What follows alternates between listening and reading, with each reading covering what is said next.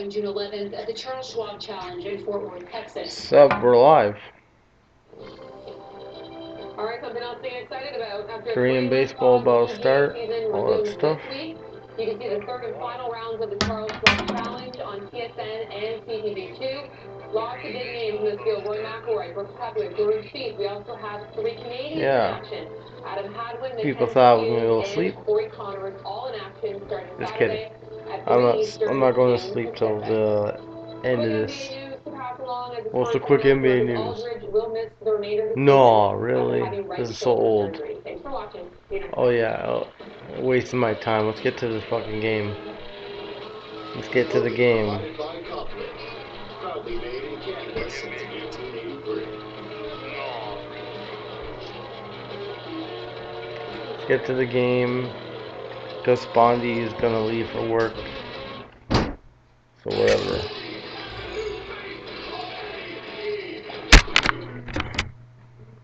Alright, we're at.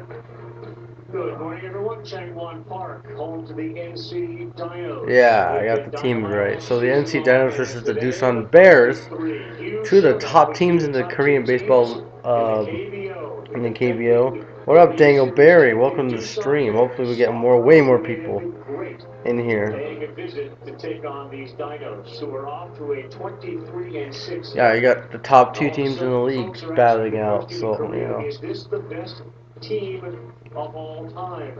The LG Twins knocking up no one cares. so So I'm guessing the bottom, like I guess how many teams? 5 teams make the playoffs, I guess. 5 teams get into the postseason. How have the Dinos done it? Every which way but loose. They're 23-6. They score more runs than anybody. Yeah, the Dinos are the best team. Their run differential is off the Second best charts team and is the shattering Doosan Bears. KBO records. They're on pace to break all sorts of records. And the next closest team is 17 home runs behind them. They have 49, and they are a roster littered with superstars. But we're excited about this being the first showdown between the team that looks like they're going to get to a Korea Series final and the team that won it all last year. Eduardo? Yeah, and the thing is, Carl, these are two. So cross-eyed guy is not there, so there's no one to make fun of today. Just a couple boring announcers. But this is the best commentary in the world. Here, Bondi. Fucking guts hanging out. Jesus, I'm a whore. I'm gonna have a lot of fun with this. All right, here's some of the names to know for these NC Dinos, and it starts with their pitcher, and we are Chang Moo Hu. is going to join us later. Decent ERA. We'll ask him all about this unbelievable Jin season. Sung Kang. Jin Sung Kang has kind of come out of nowhere. Kang. Been red hot lately. He leads the Sun Bum Nan. batting average. Sun Bum Nan, 10 homers and an OPS over 1,000. And not mentioned, who may be their best player is their catcher, Yuji Yang. Hey, this team has done everything right. Yeah, and it's right now you look at the series and you look at the NC Dinos, and ever since they started the game one, the first pitch of the season, they have been able to swing and hit well. And they've been able to pitch well. They're a young team, and this is going to be the interesting part, Carl, because they're tops and everything. But we're going to find out if they can sustain that as the season goes on. And Aaron Altair has been picking it up in a Oh yeah, Altair used to play for the Giants. To continue to hit throughout the season. Tank is in the 8th spot. Well, the Doosan Bears, kind of contrasting with the NC Dinos a little bit, they have one superstar. Jose Miguel This Fernandez. guy doesn't have the surrounding cast that somebody like Sun Bum Na has, but It's gonna be a good game because it's between the two best teams in the league. So, you know. He had a rare hitless game on Sunday, which ended a 10-game hit streak. But Jose Fernandez in the middle of this Doosan Bears lineup, the number 2 hole hitter in the DH spot, has been fabulous. Doosan is started 10-7 and they picked things up. Their runs per game have come down a little bit, but their pitching has been really good. The only caveat to today's showdown between the top 2 teams in the KBO is that you're not looking at either ace for each team. In fact, They're not playing their best pitchers. For each team. The Doosan Bears still back first. Yeah, Jose Fernandez is their only is hitting around 230. Foreign guy out of all of them. History. What they Their need only is non-Korean 6 dude. guys to start delivering for them to help back up Jose Fernandez and Jay Tito on the mound, making his first start. Jae Young Choi. On the other side, Sung Young Choi. Sung Young Choi E pitching. Now let's get me the scoreboard going, and there we go. So we'll see what he's able to do. 23-year-old. That little one right there is the first inning. 3 2/3. And yeah. 3 runs, 6 hits, 2 homers. It is likely neither of these starting pitchers will last deep into the game, and oftentimes in the KBO, that's a bit of a nightmare. But the truth is, all right. for both of these teams have been Yeah, two of the best teams in the league battling. On the Doosan side. Let's get it.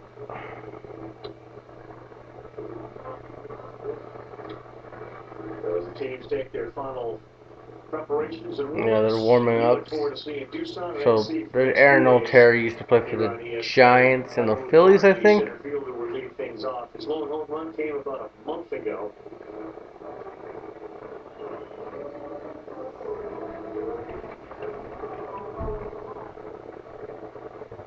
It's gonna be a good game. UGA, who for 8 years played on the Doosan Bears, so you'll see a lot of that. Yeah. He knows every one of these things. Maybe a bit of an advantage too for some young short. It works every other day. I gotta shut this light. No, it can't. I'll open the other one. No, it has to show my face. Oh. Yeah, Dad.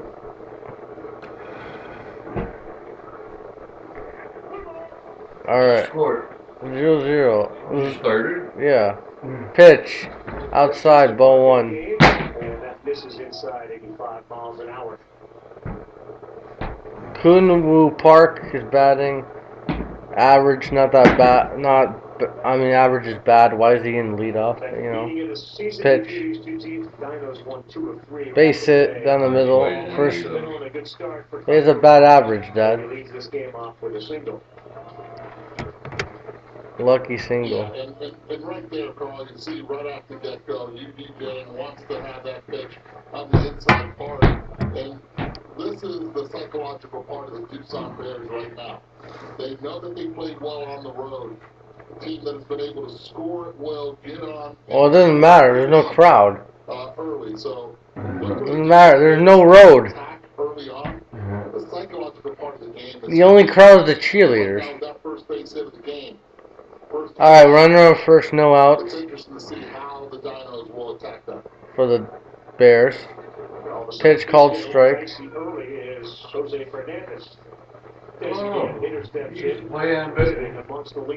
don't know who he played for. He just played in the minors. 417 is a God average with 5 homers and 27 runs batted in.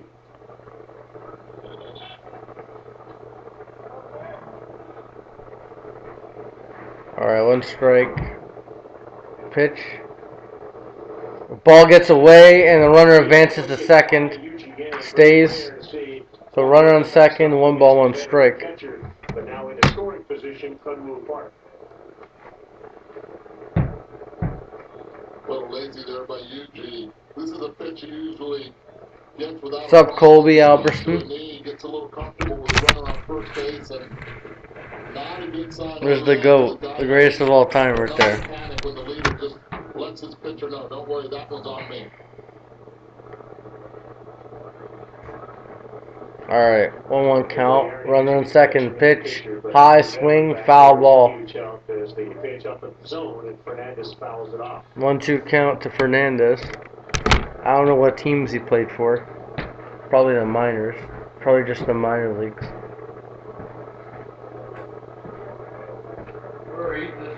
Yeah, I will. Runner on first. Runner on second. Yeah, I will. Pitch. Fouled. 1-2 count. Too good of a pitch right down the middle there. You have a 1-2 count to such a good hitter. Jose Miguel Fernandez knows that that's a pitch you can't let go by. Later. They've been trying to attack him up lately. That's why you have his average right now at 417. It was way up there in the 400s through the first month. And pitch. In the dirt. This is not going to be 2-2 count. for Sun Young Choi, 23-year-old on the mound. The Doosan Bears are batting, as they are the visitors. Way down in the zone, and the foul ball keeps this at-bat alive. He's the GOAT. I was laughing when he commented. Park at the KBO. Check 1 has no fans in it. A couple of cardboard cutouts. The pitch. The dinosaurs and the Ground ball. The second, 1 out. Playing real deep was Midwood Park, and Jose Fernandez retired. Shoo, Jesus Christ. Right there, Jose gets the job. 1 out. Moving the runner over. Runner on third. 1 out. The Dinos will take that, no doubt, especially with a guy as dangerous as Fernandez in the first inning. Bye. He always has hit lefties well. So now you at least have runner at third. Infield will play back. I like this. Alright, I will. Bye. See you, Dad. And Bondi has left the building, so the go is gone, unfortunately. Pitch. High, ball 1. There we go, we're getting some people in here. Runs in the family, I see. Yeah. Let's get more people here. Come on, everyone who's joined, you know, if you know people that are awake, swing and a miss, called strikes, a 1-1 count. These are 2 of the best teams in the KBO, basically, because, you know, they're the best records. That was not pretty right there. Alright, what else? Home Alone, yeah, I'm home alone. I have to do dishes and stuff later, but, you know. Pitch. Framed. Just missed. 2-1 count. You're Kevin? Huh? Who's Kevin? The pitch. Swing, foul ball, 2-2 count. Who's the fuck's Kevin, Colby? You saw the other pitch. Fastball away. This is oh my God. Behind the plate. This is one of the reasons why they call him the Yadier Molina of the KBO. Yeah. This time he went hard in. Speeds up his Kevin. Oh, Kevin from Home Alone. Okay. Hitter is thinking he might be going soft away. Yeah. No, I get it. The inside part of the plate. Let's see what Eugene asked for right here. All right. Pitch 2-2 count. Ground ball. Foul. Foul. That was foul. I hope people kick in and hit the subscribe button, hit the comments and all that stuff, you know. Lucky Colby Sports is here. And hopefully people come as the morning goes and they see their notifications and I'm live, so yeah. Hopefully that happens. The pitch. High. Now it's a full count. A full count to 0.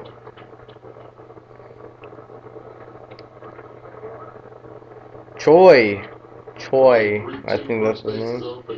People lacking. They gotta come here. I know, this is the hottest ticket. The pitch.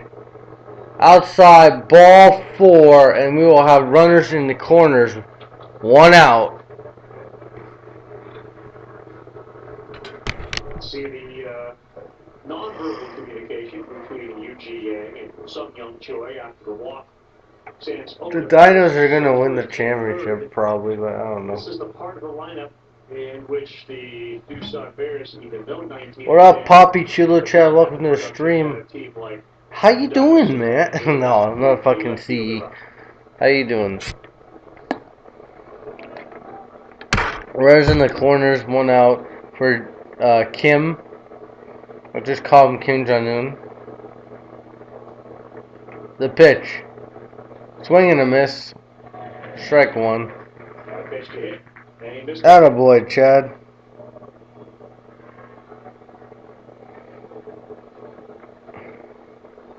A good fastball right there. Top of the morning, Anderson. Just go. Keep you don't have to go soft. Just keep elevating that pitch. fastball. Outside, apparently. So it's a 1-1 count. Anderson. Top of the morning, Anderson. Yeah. So 1-1 count to Kim. 17 pitches. Pitch. Way too high. Ball 2. That's a pitch you figure the one prior that I gotta do Troy is something. going to have to get if he's going to last in this game for a while. Wait a little bit. I'll wait after when it hits the bottom of the inning. Alright, so the pitch. Swing and a miss. Low change. And it's a 2-2 count. Boys. He's just trying to get that outside fastball working, and then he pulls a string here. Only one person watching. Chad, be eating dog food. Well, I hope so. It's good for you. 2-2 count. The pitch. Ground ball. First, second, double play, and that's the end of the inning. The Dinos, they survive. They leave 2 on runner in the corners, and there is now the Dinos are going to the bottom of the first, and I am drunk or whatever. Lack of sleep it's not really good for the system. What up? You've seen the nudes? Oh, Nunez fight Bondi? Yeah, I did see it. Felicia Spencer just looked fucking scared to fight. She just looked scared of Nunez, and Nunez she showed that she's the champ. She has 2 belts for a reason, and you know, I'm happy I'm a UFC fan because that was entertaining, and I didn't want Felicia Spencer to win because she's from Montreal, and she lives in Orlando. I don't like the Magic because of Amir's cocky ass, but you know, all that stuff. So I'm happy that Nunez stays champion. So the NC Dinos will be batting in the bottom of the first. My God, you're build and can't read. Huh? My God, you're blind and can't read. Oh, Sprat, what up, Bondi? The Nunez fight. I loved it. It was a good fight because you know what? Spencer just was fucking, you know, scared. Amanda Nunez played her the whole fight. Nunez is one of the best fighters. Yeah, like a new UFC fan she is because Felicia Spencer just looked fucking scared and she looked like a trailer park hippie. I mean trailer park. Hippies are not from trailer. I mean hippies don't live in trailer parks. She looked like a fucking, I don't know, redneck with the wife beater. Like her white shirt looked like a wife beater or whatever. Can you read a story? No, I'm doing the live play-by-play. Alright, so Dinos are batting. Minwoo Park is batting. He actually has a decent average, 327. 4 home runs. Let's get it. What up, Luis? Hit the subscribe button if you're new. I'm doing a live play-by-play of the KBO. So yeah, the Dinos are batting, and I cannot show the game. So you know, what up, man? The pitch, outside. No, strike. I'm retarded. Welcome, welcome to the stream, man, Luis. The pitch. Curveball, called strike, so 2 strikes, no balls for the Dinos' first batter.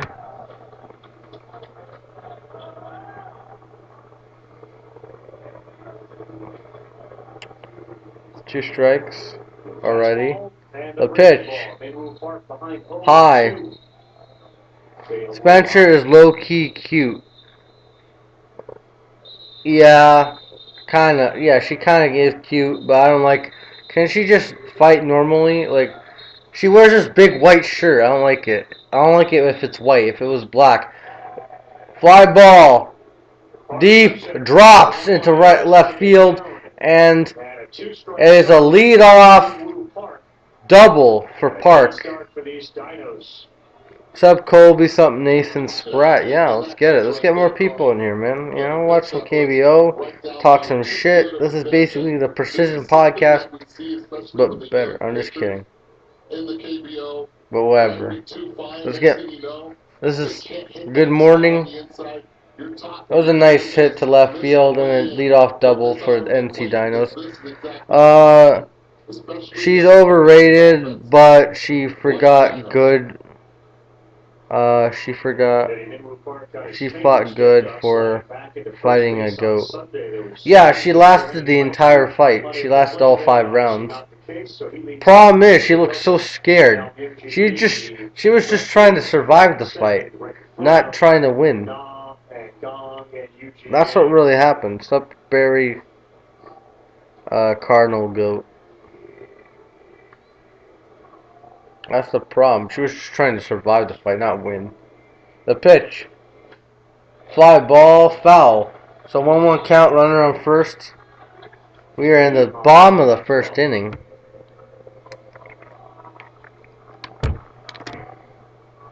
Yeah, we are in the bottom of the first inning. So it's a 1-1 count to Lee. What do you think the emotions of a 19-year-old kid in a setting like this against a team like this? Lee chokes up like a pussy. 1-1 count. Pitch. Curveball. Frames. Strike 2. Nice curveball and nice framage by the podcast. That podcast was hell, yeah. Next time we'll come prepared. Dinos are going to win. Well, T-Mac, if you want the Dinos to win, you would hit the subscribe button. Swing and a miss, 1 out. But the Dinos got out of a jam in the top of the first. If it was Nunez, I would just retire. She already has a kid coming it way. She clearly is dominating the division. Yeah. If you have no one else to fight, you should just retire and give up the belt and let younger guys fight for it. Younger women, younger fighters fight for the belt. Sung Bung Na.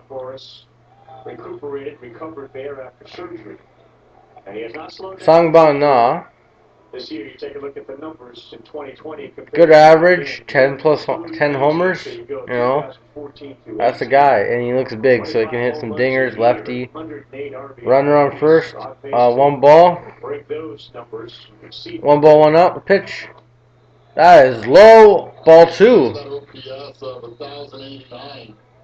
Even though you exclude the 2019 numbers, Carl, it's exactly the same number when it comes to OPS that you had in 2019 before he when are you gonna go to sleep after this? No, after I do the dishes and eat. Pitch. Foul. Laced foul. Rolls out with foul. Dinos. I'm a neutral party. I do not have a team. It used to be the Lions, but they just let me down all the time. So, yeah.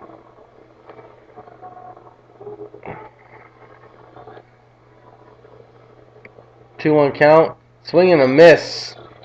2-2 count now. Yeah, runner on second. So he throws it harder, and he also throws that slow curveball to act more like a changeup. So the kid has an idea when it comes to that off-speed pitch. Alright, 2-2 count. The pitch. Curveball in the dirt. Fouled. Fouled in the dirt. Report. Players must quarantine 10 days if they're in the bubble. Yeah, it's just a bunch of news. They're just showing a bunch of news. Yeah, LaMarcus Aldridge. Yeah, LaMarcus Aldridge is out for the year. We all know that shit. MLB. Players reject 79-game season. These players are fucking retarded. fouled off. That's a good pitch right there. I want to see John Jones return. Yeah, but he's arguing for his contract, I think. John Jones returned, but then been a lot of drama with him over the years. Yeah, with his like the drug tests and I think the crashes, something have to do with a car. I don't know. Called strike, frames perfectly, and that's the second out. Runner on second. Sumbagna, why? G1 Joe or whatever his name is. G.I. Joe. Alright. Connor retired was fake. Connor retired, was it fake? I don't know. Probably retired until until Dana White wants him to come out of retirement. I don't know. I think pitch low. Ball one. I think every UFC fighter is getting ready to think he deserves a bigger contract. Yeah, people are retiring early because they have a lot of money, but they want more money. I don't know. They just want more money. The pitch. High, ball two. Connor probably just wants more money. Yeah, Dana White's going to be knocking at his Irish door and he's going to propose a big fight. I don't know. And it's going to give him a lot more money. I don't know. Alright. The pitch. That's a strike. Change up. Yeah, McGregor probably wants more money. And it's interesting that this offense has been working really well with Yu Yang as their cleanup hitter, the best hitter in the league. All of a sudden, he moves down to the 5 spot to open up a spot here. Yang is the hitter. In the 4 spot.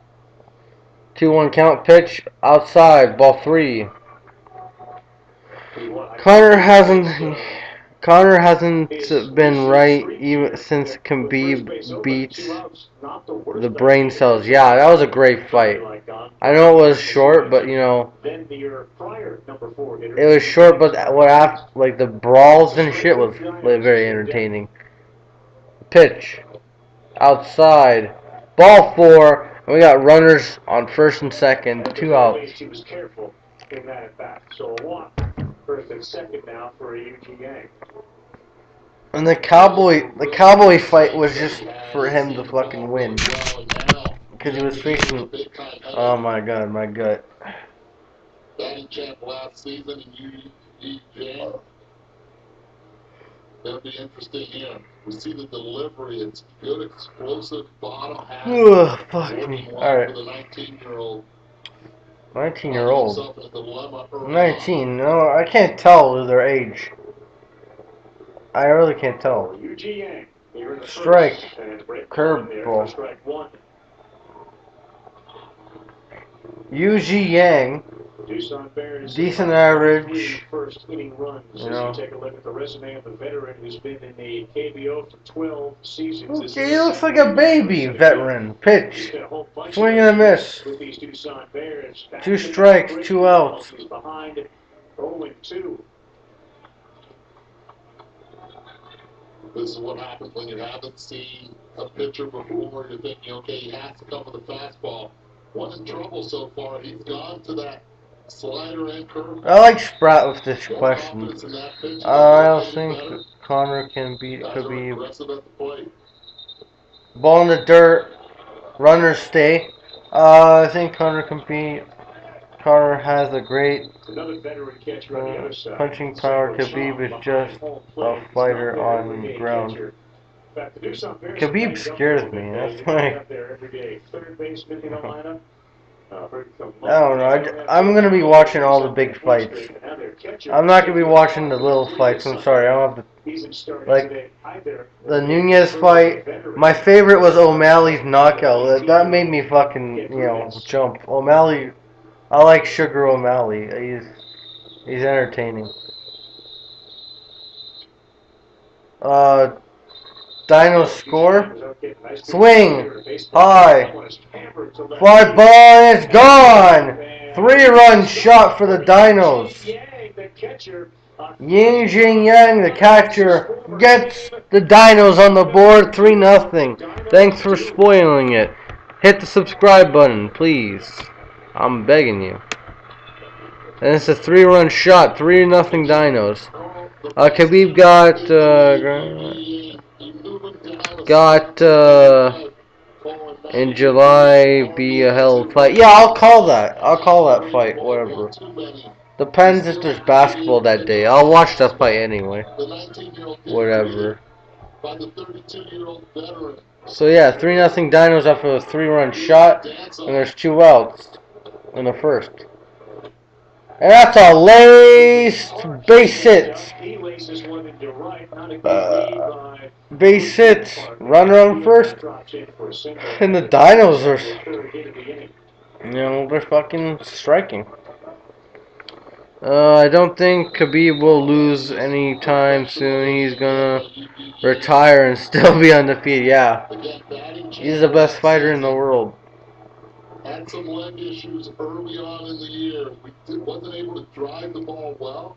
I only seen Khabib fight once, and that was against McGregor. There he is, showing exactly what he did. Stay on top of that break ball. I'm not real. I just started as a fan, watching multiple fights. How does he look right now with that move to Yuji Yang into the 5 spot and let Kong get 4th ahead of him? They walk Kong, and Yang comes up with 2 on and drops a bomb into the Yeah, so 1 ball, no strikes. 2 balls, no strikes. 2 outs, runner on first. And the Dinos up by 3 outs with a 3-run shot early. Yuji Yang, that was career home run number 150.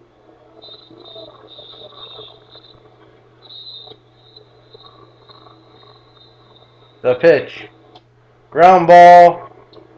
Second, and he's out, and we're going to go to the top of the second. 3-0. NC Dinos. But once again, Doosan Bears give up runs in the first. Yeah. Woo. What's the fuck is this? Oh, wait, I have to get rid of that. What the fuck's this? Alright, yeah, I have to get rid of that. Countdown. Oh, yeah, fouls. Get rid of that. Sorry, guys.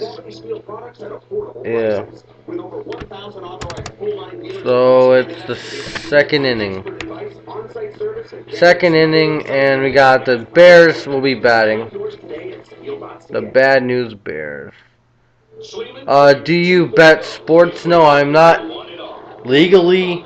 Legally, I cannot bet until I'm 19 in my country of Canada, so I do not bet.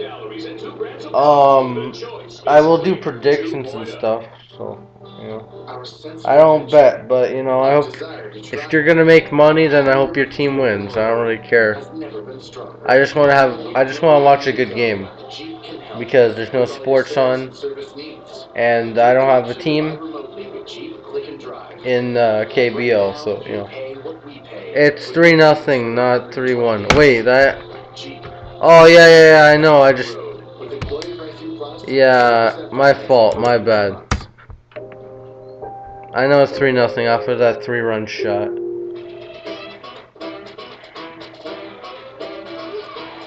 So the Bears will be batting. I'm gonna make the NC Dinos logo bigger. Welcome back, everyone. We got a 3-0 game. Yeah, whatever. Their offense has been so Let me get to the good. chat. No worries. Hit the subscribe button if you're new. T-Mac, cool name. And yeah. That's all I'm really asking. Strike 1. Bow worries. Yeah. Bang 2. Pitch. Ball in the dirt. I meant. He's only 23. Only his second start of the year. He got out of the first with a big 4.63. Oh, the pitcher. The pitch. In the dirt. So it's a 2-1 count. Ball misses. 2-1.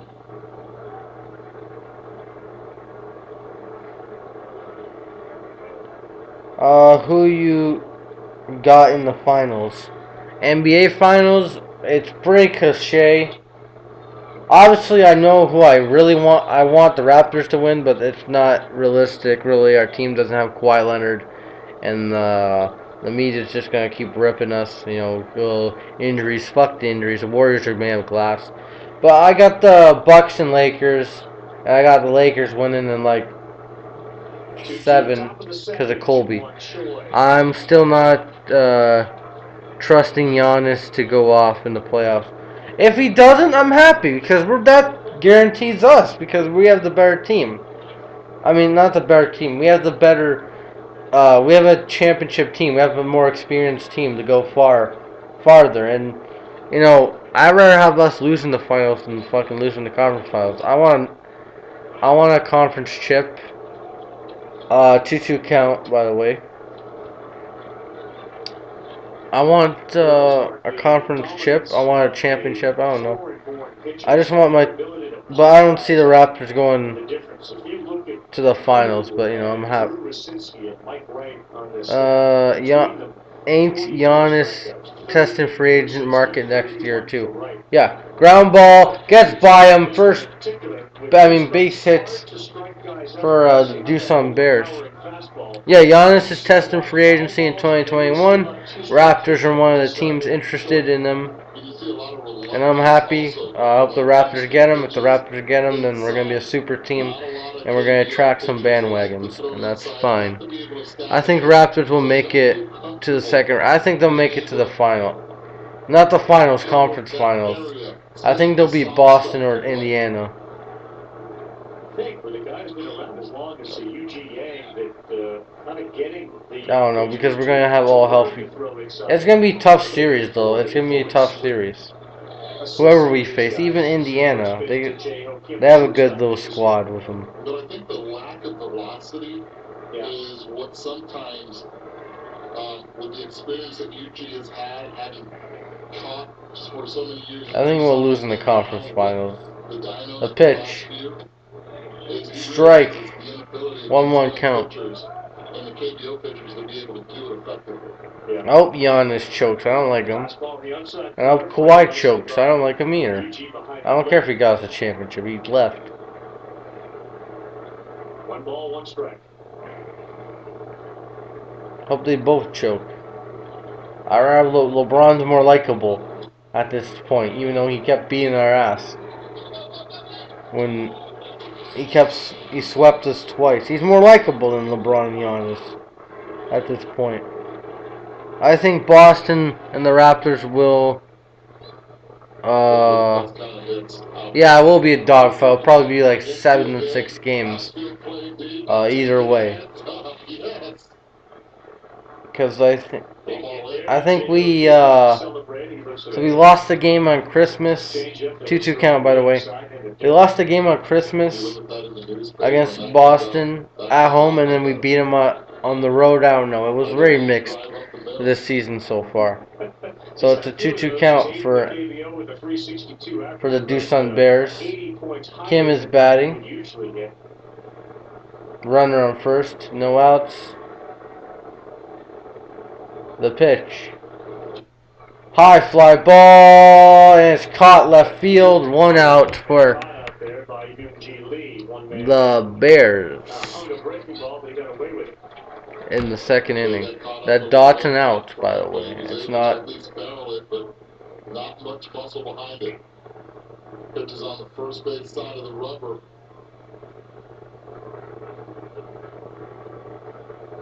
A little bit of that changeup you saw right there. Alrighty. It says to Subi Jung, the center fielder. Alright. Interesting couple of days in the KBO. Obviously, the Pitch. the great story off. Ball in the dirt. Part of the Dinos' success was to roar through the Hanwha Eagles. As a result of that destruction, the Hanwha Eagles manager resigned. We'll talk with our KBO. 1 ball, no strikes to Jung. Pretty skinny guy. He chokes up his bat like all the KBO hitters. And all the KBO hitters have nice leg kicks. It's just a stereotype, man. It's all true. I mean, just the resignation versus a firing, I'm not certain. It wouldn't sleep on Warriors next year, them getting Curry. Yeah, I wouldn't either. They just have to stay healthy, really, with their squad. I think if they were healthy, they would be like a fifth seed, fourth seed. You know, they would be in top 5 in the West. Problem is, it's not. Problem is, they just can't stay healthy, man. Since the finals, they've been injury bugs. Klay Thompson, Durant, he left. He left because of that. Curry keeps getting injured. You know, it's injuries. That's the problem. 1-2 count. Swing. Popped up. Infield. And it's caught. Second out. Look, if we're going to move 10 dudes down and bring 10 guys up, I think that's sort of an I don't know what that was, but you know, that's my fault. Let's get there. Alright, so 2 outs. Top of the second. I don't know how I'm not going to fall asleep, but you know, it's bonding time. We don't do that at the major league level, but there's bigger issues than just a manager, no? Pitch. Curveball, called strike. They've also been plagued by injuries. So all those things combined just does not work well for the Eagles.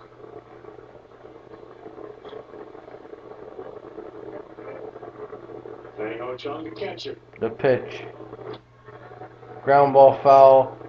Chung, the catcher batting complete trash, so I'm guessing he's going to probably ground out. Easier for the pitcher, but the KBO, it's not necessarily the case. Now it's where they start trying to hit the corners as best as they can. I think that was a dumb move, getting rid of Russ. Foul. Getting rid of Russell gonna be pretty tough for him to develop in Minnesota. Minnesota just dumpster fire, man. They're one of the worst organizations in sports. And yeah, he can play with talons all he wants. And I don't know. Russell. I hope he gets better. I like the Andrew Russell. And that's ball inside. 1-2 count. You know, obviously you're trying to throw to a target. You're also trying to get the batter to go fishing for a pitch. But that was the first experience. Yuchi wasn't fully behind the right-hander's, left-hander's batter's box, but he was out there. Fly ball, foul. Nice hit. Had good contact, but way foul. Yeah, he's that arm side where he has to throw it away. Just make sure that he doesn't even make any contact whatsoever, just to show it to him. Hasn't been there for him. Looks like a changeup right there that stayed out over. Fortunate that Chuck was out. 1-2 count. Pitch. High fly ball. Shallow. And it's caught. And we are going to the 3rd inning.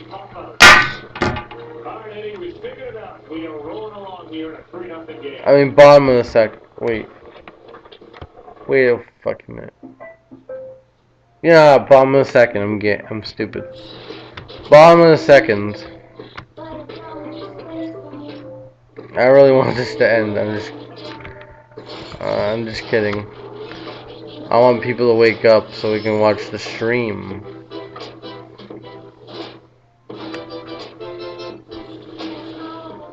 There we go. I got the chat right here, and I got the everything. So 3-0 Doosan. 3-0 Dinos.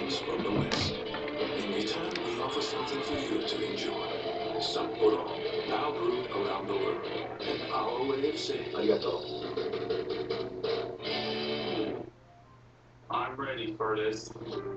Yeah, I'm just gonna check the social medias and all that stuff. I've trained for this my whole life. Go out there and show them what you got.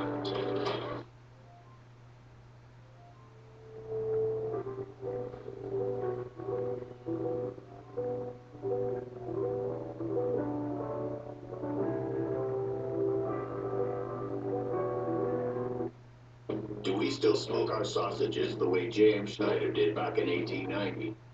Yes. Will we ever change that? No. No.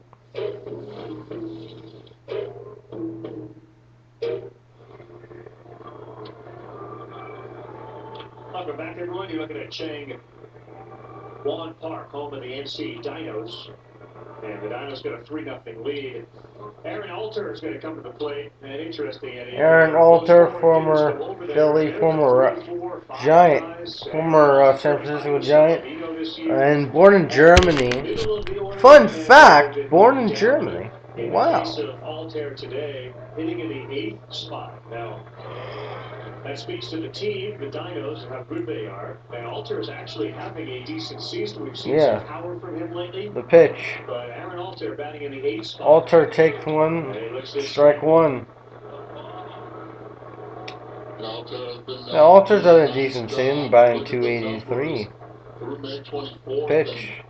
Way outside. What the fuck is that? One count. 1,000 batting average is there, but the power, and that's exactly one of the big reasons they got him. They got him to play center field and also be able to provide power. He's got a lot more comfortable. Ball in the dirt. 2-1 count. One of the big reasons, Carl, is he's not trying to pull every pitch anymore. We saw that take right there. Yeah, Alter. He stayed back on it. Pretty tall guy. Pitch. Ball in the dirt again. They're not pitching to this guy. So it's a 3-1 count. To Alter. Yeah, he had a 19 home run season, I think. Woo. In the majors. Pitch. Way outside. Ball 4. Alter takes his base. I can't wait till Major League Baseball comes back, but it's not going to happen. Team moving 10 players up and down. You definitely have players who will slide in the lineup. Some will take days off. Others will be sent down to the minors or the Futures League. The leash is short in a lot of ways in the KBO that we're not used to at the Major League level. Even for umpires, it's short. We've already seen umpires be set down. And as a matter of fact, I don't see Boog anywhere behind there anymore. So Pitch. I think the reach is short on him too. High, ball 1. In the front row. I don't know if he's lost his command, but he's not pitching anything of his own. Batting .338. I hope he's not awake yet, because that for will cause him to have a real rough day if that's the case. Tuesday will knock it off to a good start if he finds that he's been demoted. Pitch. Right down the middle, strike 1. He's been substituted, is that by the Bull? It's by the Bull, if I'm not mistaken. That used to be his seat. Not anymore. Last week we saw a bunch of stuffed animals, stuffed dogs. 1-1 count. Those will then be Pitch. donated to charity. So Strike. there's all sorts of great things going 1. on. KBO. Strike 2. Jesus. Yeah. 1-2 count. The dinosaurs, yeah, these dinos. But look at that mascot there. What is that? Who the fuck's that? They have a bunch of cardboard cutouts as fans. Boog. We're gonna go with Boog for right now. Yeah. Trying to pick him off, not even close. Runner stays at first. Took his seat. Pitch. Looks a little bit like something that Foul ball. you find in the movie The Exorcist. It was a bit of a haunted look.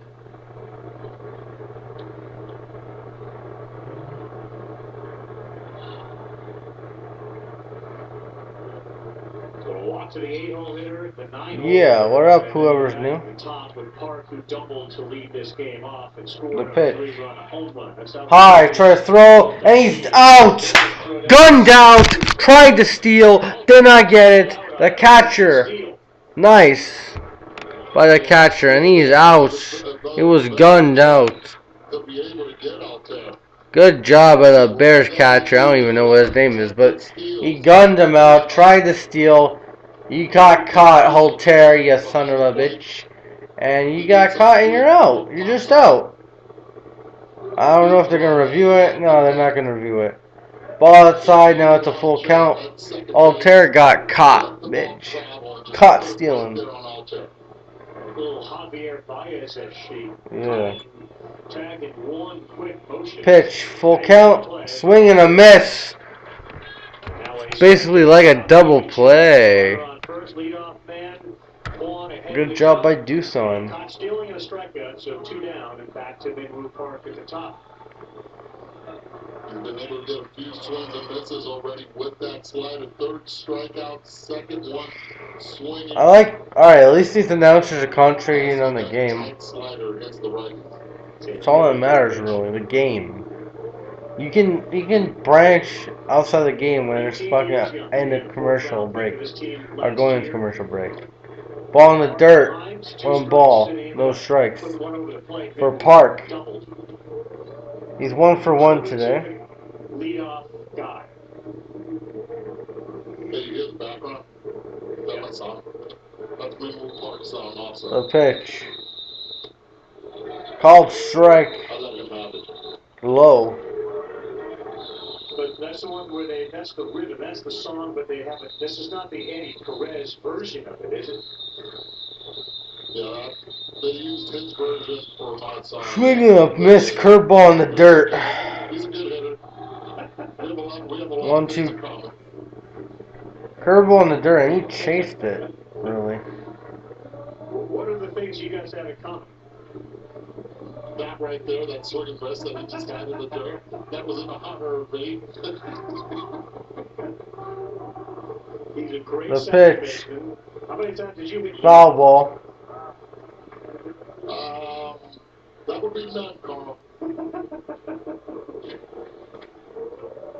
But you share the same theme song. Oh, yes. How were you as a 2-strike hitter, Eduardo? Not good, Carl. I used to choke up on the bat and, Pitch, 1-2 count. Swing. Near warning track, caught left field. And that's an out. We're going to the top of the 3rd. And it's 3-0. NC Dinos. We're going to the top of the 3rd. The Bears will be batting. Nothing's good about Kentucky Fried Chicken. So bring home the bucket with contactless delivery. Contactless delivery, like your mom's fucking big fat piss. At Reliance, we're professionals. We're an essential service, but we're also people. We understand that when you need air conditioning, hot water, or plumbing help, you need it quickly, but you also need it safely.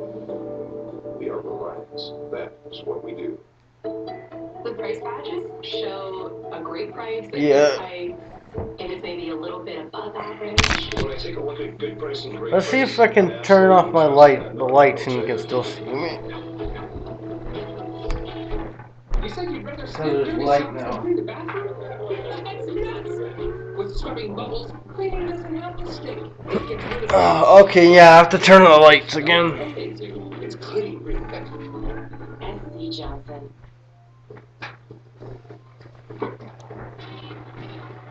I'm good to go. Oh.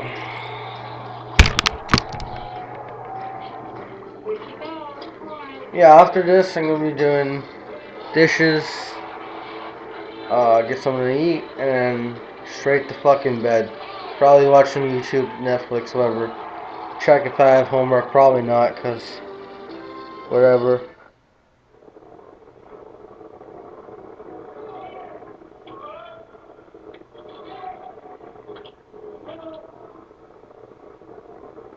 Alright. Bears are batting. Top of the 3rd, outside. Oh wait, inside. Strike, I meant. Sorry, it looked like a ball. These umps are blind. You never know. Min Suk Hoon, or whatever his name is, pitch. Curveball. That's outside. Finally, ump. You got a good call.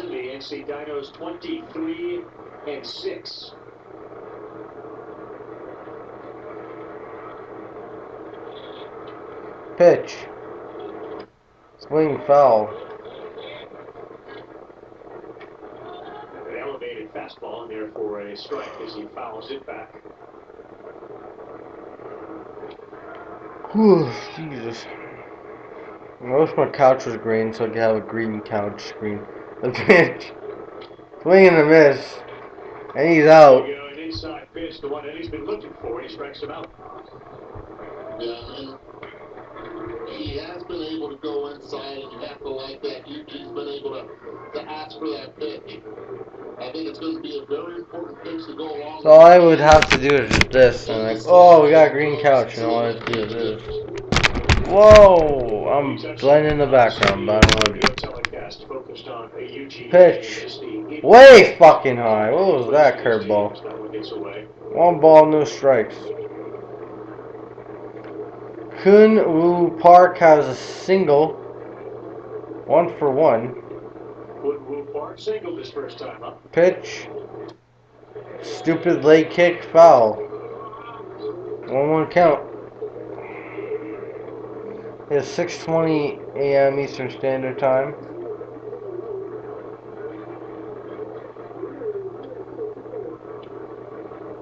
What up? What up, Arthur? Welcome to the stream. Pitch. Called strike. 1-2 count to Park. Bears are batting. The pitch. Fastball. Outside. Ball 2. Wow. 2-2 count. I hit the thumbs up. Thank you, Arthur. Appreciate it. Helped the channel a lot. Pitch. Ground ball. The third. Bobbles it, and this will probably be marked as an error. Runner on first, 1 out. So yeah, I'll be doing NBA streams. I'll be doing mostly Raptor streams, but I would be doing our team streams when the Raptors not playing. So if I see a big game, I'm watching it. And I'll be doing a live play-by-play and all that stuff. And I'm happy that basketball's back. And we got football and basketball, the big money sports, and like I love baseball, but unfortunately it's probably not going to happen for MLB. And in hockey, it's going to happen. It's just they have to find a date, really. So I'm happy that sports is slowly coming back. And you know, Jose Fernandez is batting. Apparently he played with the Angels. Choi tried to pick the runner off, but you know, didn't really, unsuccessful. Pitch to Fernandez. Ball in the dirt.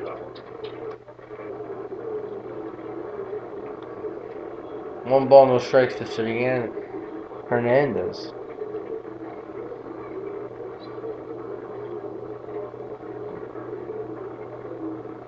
I'm excited the NBA is coming back. Yeah, me too, Arthur. Sorry, man. Pitch. Foul. Way foul. 1-1 count. Hernandez put it all behind it. Stumbled out of the box as he swung at it. Fouled it off.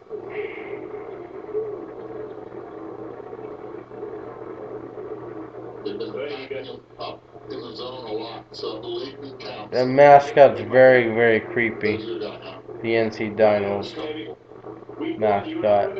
We hopped on, one of us did, early. You were waiting for the appliance industry to pitch. That's a strike right down the middle. 1-2 count. Nice fastball. Located right at the knees. Major league hitters, like, could they go and play in the major leagues now, or are they notch below? With Fernandez, he has the hit tool. It's about the power tool with him because he really doesn't have the position. The pitch. And the speed. Ground ball. Second. Double play. And that will end the top of the inning. We're going to the bottom of the third. Nice double play. And yeah. So yeah, we got the NC Dinos batting. It's the bottom of the third. I'll be headed upstairs.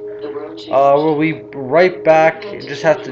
There's an alarm going off, so might as well, you know, take care of it. So yeah. To make sure your customer can still visit you. Yeah, hold on.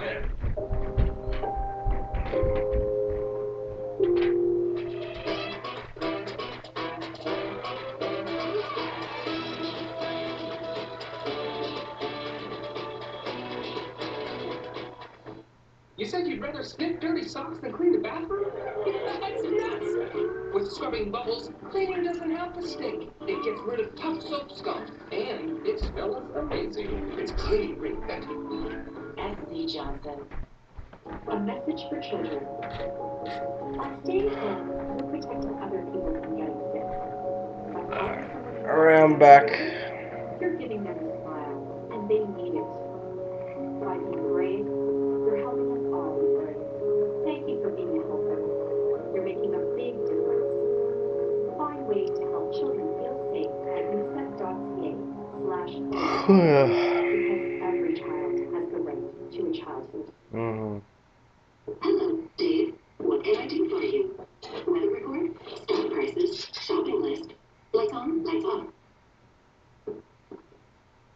What does this can have that I don't? Well, Red Bull gives you wings. Alright, we're going to bottom of the third. The Doosan, the NC, I keep forgetting. NC Dinos will be batting. I can't wait to ask him, like, how many more followers does he have on things like Twitter, etc., given KBO's sudden The pitch. popularity in the United States. Outside. Ball 1. Yeah, quite a few. I know he has me as a follower. Mung Kai Lee is batting for the NC Dinos. Pitch. Outside. But the New York roots, he's over there. He's the guy. JLO 345 for Choking up as always. the Dinos, I should say 234. Minji Lee. 2-0 count. That's a strike right down the middle. Right down the middle for a strike. 2-1. Miles an hour.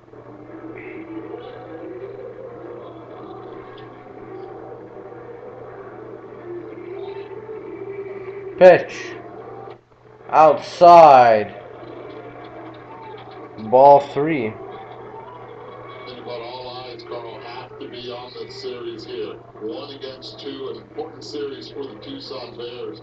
Already down 3-0 in this game, but came in 4 games behind first place. Pitch. You don't want to get swept here. You at least Foul. win this Now it's a series. full count to Lee. Get to 2 games. Get to 2 or 3 games leading. The Dinos. Oh, it was an error. It was right in his glove, and then the transfer was fucking gay. But, it didn't really matter because they had the double play. So. Fly ball popped up and bounced into the dugouts. Out of play, foul. That was the greatest call ever. LG Twins currently losing to the Wyverns 1-0. That one's at the top of the 4th. Hey. Kimu, a team that a lot of people like, leading Samsung 2-1. No. Hi, my team blew a 28-3 lead. Hit the subscribe button if you're new. I guess you're a Falcons fan, so, My team has the most Super Bowl losses in history. Caught center field, and that's an out. My team has the most Super Bowl losses in NFL history. So I can feel your pain, even though I only watched one of them. They'll have the Wyverns grab that lead. Jamie Romack swing in a high drive and no chance to come back. That's significant power off the bat of Jamie Romack. And SK, who this season has not had much success at 10-19. My team's very bad, the Broncos. They only have 3 Super Bowls. That's not enough. Fly ball, center field, and that's caught. Second out of the bottom inning. Kind of a gift for J. Young Joe on the mound. You get 1 pitch to make it out, Eduardo. Yes. The Dumcos fans and the Broncos beat the Dumcos in the Super Bowl '99. What? Oh, Dumpkins. The Falcons. Yeah. Well, I wasn't alive. I wasn't alive when that happened, so yeah, I don't really remember that. I watched the Super Bowl because I watched the replays, but between a couple of foreigners. But, you know, don't worry. The Falcons are better than the Broncos. You know, the Broncos have 3 Super Bowls. What is Super Bowls? We saw Sampson's first start, 4 innings to Strike. 2 hits, a walk, no strikeouts. What is Super Bowls, man? What is Super Bowls? My guy referring to the fans, just so you know, that's he pointing you. I'm just trying to make you feel better. The pitch. Called strike. No, low. Well, if not, he arranged 3-1 count. That's what Daniel does. He's like, he arranges things. If you ever go to Korea, I would think that on your Rolodex speed dial first guy. Yeah, hit the subscribe button if you're new. Broncos need new uniforms. I don't know. I would just change them back to the blue jerseys or whatever.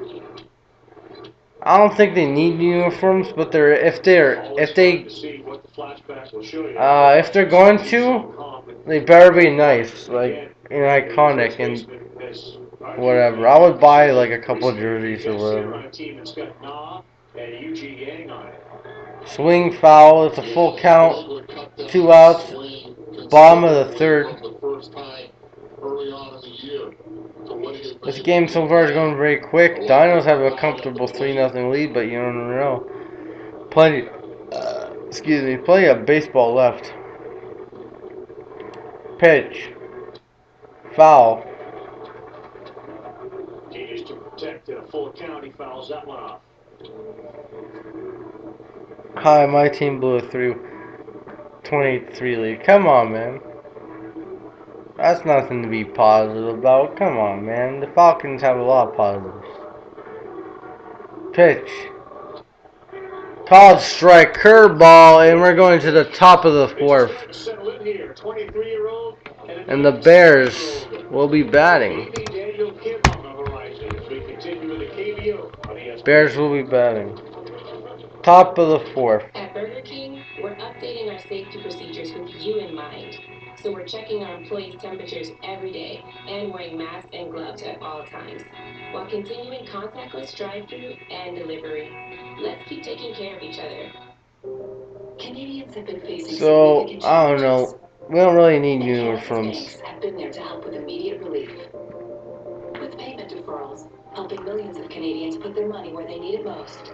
We have a color rush jersey. And millions in charitable donations to support diverse communities across Canada. We have a color rush jersey. We have Canada's banks are working our hard to ease the pressure full of blue healing. our full blue jersey. We have our blue white pants jersey. We have our orange white pants jersey, and we have our full white jersey, which is our road jerseys. And that's pretty much it.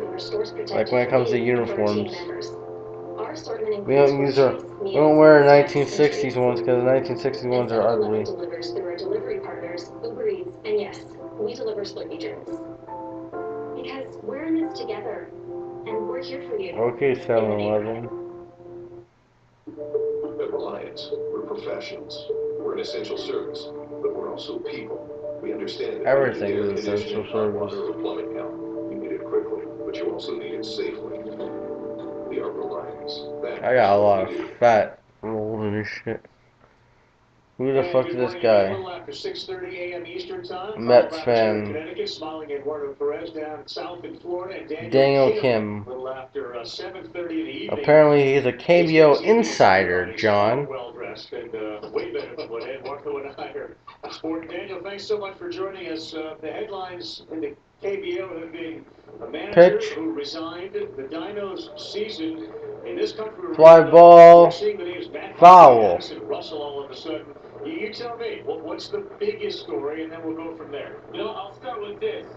Mondays are days off G.L. Ho. the members of the media, but it was one of the busiest days of the year for me. A lot went on. But I guess we The pitch. start with Eagles. High ball.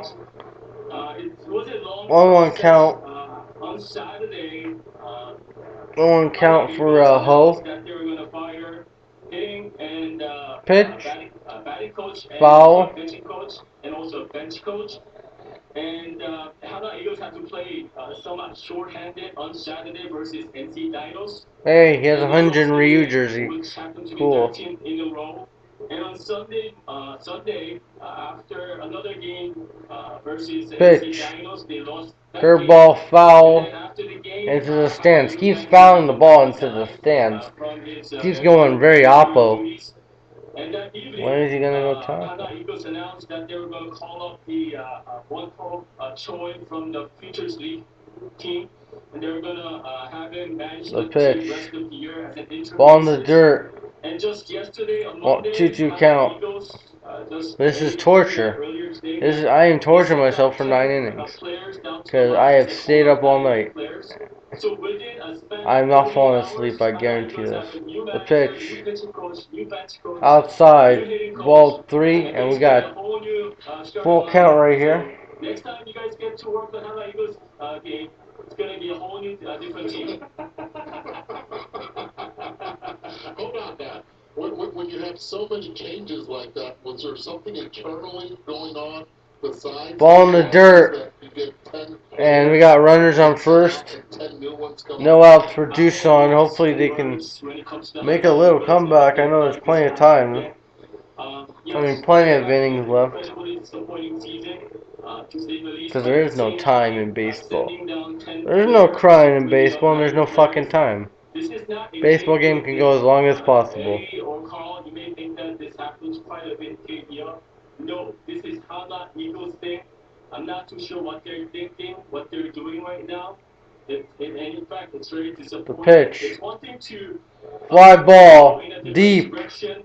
And it is gone for Doosan, and they cut the lead to 1 2-run shot. Bingo, bango. Oh wait, Kim hits a 2-run shot, and there's no outs.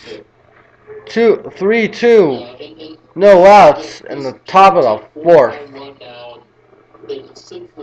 Yeah, I'm gonna pass out. 24 home runs for the Doosan Bears on the road. Their ballpark, Daniel, is not conducive for home runs, but when they go on the road, they know it's time to get the ball in the air, and this is a great ballpark to do that. And as you say all year long, the floors are a little bit cheesed, Yeah. I think. But that's a great swing right there.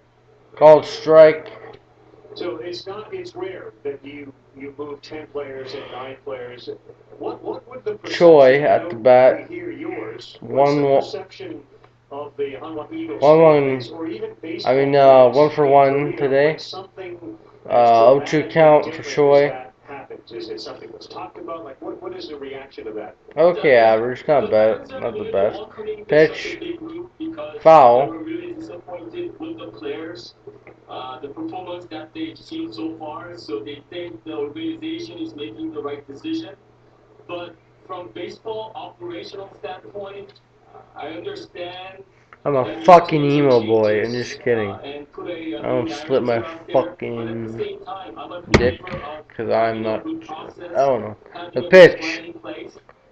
That's a nice little base hit. The ball is going to go in the dirt, and he went like a little golf swing. And Doosan's doing something. Nice little base hit. Broncos need, oh wait, that's old. That was a nice little base hit.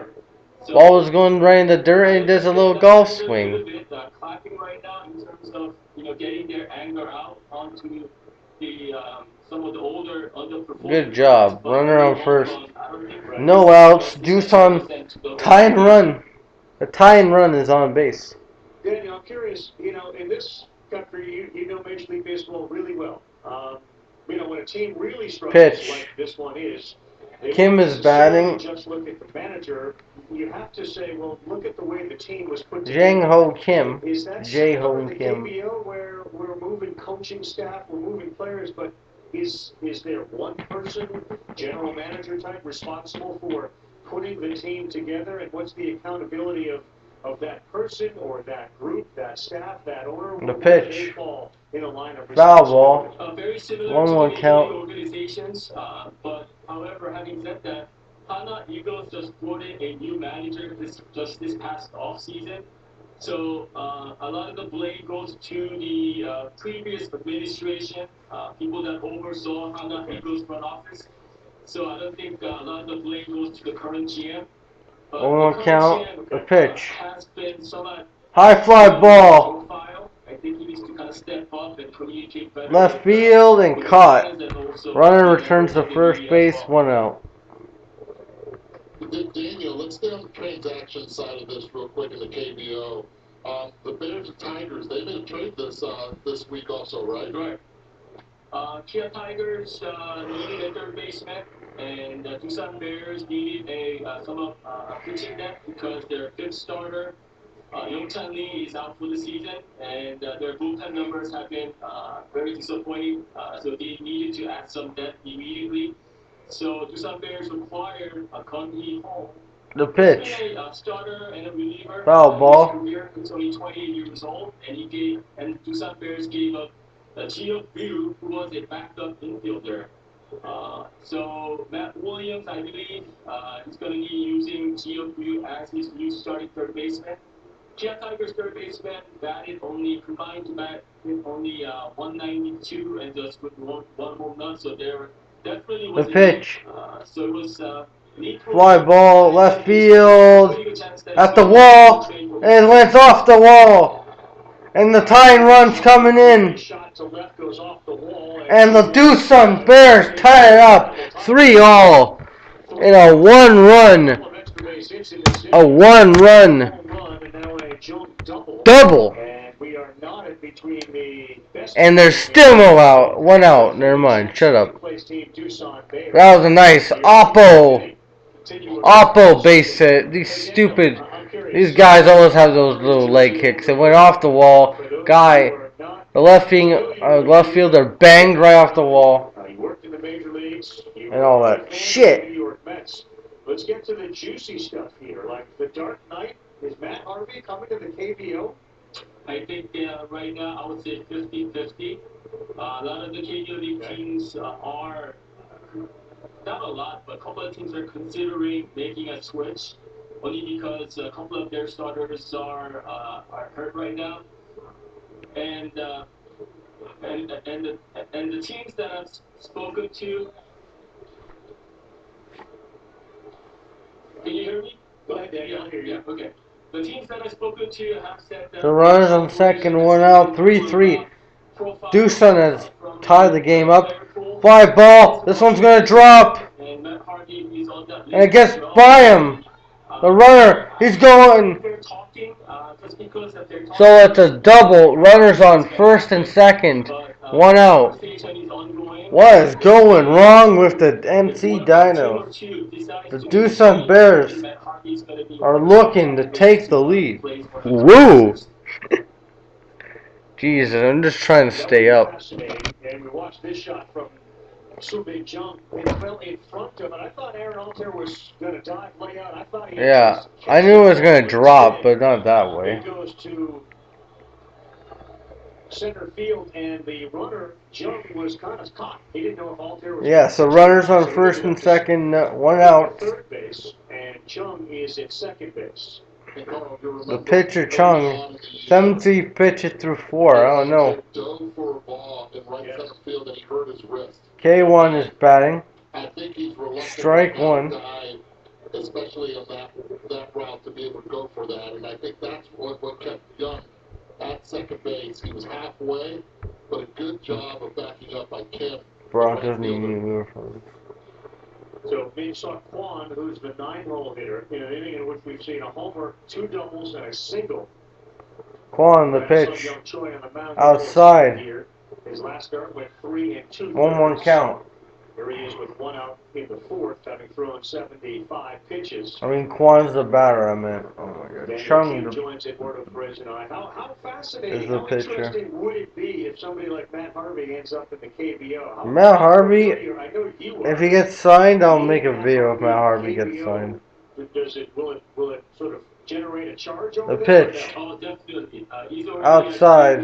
Right now. Ball 2. If you look at some of the baseball news, KBO news for the last couple of days, you easily could find Matt Harvey's name out there. A lot of the media is trying to cover that negotiation right now. I'm not too sure if I could say they're in negotiation, they're talking.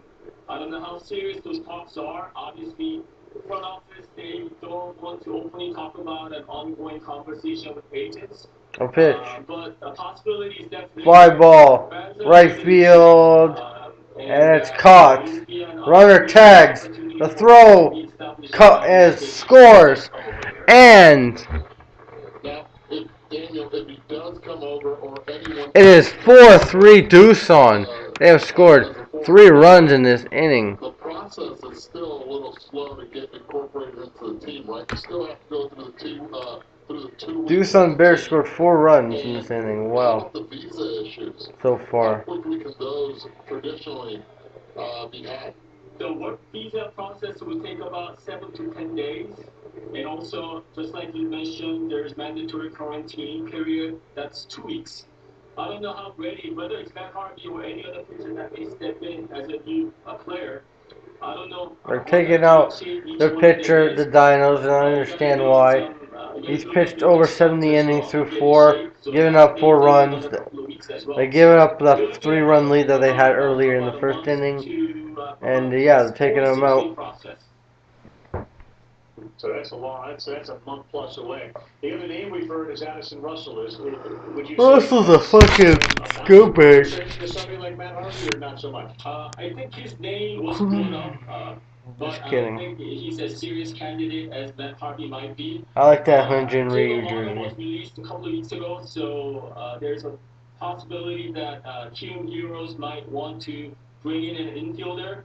But I've spoken to manager Hyuk Son of Kyung Heroes, and he's just looking for a bat, a slugging bat in the middle of the lineup. Doesn't necessarily have to be an infielder. They're looking at all different positions as well. So I'm not too sure if Addison Russell has a pretty good chance of playing KBO, but I definitely think that Harvey does have a pretty good chance. Yeah, Matt Harvey. Interesting. He's a big name. And given your Because he experience pitched. over there, If Matt Harvey pitched anywhere else except New York, he would have been like no one would really care. He would be like a meme. But no, he pitched in New York, had 2 good seasons. But now, and then became dog shit. And now Matt Harvey.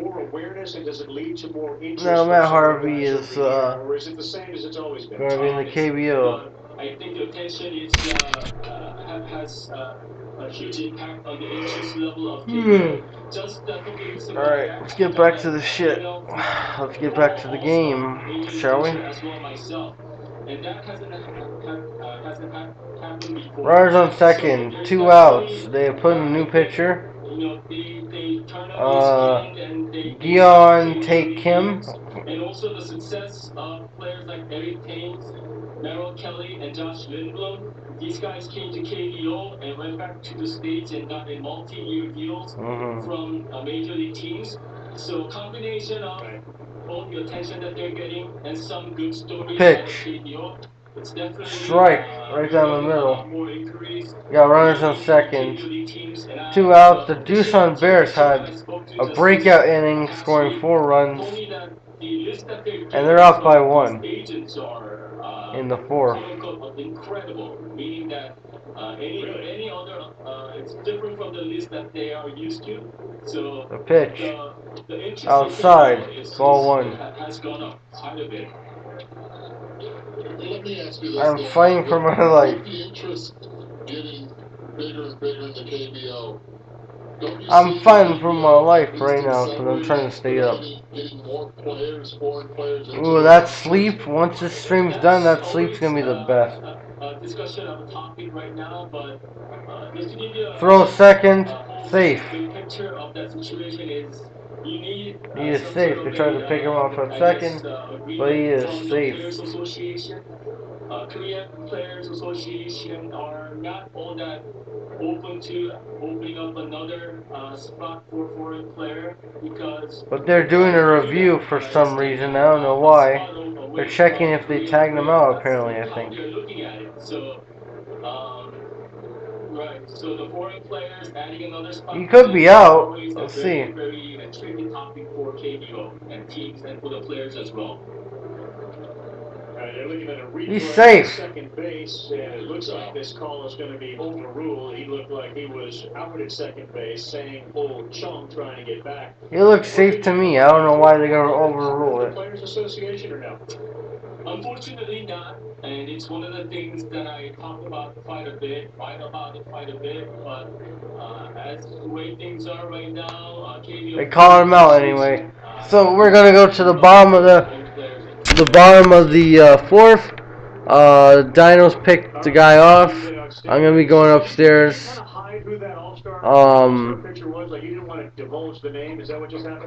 I'll just say that I'm gonna be going upstairs. Take a little breather. I'll be right back as soon.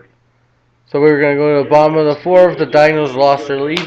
They're hoping to recover and get it back. I'm gonna take a little nap for like 2 seconds. Here's how to avoid Canadian weather. Use Beauty Tone's Wood Shield Stain. Just easily apply a coat or two here. Rejuvenate your fence like so. And protect with any color you like. So no matter the weather, you're ready for year-round backyard fun. Oh, Canada. Beauty Tone Wood Shield Stain. Quality stains for any outdoor wooden surface. Only at Home Hardware and Building Centers. Here's how. Oh man, B-Dog, it's not fair. What's wrong? Well, I didn't get cast as the cute jock in the new teen drama. Okay. I mean, what am I doing wrong? Don't panic, it's okay. Order me something young from Skip the Dishes, like avocado toast. Okay. Well, they weren't going to cast a grown man. Oh, would a grown man post sweet pics with straight up fire captions like pizza is literally life? Don't post that. You wouldn't even get it, you're too old. You're older than me. Weird flex, but okay. Skip the Dishes. You deserve great delivery. From backyard dreamers to hometown all-stars, they're all just kids from somewhere until the next level calls. With the first selection of the MLB draft,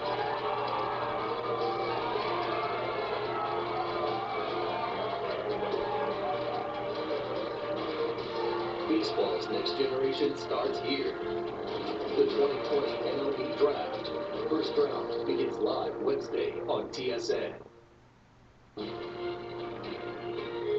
all right, so you asked for it, and our programming gurus, people like Rick Mace, delivered. You're going to have the Doosan Dino series through its conclusion, a 3-game set. I am back, ladies and gentlemen. 25. We start coverage first pitch. Just had to lay you down on my bed just to give me a little fucking boost.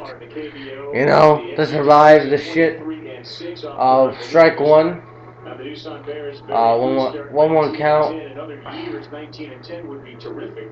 NC Dinos batting. It's the bottom of the fourth. So far this season, the pitch. and this is Yuji Yang, who had a Oh, his first time up. outside, ball 2. Just outside. 2-1 count. Yeah, so every time there's a commercial break, I'm gonna go upstairs and take a fucking little nap. Now that we've said so Pitch. Daniel, Ball in the dirt, way wide. So it's a 3-1 count. Former All-Star pitcher who has reached out to him. Inquiring minds want to know, how deep are you in on this, or do you have no idea what he's talking about? I have zero clue on this one, and when he said that, my head started spinning a little bit. Pitch high, and the guy walks. So tight with the guy. What is So it? Chu walks. Yeah. And we got runners on first, no outs for Doosan. for NC. The Dinos. Whoa. He is the godfather, though, right? That's just further evidence that if you need something done over there, you want to get Remember me, bruh? Dream Prime. Yeah, I remember you from the last KBO stream. Welcome back. It's 4-3 Doosan Bears. I do remember you, man. I remember a lot of people. Pitch. Outside, ball 1. And catcher calls time. I do remember you, man. Thank you for coming back. Helping out the channel. You know, even if you just come for for KBO streams, it's good. I'll do more baseball streams. If you like baseball, I'm doing baseball streams, all that stuff. We can speculate all we want. Yeah, I do remember you, Dream Prime. Warming up in the bullpen. I learned that last week. Von Miller, boy. Yeah. The pitch. Last names with Choi being spelled Choi. He's like, no, it's Chet. I was like, 1-1 count. Yeah, let's get more people in here. Let's get it. We're gonna get more people because people are gonna wake up and watch the stream now. Let's get it. What up, Lucas? Hey, bro. Hit the subscribe button if you're new. Good morning. Thank you, man. So it's a 1-2 count. Thank you, Lucas. Hit the subscribe button if you're new. You know, it really helps. It helps the channel a lot. I want to grow this channel a lot. Do KBO streams, all that stuff. The pitch. Ball in the dirt. 2-2 count. What up, John? Pick it up, Bears. Yeah, you know, the Bears came back from 3 runs, but there's still plenty of time, you know, for any team to come back. Listen, I want that you do a live video. Can you do? I want to discuss something. Choi home. Ah, he's gonna hit a home run. Yeah, mine's way behind, guys. Whoever is there. You want to discuss something? Promote. Promotion. Discuss.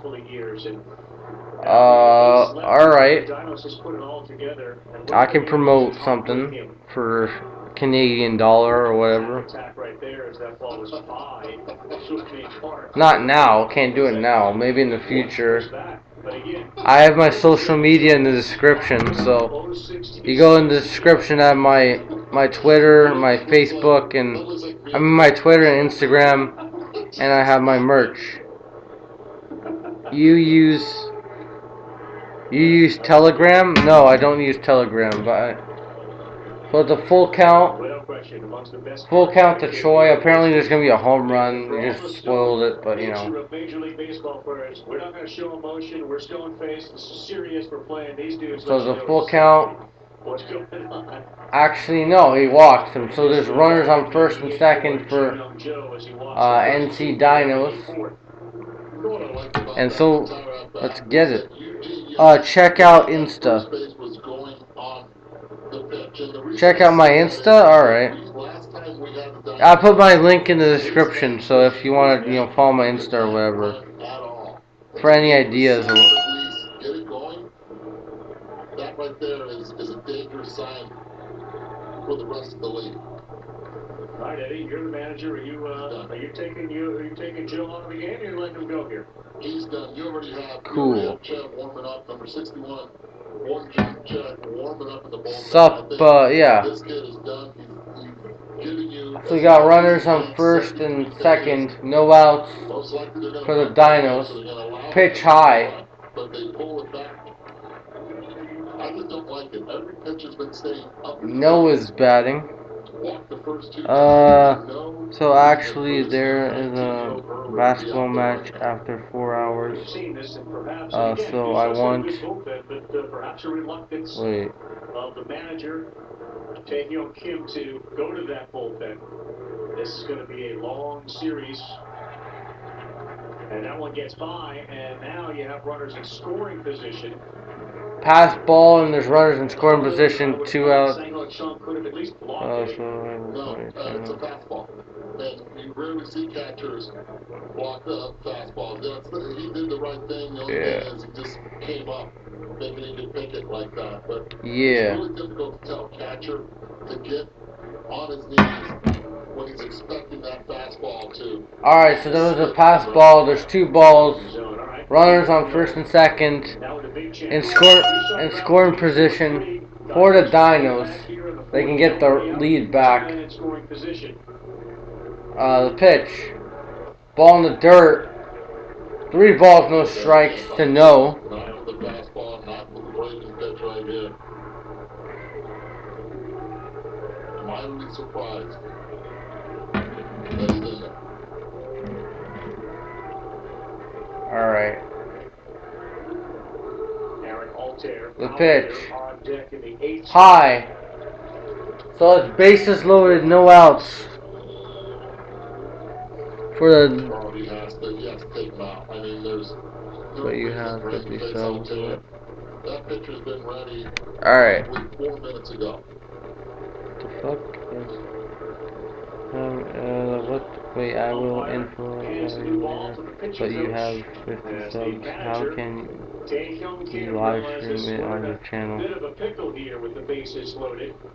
And that'll do it for J. Young Joe. New pitcher coming in, new ball coming in. As we continue. Bases loaded for the Dinos when we return. Sleeman Clear 2.0 is for those who want it all. Like a flawlessly executed high five to your taste buds. Alright, so it's a commercial break. Bases loaded for the Dinos. Sorry, I've been getting some messages and all that stuff. So bases loaded for the Dinos. They're looking to get their lead back. A tour ball is a birthday ball that performs like a tour ball, but doesn't cost as much as a tour ball. Making it the most affordable, most responsible. We got some new people here. Everyone hit the subscribe button if you're new, really. Help the channel out. Try tour response from Taylor. Swear by it. Why is the thin crust of Little Caesars Thin Crust Pizza hiding under all those edge-to-edge toppings? It's shy. Hello, Little Crust. Get the new Little Caesars Thin Crust Pizza hot and ready, or order online for non-contact carryout or delivery. Delivery. With features like Blue Link with remote start and Apple CarPlay. In the Elantra, the world revolves around you.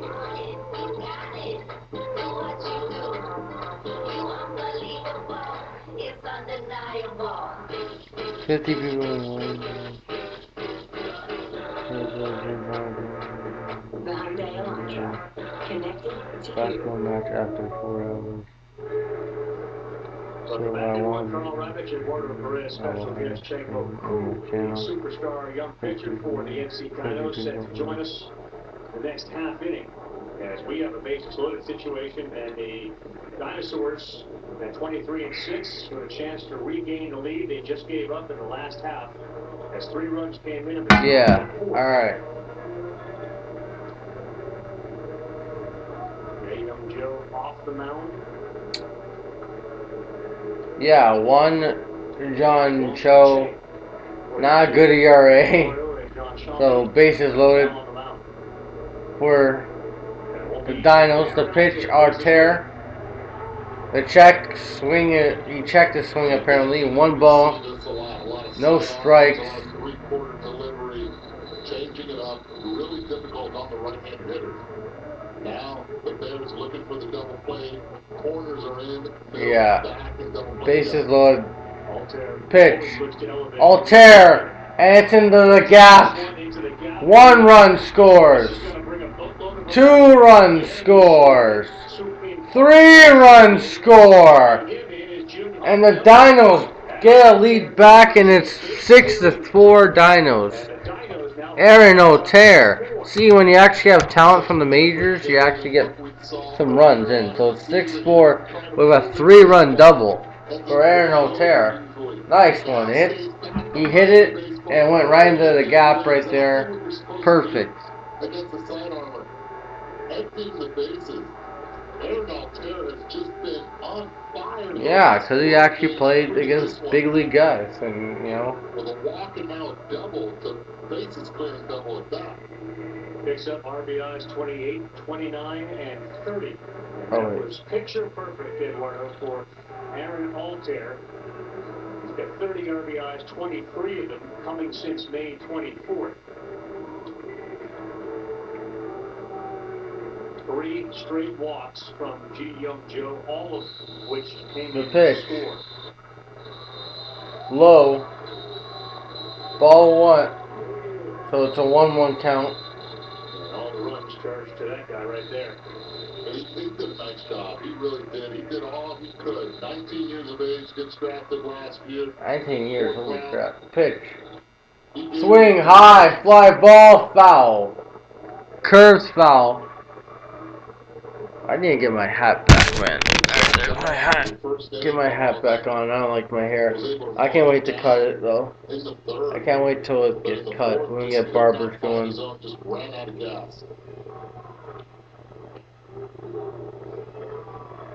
The pitch. Low, high.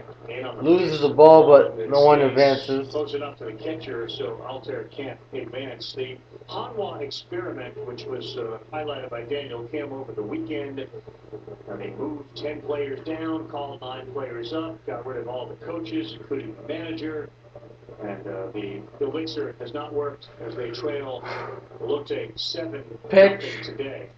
Fly ball popped high. Catcher hoping to catch it. No, it hits the board back.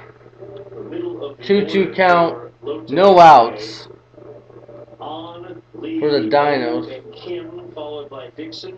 That's Dixon Machado. 2, 4, 7, 9, 11 hits between those 5 guys.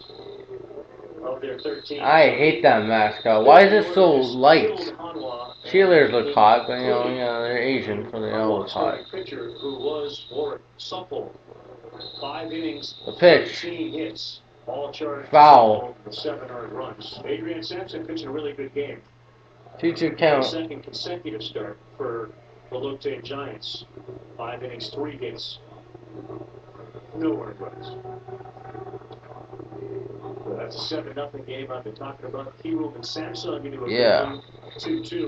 Get into it with Daniel Kim, but Sungwon Oh, who of course pitched for the Cardinals and the Rockies. Ground ball down the middle. 72-game suspension. Throw a third. He's safe by a mile. I was lucky that didn't get by. They got runners on first and third, no outs. Sungwon Oh served that 72-game suspension for gambling while in the United States. And regardless of the fact that he was not on a KBO team or even affiliated with the KBO, he had to serve a 72-game suspension, which ended, and he's eligible to pitch. He's expected to pitch a game, or an inning, I should say, for Samsung today. And that's actually scary for the rest of the league, because if there's one team that has yet to blow a save the entire season, it is the Samsung Lions. So add more depth to their that's my staff. Favorite team, the Samsung Lions, and I like 710 because he used to play for my favorite MLB team, the Blue Jays. The final boss, he actually was pretty good with the Blue Jays. 5 guys come up and 5 guys have reached. We're at the bottom of the 4th. And we're going back to commercial break. I'm gonna get more water. I know I'm gonna get the best price that there is. When I'm buying a car and I see a great price badge, I trust it. Yeah. When I see a great price badge, I know that I can trust it. You hang up. No, you hang up. No, you hang up. Hang up, hang up! Mom, hang up! I can hear you breathing! Mom, pick up. Should we? No, you hang up. No, you hang up. No, you. No, you. I'm not hanging up. How about we not hang up? And just like that, the world changed. And you've had to change with it to stay open. That's why we're helping to make it easier with a free website to make sure your customers can still visit you online.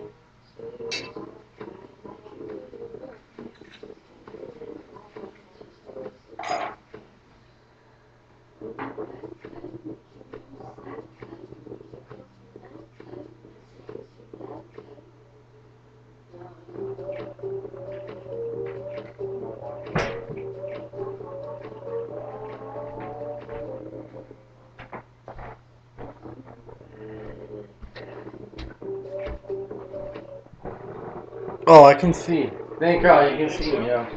Alright, so I turned off the light. You can still see me, so it's all good. Doesn't matter. So, just turned off the light because of the power stuff. I just had to on the light because, I want to get a little light, maybe, in the future. I want to do games in my room because it's better. The pitch. Low. Called strike. Runners on first and second. No outs for NC Dinos. through this season. I'm expecting this game to go back and forth. I'm not, I think Doosan's gonna get a quick outs right here. Only like surrender one more run to give, really. Pitch. Right there, right in the middle. Strike two. Two good pitches to start. Now let's see where they go, because he has the knack of being able to take 0-2 counts and work that into his favor. Yeah. Really good takes. It's the bottom of the fourth, no outs, 2 strikes. The park. Lefty batter. The pitch. 4 strikeouts. Swing and a miss. First out for the Doosan Bears in the bottom of the fourth. 5th strikeout of the season. He's got 11 walks and 3 pitches, and Juan gets one of the better contact hitters in the game. Not only that, he does it on 3 pitches. I mean, talk about getting the job done. So there's 1 out. Bringing the lefty now, because you got 3 lefties back No to back splitter. to back. Hey, that would be a blister. Yeah. Does not look good or should feel good. Put a little crazy glue on that? How's that work? The pitch. Ground ball. Gets through. 1 run scores. Watch it here. Lee goes the other way. That drives and it's 7-4. Dinos. Woo. Okay, 7-4. Make 3 excellent pitches on Minwoo Park, and then all of a sudden, first pitch stays up in the zone. And he does. Runners on first and second. Just stays with it, lets it get deep. Something we see a lot of. Base hits the opposite field on the ground here in the KBO. You don't see a lot of that in Major League Baseball. A lot of swings are designed to elevate.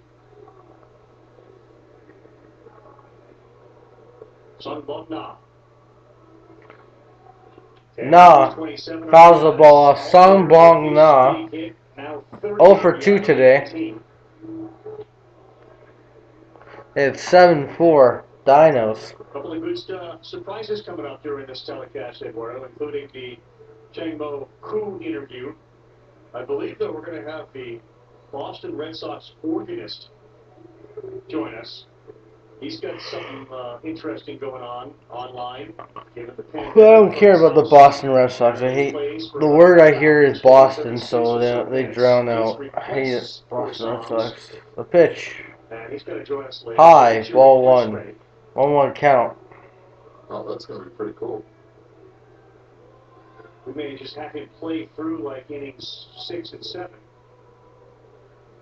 Make you really feel like you're at the ballpark. You don't have to worry about the play-by-play or color guy. Just let the organ go. Just let it be. They posted on Facebook Live 7th inning stretch. The pitch. Foul. Lace foul.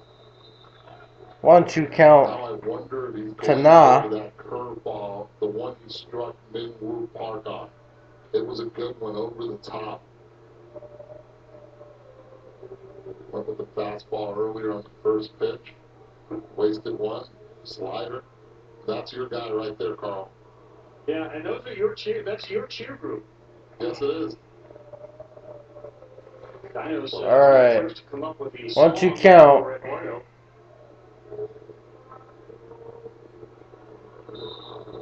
Right, so the pitch. On, Fly ball. This one's gonna drop. 1 run's gonna score. Before the wall, but picks up RBI 28. There we go. Keep moving up. Runners on first, second, and third. It is 8-4 Dinos, and the runs keep coming. I just don't understand the pitch selection. The runs keep coming, and the runs keep coming. The runs keep coming, and the Dinos keep coming. Away. And Sambon is such a good hitter. Pitches Nice up in hit. the zone. Not afraid to get jammed. Look how deep he lets it get. Drives in another run, and they continue to just trade spots. Sunbana. It does not get any easier. The runs keep coming, the runs keep...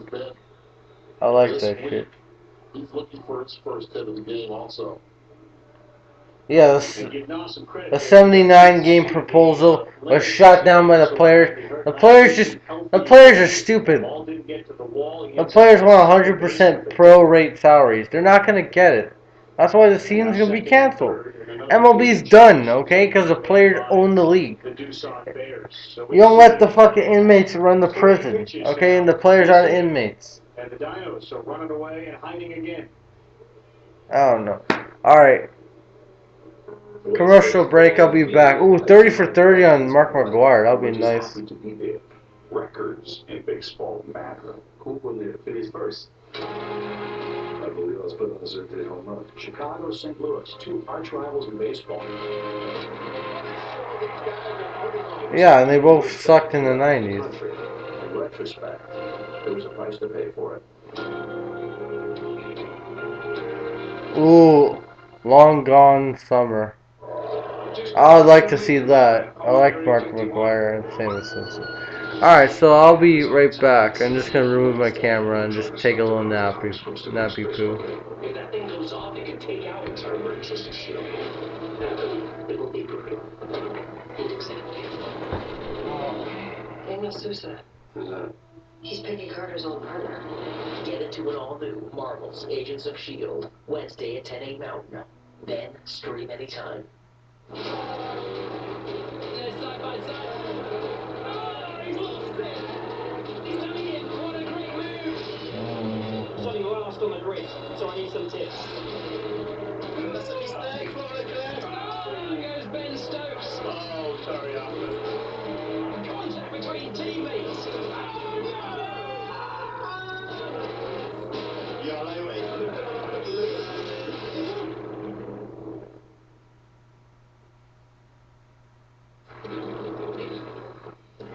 KBO on ESPN. Alright, I'm back. 9-hitter of the inning set to come up, and the offense has certainly helped the pitching staff. Although when this guy's on the mound, Cheng-Mo Koo, you don't need a lot of help. Yeah, my hair back. Can't wait to cut my hair. Can't wait till my hair's gone. The KBO ranks all show him as #1, and we are delighted to have Cheng-Mo join Eduardo Perez and me here. Yeah, what up? Runners on second and third. Pitch. Fly ball, infield, caught, finally. 2 outs for Doosan. Introduce yourself, translator, so we don't keep calling you translator, and then we'll ask Cheng-Mo some questions. Hi, In the bottom of the fourth. Translator for NC Dino. You guys can call me Cho. Okay, thank you. Joe, I'd like to find out from Cheng-Mo what his impressions of this start to the season are, given what he's done the last couple of seasons. What is he feeling? 요 근래에 지금 좋은 성적을 보내고 있는데 뭐 비결이나 뭐 잘 되는. Apologize for the hiccups. Pitch, ball in the dirt, runners stay. 마운드에서도 여유가 좀 많이 생겨가지고 또 전화구나 이런 게 좀 잘 들어가고 그러면서 경기를 잘 풀어갔습니다. She's having a less pressure at the mound at the moment, so all the breaking ball and all the pitches are going at the same spot that he wanted to place it. So Joe, what's more One out count. One out count the Yang. He's 1 for 1 with a 1 for 1 with a home run, I think, and a walk. The pitch, curveball in the zone, 1-1 count. Well, Right now, everyone's all pressure right now. I've read a lot, Joe, about Cheng-Mo. This idea of pressure is something that every athlete, every performer deals with. He's gone the to pitch. a mental skills coach. Ground ball down the middle, base hit. 1 run in, 2 runs in, and they have gone double digit. Dealing with pressure. The NC Dinos are up 10-4. Double digit NC Dinos. Holy crap. The Dinos are going off. After the Bears going off inning, the Dinos just turned it to another level and scored 7 runs in this inning. Wow! What an inning. A combined 11-run inning for both teams.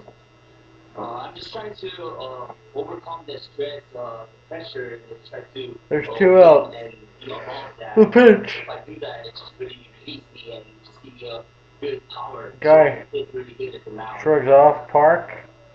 Outside, it's a ball. We know about the stamina and him trying to get better and stronger for this season. Was the training this offseason completely different than what you'd done before? Ball outside, ball 2. 2-0 count to Park. The Dinos are up by 6. This has been a pretty good inning for the Dinos, despite giving up 4 runs in the last and the top of the 4th. Ball in the dirt. I don't know. The Doosan Bears pitching staff has been completely tragic in this inning. Last season, so that's why I had a little more time to prepare for my off season. So I tried my hardest I could do to build my body strong and get my mechanics and everything ready. And those kind of long off season made me stronger. Pitch. Swing and a miss. Joined by Chang Mo Koo, who was off to an incredible 3-1 count. season, and his translator Cho. So 2017, 7-10, a 5.30 ERA. 2018, 5-11, a 5.35 ERA. I understand the stress and all the things that go in with free foul ball. Now it's a full count. There's got to be more to it. So Cho, you know, speak to Chang Mo like I'm not even asking. Yeah, I'm very relaxed because this game like we're 5-0, we have an pretty predictable. We're striking everybody out. We're throwing 75% right now because the Dinos are dominating. What is going on? The pitch. Ground ball, second. And he is out. That's the end of the inning. The inning is combined for 11 runs. 7 runs for the Dinos, and they are up by 6. And we are going to the top of the 5th. Alrighty, so we are going to the top of the 5th. The Dinos up by 6. And I'll be taking a little break. I'll be back once the inning resumes, once the 5th inning begins. Woo!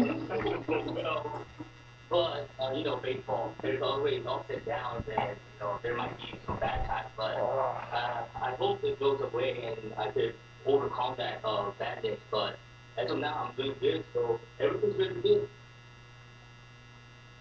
Okay, I have advice for him. I want him to listen very carefully.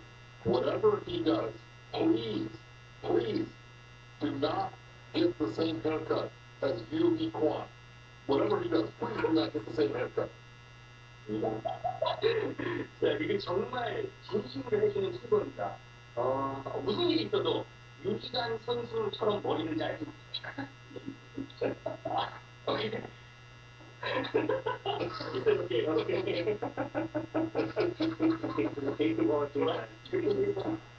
별로 좋아하는 스타일 아니야. 이런 머리 스타일이. 저도 뭐 쟤는 유기관 hairstyle is not my style, so I'll never try that. That's a good thing. Joe, I'm curious. So, Chang Mo obviously is having a great year. He's got Drew Rosinski on his staff, Mike Wright on his staff. At what point, and this is a delicate question, but at what point do you start thinking about the major leagues? And is that his dream to pitch in the major leagues? And do you have conversations with Rosinski and Wright about those things? What's his feeling about if he were to look 2 or 3 years down the road, where does he see himself? 지금 주변에 루친스키 선수도 있고 메이저리그에서 왔던 선수들이 있는데 혹시 뭐 2, 3년 후에 본인을 메이저리그에서 볼 수 있는지 혹시 어떻게 생각하십니까? 기회가 된다면은 꼭 도전을 해보고 싶은데 Oh, first pitch is it's a 1-1 count. Sorry, I didn't notice that. So it's a 1-1 count to Park. The pitch. And he is plunked, hit by pitch, runner on first for Doosan. As of now, I'm just being conscious as of now. So let's see how it goes. I'll try my best and I'll shoot for that if I get the opportunity for sure. Is there a brilliant competition amongst the pitchers in the pitching staff? This is gonna go to 9 o'clock. I know it. Oh my god. 혹시 지금 팀에서 그 약간 선의의 경쟁이나 뭐 이런 것들이 혹시 존재하고 있나요? I don't want the fucking. 항상 매 시즌 들어가면서 I want Doosan to come back. But, you know, if it's a cool. It's only 12 innings, but still. 이 때문에 항상 매년 언제 The pitch. Low. Ball 1 to Fernandez. 긴장을 하고 기량이 좋은 것 같아요. Every year, starting from spring training, there's always a competition, friendly, good competitions, but actually you can call it a survival The with pitch. other pitchers too. You know, High. Ball 1. No, ball 2 real actual spot to for Fernandez. as a starter, but those kind of pressures kind of helping me and all the teammates as a pitcher and as a player too. Joe, how much does Chang Mo pay attention pitch. to Major League Baseball, and if he Called some strike. of the people, pitchers in Major League Baseball he enjoys watching, he models himself after, he likes? 혹시 메이저리그에 관심이 많이 있으면 이제 미국 선수 The pitch. 선수 중에 누구를 혹시 좀 Low. Dropped. Ball. 항상 메이저리그는 보면은 유현진 선수가 경기를 하고 있기 때문에 LA에서 커쇼 선수를 좀 Yeah, 많이 turn off the one. 책을 보고 How are you? 커브가 좀 How are you 인상적이었던 것 doing? 같아요. 그렇죠. Dream. You know, was looking at Hughes game a lot in LA Dodgers, but I could see a lot of Kershaw's game, and his curve was amazing and Yeah. really so. Alright, so we got full count. It was really good. Full count to Fernandez. He's 0 for 2 tonight. Does he use analytics to improve his game, to improve his curveball or his breaking ball or his changeup? Does he use that during the off season or even Oh during shit, the I'm season? dark. The pitch. Swing foul ball.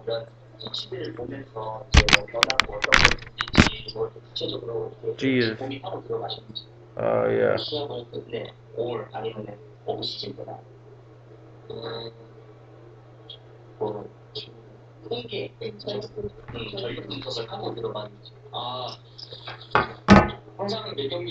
I'll fix it. Oh, I hate the sun. Alright, so full count, runner on first. Foul again by Fernandez. Yes, I look on some papers and analytics and everything, but it just depends on the game, how I feel, and what my mental just tells me to do, which I go shoot for the pitch. Joe, if he comes over to the major leagues, I think people want to know a little bit more about Chang Mo. You know, what are his off the field? What are his likes? What are his interests? What does he like to Ball. what's his 4, and we got runners on first I'd like to know and second with no outs for Doosan. I don't know, either way the pitching's been trash.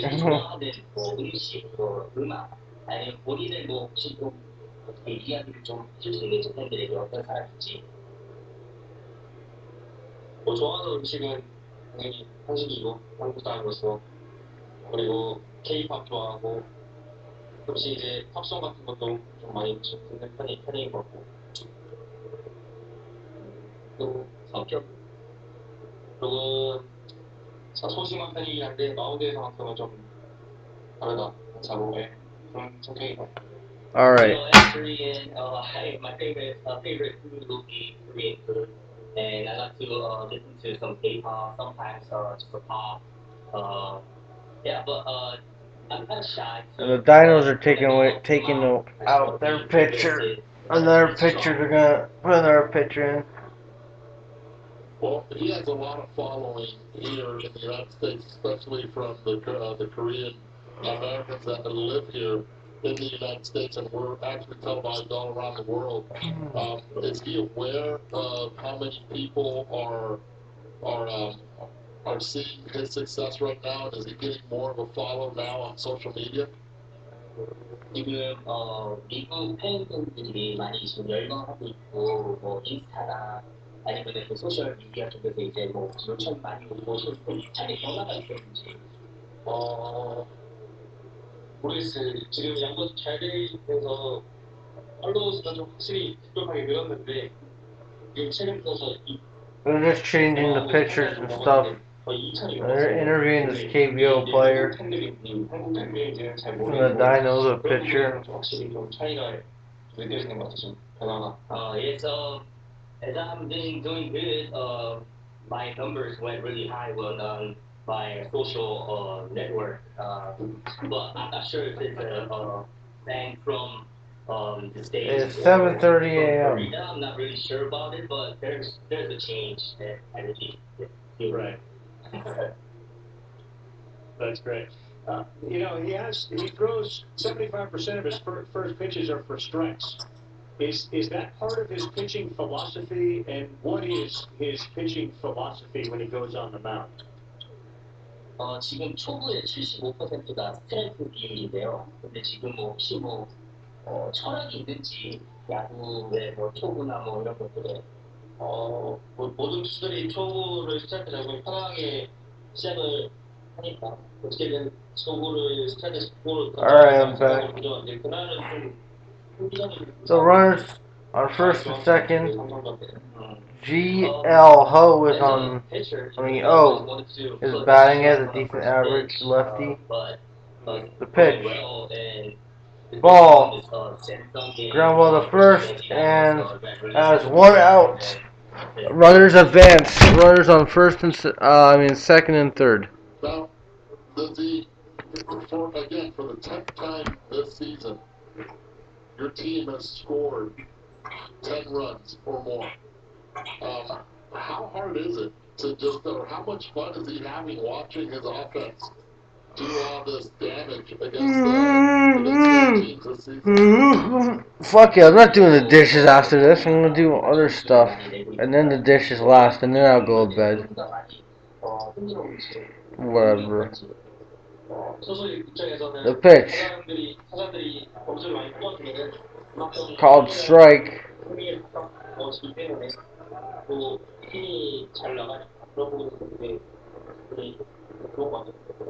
As a pitcher, if all the hitters are doing really good and they're hot, it's really good for pitchers and easy win. We can get it if you are down. So Called strike. So it's an 0-2 count for him. Does Jack Bo want to hit? And when he was growing up, and I know he's still 0-2 count for Kim. What positions did he play besides pitcher? The pitch. Called strike, and that's a strikeout. 초등학교 때는 외야수 다 봤는데 중학교 때는 이제 외야수를 보고 근데 힘이 좀 약하다 보니까 고망이를 팀을 외야수로 이끌어가지고 거기로는 고망이를 You know, as a young athlete growing up, middle school and high school, infielder, outfielder, everywhere, but high school I was. I'm gonna lower this a little bit. Yeah, there you go. There you go. The pitch. Called strike high. So Choi, he's 2 for 2. I think he has a home run. Oh no, 2 base hits. Okay, for Choi.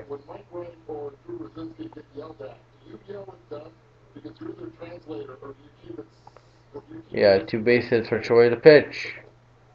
Low, called strike, so it's 0-2 for Choi and the Bears. You know, they had such good scoring position. They got 2 men on, and then all this stuff happens, man. That's baseball. That's baseball, bitches.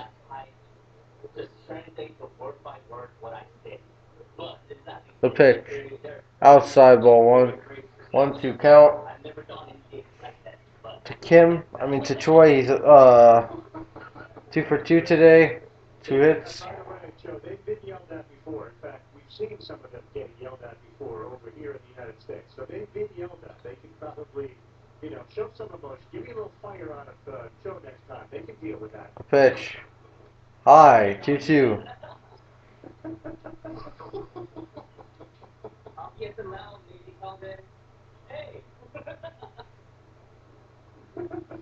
What's going on out here? Let's get it together.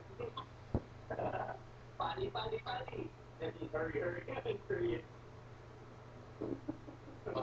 Polly. Pitch. Fouled off. Barely. What else?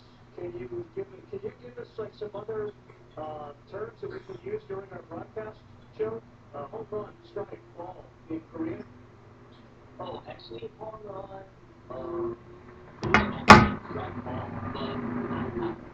The big hit. Maybe when they mention they maybe That's a big hit. Yes, The pitch. Foul. Staying alive for Choi.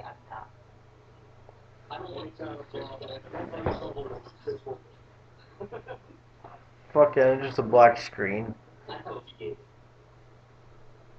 Alright, so we're going to let you go. We have 2 outs here. I'm curious, when he's not pitching, what does he do between starts? What's his routine? 혹시 이제 계속 선발로 나가기 전에 중간에 루틴이 어떻게 되는지 던지고 다음날 딱 회복 그런데 운동을 중점적으로 하고 이틀 날은 이제 웨이트 트레이닝을 무게를 좀 올리고 세 번째 날은 로테이션 파워 운동 그런 쪽으로 좀 운동을 하고 그리고 이제 이틀은 쉬고 그냥 휴식하고 이제 신발을 돌아오고 그런 프로그램을 제가 지고 있습니다. So The pitch. Fly ball, and that's a fair ball. 1 run scores. 2 runs score. And they get it to a 4-run lead. 4-run lead. Never say die in this game, I think. So it's only a 4-run game.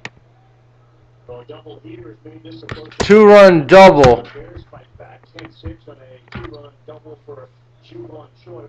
From Choi. It went oppo. It sliced oppo, and he got 2 runs there. I'm not counting Doosan Bears out of it, and that kind of sucks for me because I really want to go to bed quick. Oh, sorry. Yeah, that was okay. That was Doosan, but still winning comfortably. Ball in the dirt. Runner on first. And runner on second, ball in the dirt. Aaron Altair. Oh, wait, no. Kim is batting. Sorry, I thought that was Altair.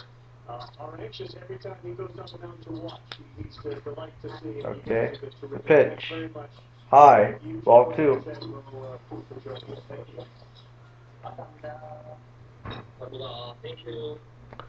Talks between...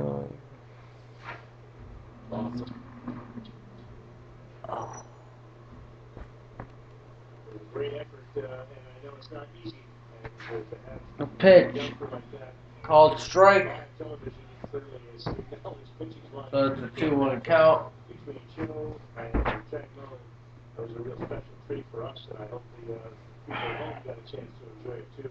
It is interesting, Eddie, when you interview the pitch. leaders, Swing. Off the... Oh, I thought that was fair. I thought that went off the wall, but it didn't.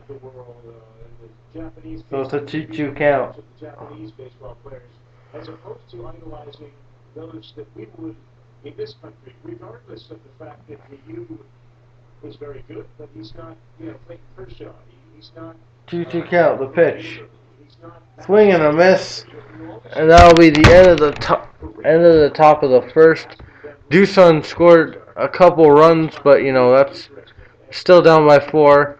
And now we're going to the bottom of the 5th. It is 10-6 Dinos, and let me take a little bit of a break. A little briefer.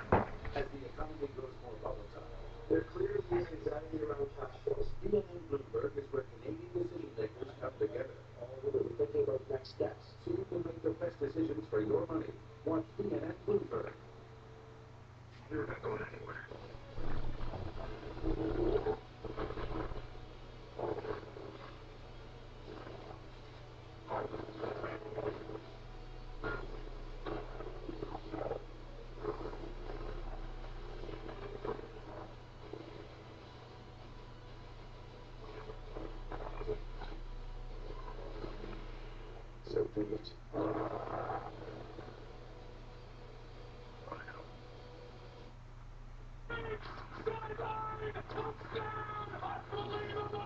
These are the moments that kept us on the edge of our seats. That capped off Hall of Fame careers. This is awesome. There's no better way to lead a game. And rewrote the record books. Can you believe this? These are the moments the football world will never forget. The Chiefs are champions. NFL Mondays. Relive classic games every week on TSN. With the first selection of the MLB draft, Baseball's next generation starts here. The 2020 MLB Draft. First round begins live Wednesday on TSN. with Eduardo Perez, Carl Ravitch. And we mentioned the game getting out of control. Ours has 16 runs. And he tell me if you, there's Dale Lee who just crossed the plate. Whose swing is that right there? Oh, that's Dale Lee right there. Oh, third one of the season. Don't let that big man get started. The Giants were up 7-0 in this game. Bullpen's There he is. There is our guy. Dale Lee's yard work makes it 8-3. It is one of those things where you watch this league for a couple of weeks, you start to recognize swings. I know you're great at that, but Dave Ho is a figure that it's hard to forget. Oh man, he's the big man on campus when it comes down to being able to swing that bat. Elder statesman. You think Crew's gonna go straight to Dequan Yu and tell him about the haircut? Without question, he's going there. Oh, They just talked about you. They don't doubt he's going to go there. The idea that you knew the haircut of that guy is somewhat stunning. I mean, it's just a bad haircut. I mean, it's good stuff he has on the mound, featuring a 47-mile-per-hour curveball. He'll use the corners. He doesn't give in. He'd rather give up a base-loaded walk than a 3-run double, playing for the matchups, for the small innings, minimizing the big innings. You gotta love what he does, but the haircut, oh, damn, makes me forget a little bit of English, or a lot of it. The Conroe Kid on the mound now facing Aaron Altair.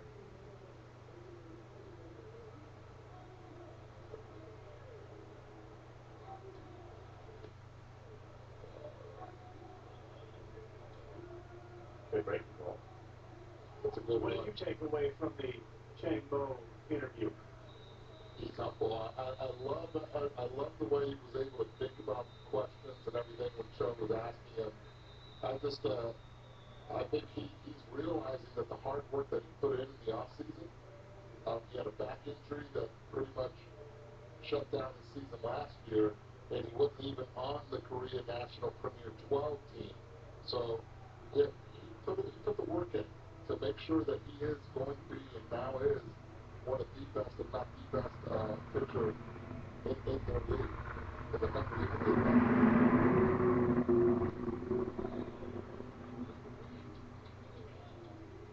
All right, Eddie, so you've talked about Dequan Yu, right? That's your guy. Here's this. Okay.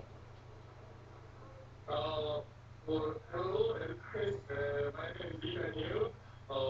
항상 또 한국 프로그램을 잘 준비하는 모습을 잘 보고 있고요. 또 좋은 모습, 그런 걸 많이 얘기해 주는 것을 보고, 저도 몰랐지만 좀 알아가는 것 같고, 많이 더 이제 팬이 된 것 같은데, 나중에 기회가 된다면, 제가 그 열린 커브를 받으셔서 한번 깜짝 놀라게 해주도록 하겠습니다. 네. Wants to drop the lollipop curve on you, and he likes your analysis. At least there's a country that likes your analysis. That's good to know. Finally. There's somewhere to land, and I like it. I don't know if he'll like the analysis on the haircut, though. Look, he wakes up, he looks in the mirror, and he's like, yep, we are good to go today. That's all that matters.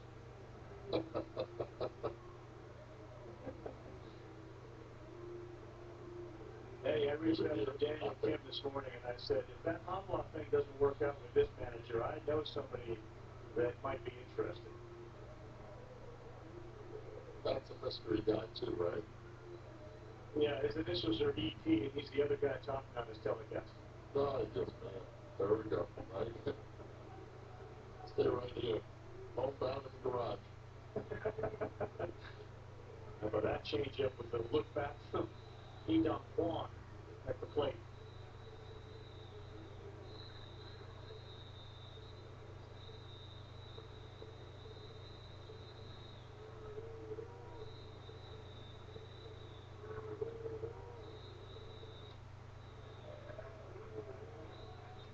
We have the Major League Baseball draft coming up this week, and that's Wednesday and Thursday.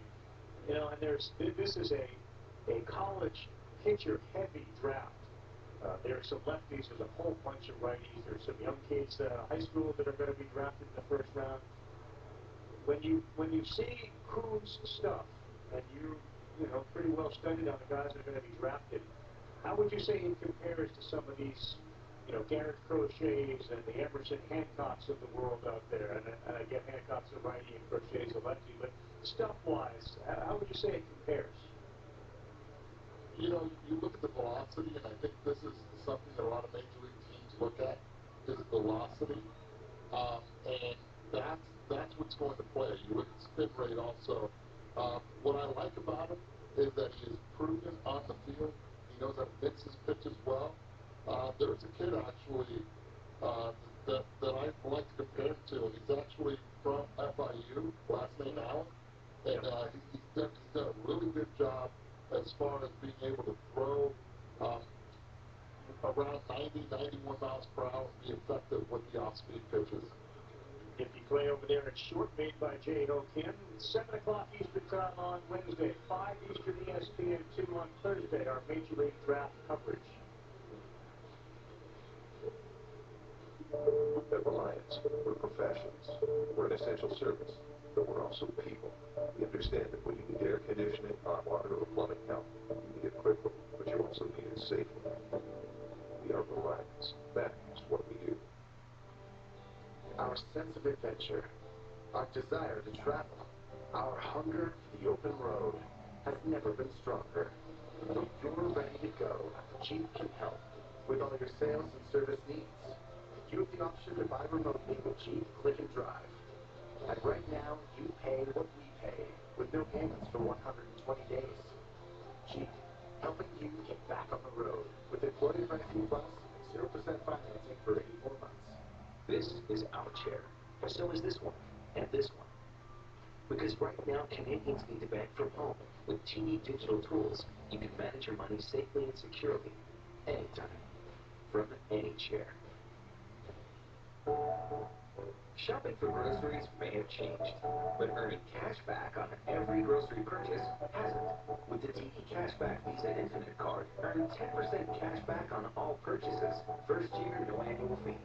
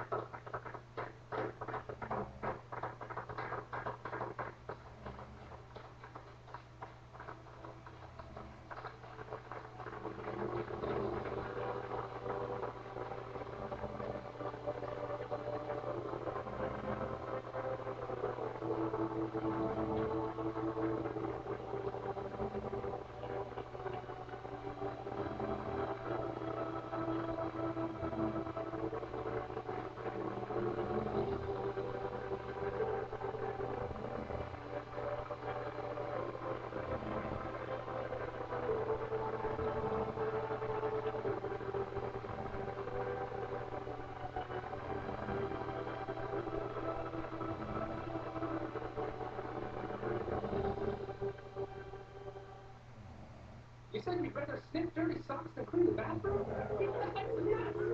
With scrubbing bubbles, cleaning doesn't have to stink. It gets rid of tough soap stuff, and it smells amazing. It's clean-free extra clean. Every job there. You're a detective, Mr. Mission. It's a fancy word for a busybody, but yes. When it gets dark. Unspeakable lack of necessity, to be honest.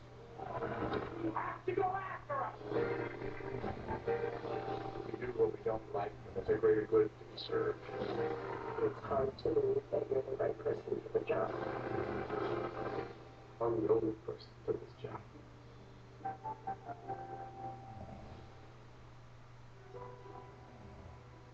That was Wild Summer 1998. Could kind of add Ken Griffey Jr. in the background there. He was involved in this home run race between Mark McGwire and Sammy Sosa for most of the season. And then those two guys found an extra gear. And at what cost was the extra gear? I think everybody understands the lengths that both of those guys allegedly went to break Roger Maris's single-season record. McGwire and Sosa, 66 and 70 home runs combined. And should be a fascinating show. Baseball Tonight, every night that night. That was the lead story. It was the story in the middle of the show. It was the story at the end of the show. You think back then to 1998, prior to all the regional sports networks being on, you know, the television show was the place to go. And the question was, so, did they hit one or two tonight? And what's this back and forth home run race like? And ultimately the question became, at what cost did they participate in that home run race? Fascinating show, 34-30, about the summer of 98. They were making it look easy. You expected to see a home run every time they went up at the plate. Multi-home run games, the months where Sosa, I think Sosa had 20 a month, which is still a record that stands. The head-to-head between the Cubs and Cardinals took on a whole new meaning because of what those two guys were doing numbers-wise. Good pitch and a strikeout.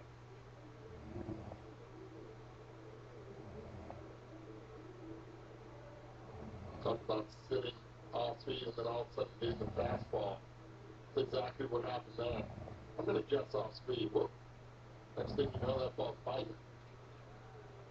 Not even an emergency hack could help out on that. Inglewood Park, fourth pitcher of the game for the Dinos, and there's another one in there for a strike. NC leads at 10-6. They jumped out to a 3-0 lead in the first thanks to a Yuji Yang home run. And since then, both teams' offenses have started to get into the bullpen. Here's a ground ball to short. Ending up no across the diamond, and that'll do it for Sang-Ho Chung, 2 down.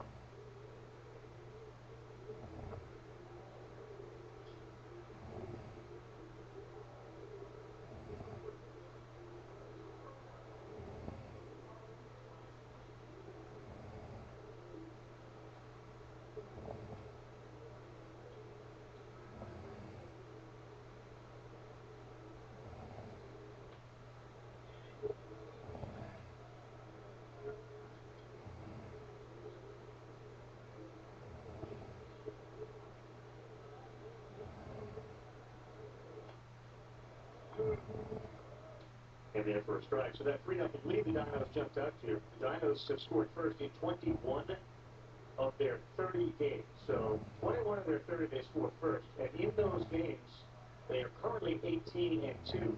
Win today would make them 19-2 in the games in which they score first. The other games, it's interesting, they're 5-4 when they don't score first. They believe there's something to that, or the numbers are suggesting there's something to them scoring first. Even though they ended up losing the lead, they came right back with a big-time crooked number in the bottom half of that fourth inning.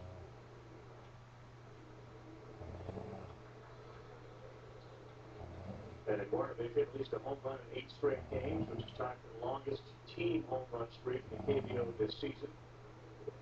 Remember, the Lone Giants got off to that incredible start to the season. They hit home runs in their first 8 to start the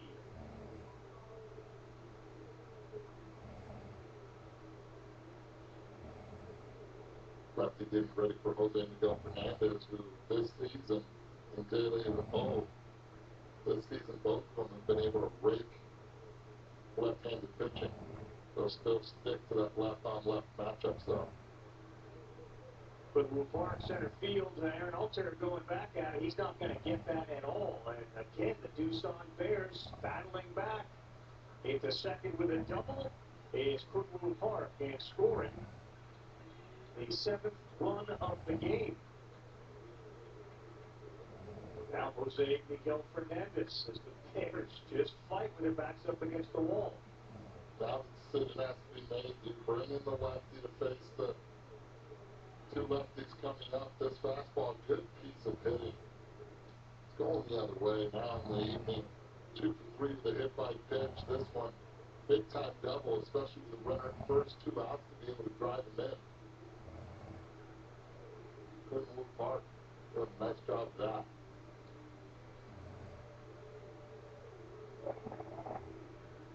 Looks like the 9th pitcher of the game set to come in.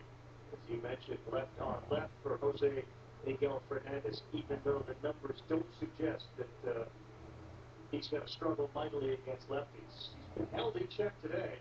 Fernandez, who came in hitting over 400, rounded out his first time up, hit into a double play, and he walked in the 5th inning. And the way I highlight my scorecard, I usually put a little green highlight if there's a productive out. And in the first at-bat with 2 strikes, runner at second base, Jose was able to hold the ball on the ground for that ground ball to second to be able to move the runner to third even though he didn't score. We'll take a break. Another pitcher coming in.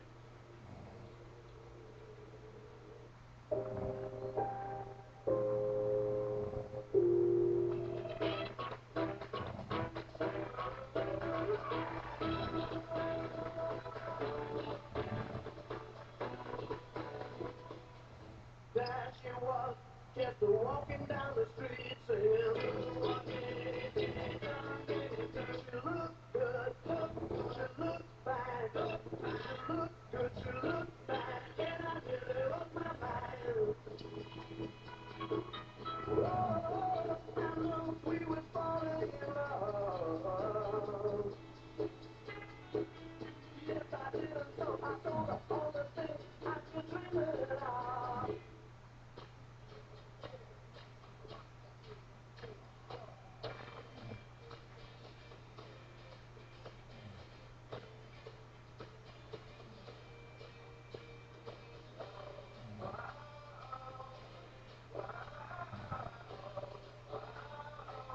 Get up to $4,500 cash purchase bonus on select Grove Special Edition models.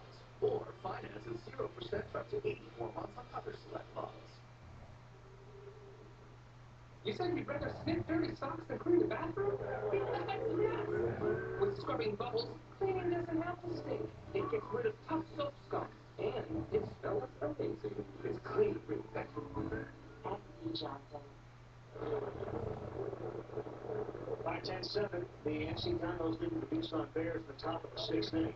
And this is a big spot in this game with Jose Fernandez at the plate, Jimbo Lim on the mound.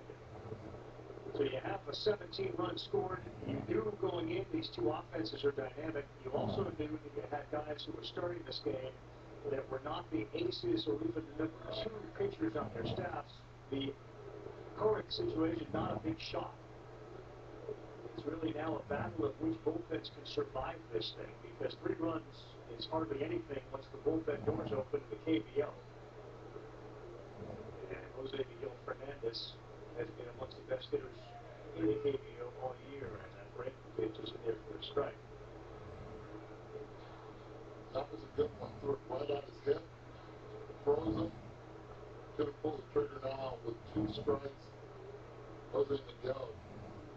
Let's see if they elevate the fastball right here or they go slider in the dirt. I would not throw him a strike. Look at great numbers for Fernandez. The OPS, the batting average has been above 400 for basically the entire year. And his 50 hits, the best in the KBO.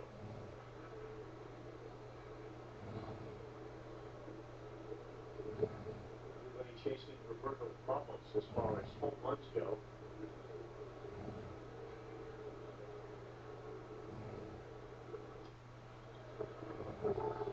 1-2 and a seeing eye single, and from second base, Kingwood Park, and it's a 10-8 ball game and a big 2-strike hit for Jose Fernandez. McGraw ended exactly what he was supposed to do right there. That's a baffled face. As you throw the fastball up in the zone, he's supposed to swing through this and give a lot of credit to Jose Miguel Fernandez just protecting the plate, not trying to do too much. Ground ball 5-6 hole, going the other way. Out of Tony Gwynn back in the day. Get that RBI with 2 outs. Big hit. You can't stop this guy. Hard one to see. I wasn't sure if certainly Clark at third base, if he dove, had a chance just to knock it down and keep the ball on the infield and prevent the run from scoring. But he didn't, and now the tying run to the plate. A good hitter, J.E.L. Hall, second baseman, Midwood Park, putting about 10 feet into the outfield, and he's there for the out. But this one is hardly over. We need some music. It's not the 7th inning stretch quite yet, but we're going to make it feel that way when we come back.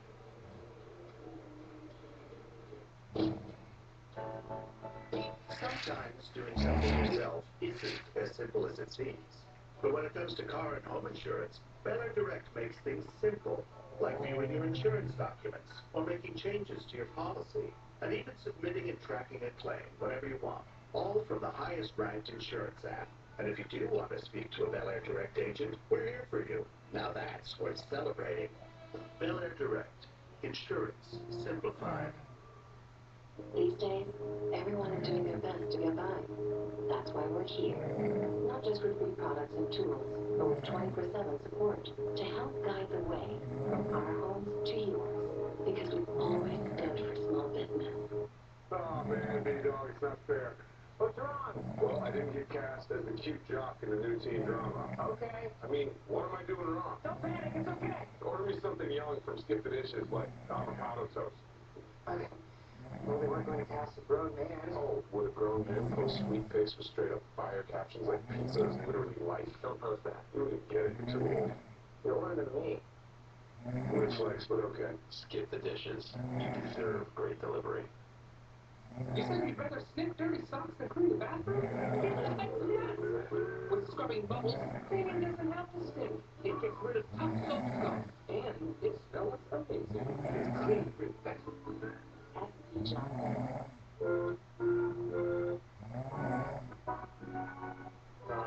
Now it feels like a ball game. Listen to the sounds of our organist today, Josh Cantor, who is the Boston Red Sox organist and from his home in Boston, Massachusetts, plays us back in. Hey, Josh, how are you today? Thanks for being with us. Oh, thanks so much for having me. I'm doing all right, and I'm excited to be here. Well, we're excited to have you here. We're loving the idea that it's going to feel a little bit more like a game that we're accustomed to. Having you in this country and playing historically for the Red Sox gives us an opportunity to feel a baseball game. Well, here we are at the bottom of the 6th of the KBO game. You've been involved with playing this in your living room every afternoon. Like, tell us exactly how we came to know about you and what you've been doing during this pandemic. Sure. So I've been the organist for Red Sox games at Fenway Park for the last 17 years, and obviously I'm not working these days. So a friend of mine who I've known for about 30 years, he texted me on what should have been opening day, and he said, why don't you just do a little live stream and play a few tunes for people? And I didn't even know how to do a live stream. So my wife helped me set it up, and we did it one day, and we got way more people tuned in than we expected, and we enjoyed it, and we felt like we missed baseball and Fenway a little bit less, and we missed people a little bit less from having done it. So we decided to just keep doing it every day. So yesterday was day number 75 in a row. We're raising money for food banks as we do it. We've had people all over the world writing stories about it and tuning in and chatting on the stream. It's just been extraordinary, and it's been just really heartwarming, and it's helping us, to get through hard times. So Josh, where can I find you? What time do you play? What time do you stream live? Yes, and what's it we called? do it. It's called 7th Inning Stretch 2020. It's on Facebook, so if you find that Facebook page, and then we do it live at 3 p.m. Eastern time, U.S. Eastern time every day. So that would be, I think, 4 a.m. in Seoul. And I know we have at least one regular viewer in Seoul who tunes in every morning and tells us that she's watching. So you mentioned your wife helps out. What is your wife's name, and what role does she play in all this? And then ultimately, I'm going to stop talking, and Eduardo is too, because people want to hear you play. But What role does she play in all this? She's basically the producer of the show, so she handles all the technology, makes sure that goes smoothly, and she sort of coordinates the chat so that I can interact with the fans, who are the viewers who are watching. It just sort of helps to make sure that we have some flow. It's very distracting, so exciting to see live baseball. And her day job, she's been essential worker. She works with the homeless population in Boston, and so that's been sort of stressful, but it's been she can come, we're doing this live stream every day. It gives us something to sort of look forward to getting to do together. And it's been great. She's a great producer. You need Mr. Man, if she's there. And if she's yeah, what's her name? There she is. Here's Reverend Mary. Step in there. Hi, Reverend Mary. There you go. Hi, Reverend Mary. Good to see you. What you're doing is great. What you're doing is great. Thank you. I love the food bank idea and the idea that you're out there in the community as well. And John, if we're going to tune into you and Reverend Mary's production at 3, you almost made it sound like this is the first time you've seen live baseball. We've been doing this for like 75 days too. Like, where you been? Yeah, no, I appreciate that. I have tuned in for an inning or two here and there just to kind of get my fix. But I confess, as I've been tending to life's other responsibilities, I have not been watching as much KBO as I should be. Now, really quick before you start playing, life's other responsibilities. You also work at Harvard, right? Yeah, I'm a part-time music librarian at Harvard University, just outside of Boston, and so I've been doing work from home for about 3 months with that. It's going okay. It's strange, but we're all doing our best. And then I also work part-time just sort of as a working musician around town. Obviously, there hasn't really been much work for that either, because the clubs and theaters are all closed. Well, as we watch this game, and we just had a 2 RBI single for Jin-Sung Kong, and Yuji Yang, who's got 5 RBIs, has come into play. He's reached base all 3 times with a homer, a walk, and a single. In a typical game, Josh, assuming that we're all sitting in the stands, and we're not doing the game, but we're sitting there, what would you be doing? How often are you playing? And let's get into that role. I'm gonna stop talking. If Eduardo feels the need, he can chime in, but I'm going to just lay out here and pretend we're at a game, which we're at. You're in charge of what it is that you do. Okay, so I'll just give you the backstory. It's a pretty coordinated production, as you guys would understand. We're basically doing all the audio video people are doing a live production in the stadiums. People running scoreboards and statistics and replays and highlights, and I play music and DJ and recorded music. We're all talking to each other in the headset. We're all giving each other cues, trying to coordinate everything. The DJ and I talk together a lot. Make sure that we're both not, playing at the same time, mostly, but also just give each other suggestions and feedback and help each other in the flow of the game. And, a lot of times I'll play before the game, and then after the game, and then during the game at various times after the game, so various that kind of thing. So for instance, I know that,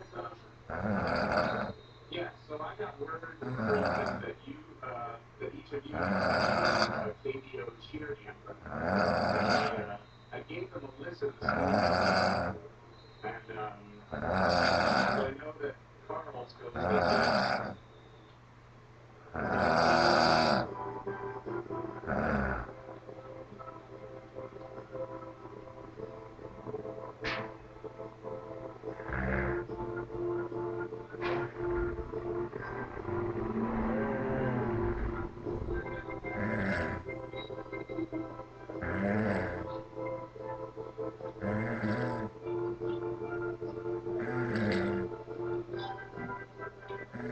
So maybe if Carmel's, stepping up to the plate or something, or if he got a big hit, I might play that song for him. And then you nailed it. Thanks.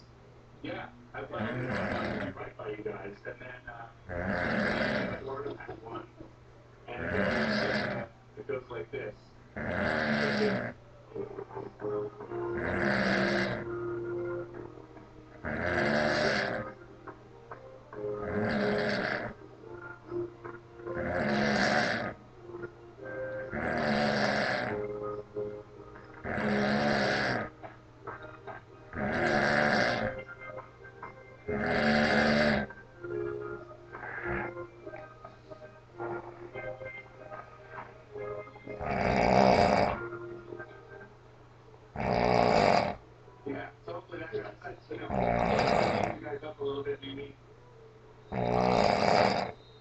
suggesting that we're not amping? Well, maybe the next 20 runs scored. I don't know. Eduardo, you're in Miami, right? I'm in Miami right now. Carl's in Connecticut.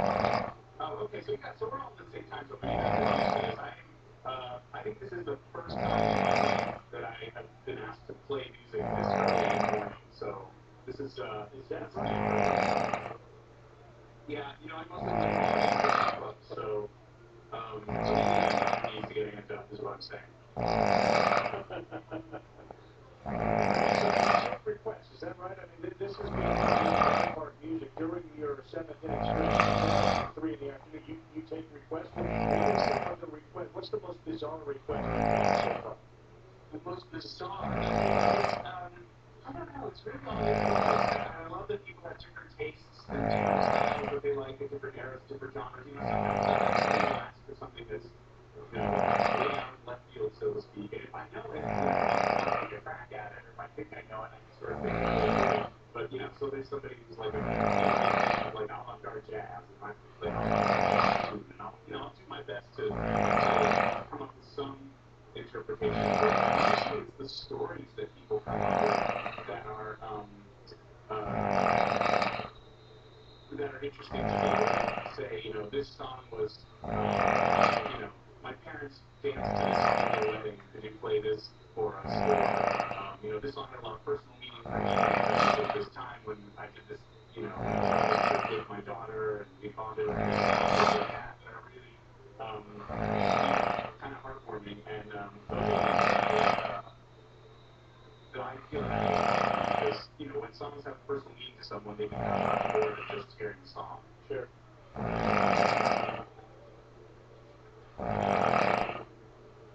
Well, our rule is 2 strikes, 2 outs. Is when the third I will cue you. You play us I promise, in the top half of the 7th inning, we get down to 2 seconds. You play us out. Top half of the 7th, you're going to carry us through with your favorites. We'll take the time off. Go ahead, Josh. Play us to break.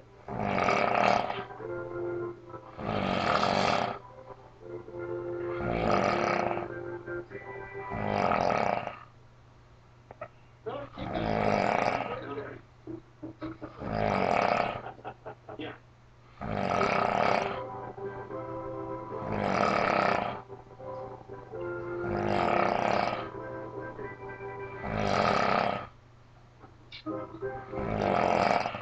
I'm ready for this.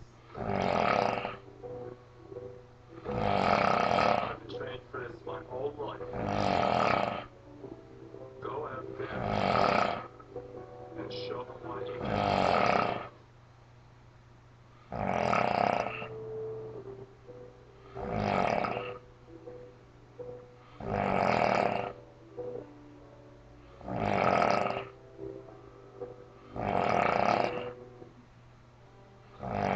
Sense of adventure, our desire to travel, our hunger for the open road has never been stronger. When you're ready to go, Jeep can help with all your sales and service needs. You have the option to upgrade your Jeep Click and Drive. Right now, you pay what we pay for 120 days. Jeep, helping you get back on the road with a very pricing plus 0% for 0 months.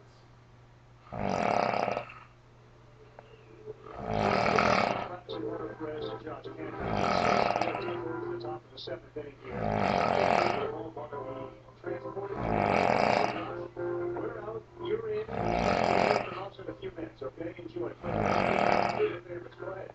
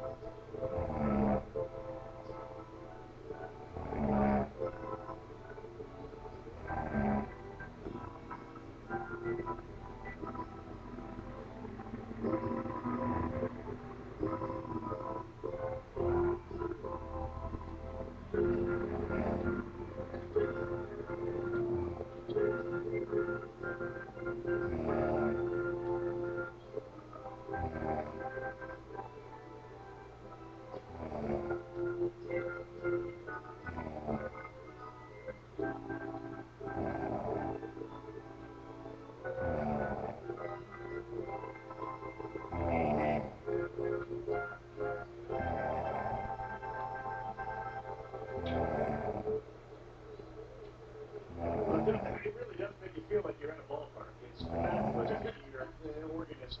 17 years as the Fenway Park organist, Josh Cantor, kind enough to join us here on the KBO telecast. It is amazing. You don't want to close your eyes when there's a baseball game going on, but boy, you can move yourself into a ballpark just by hearing your great music, Josh. It's a real treat, and I hope it's cathartic for some people. Thanks so much for spending part of your day with us. Nothing but success we wish for you and the Reverend Mary. You get flights all the way to break, and thanks so much for being with us. It was fabulous. Thank you. Thanks, guys. Fight on.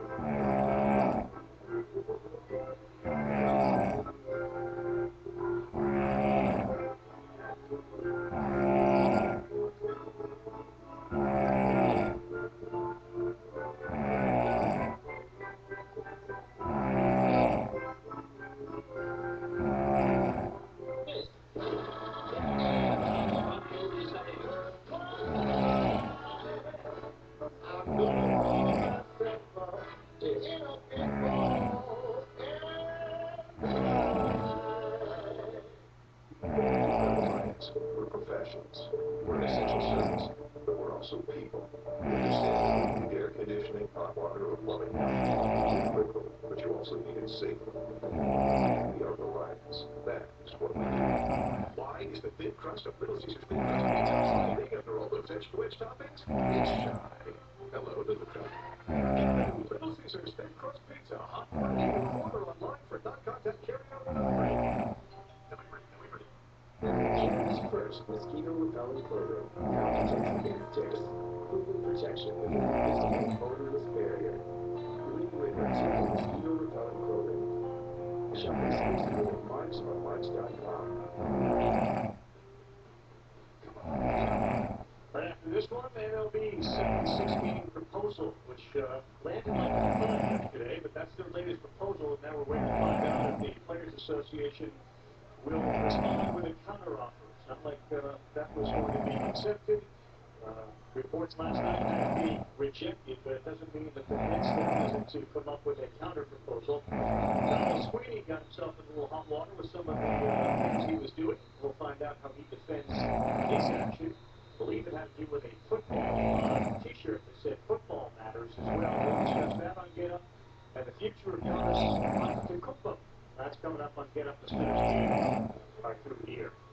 I don't know about you, Mario, but I was very sincere in telling Josh, like, we miss this. We miss the game so much, and it's not the game of baseball solely. You miss the sights, you miss the sounds, you miss the smells, you miss everything about being at the ballpark, watching the ballpark, and to hear an organist, which is, not something you hear very often, but you do associate, certainly with Fenway Park and many other ballparks, that felt like you were in a baseball game. And that was different. That was different than doing a game in your bedroom or in your living room or in your garage, watching from thousands and thousands of miles away. That was really cool. Bro, it was. And that's a nice play there also by JLU. I think they're going to look at this one more time, but it took me right back to section 105, row 18, seats 1, 2, 3, and 4 at Cincinnati at Riverfront Stadium, where the organist used to always play. I used to sit there and run back and forth in the aisle as a kid. And then the 3 years that I spent also in Boston as my dad played there in 81, 82. The organist is just part of the culture of Major League Baseball. And to be able to hear that, and I have to roll out, I want some popcorn. Because it took me to that moment, that time, and it was a lot of fun to listen to. Well, good play, as you mentioned, by J.L. over there at first base. It was interesting. The pitcher who was there covering his left foot, if it was able to hit the bat, would have reported an out. But it was the right foot that came down. And actually, it almost looks like it beats him out there. His hand goes up in the air. And then it skims off the top of the bag. Originally called out. Did you see enough evidence to overturn that call, Eduardo, or no? No, I think it's going to stand. From that angle, at least, that we have, it just seems that you're right on the call. The hand was popped up. The fingers might have beat it, but it did not slam into, and I think that's probably why Aaron might be called out, just protecting his fingers. You see so many injuries at first base, guys diving and jamming their fingers. So he did the right thing, popping them up, and I think it's going to cost him a hit by doing that. Review is over, and out at first base is Aaron Altair, and a good play by J.L.O.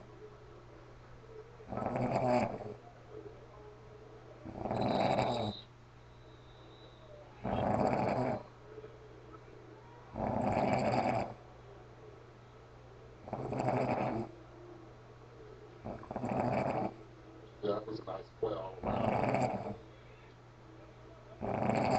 Good job covering first. Altair just hustling down that line. So the team is doing really, Eddie, what you expect them to do.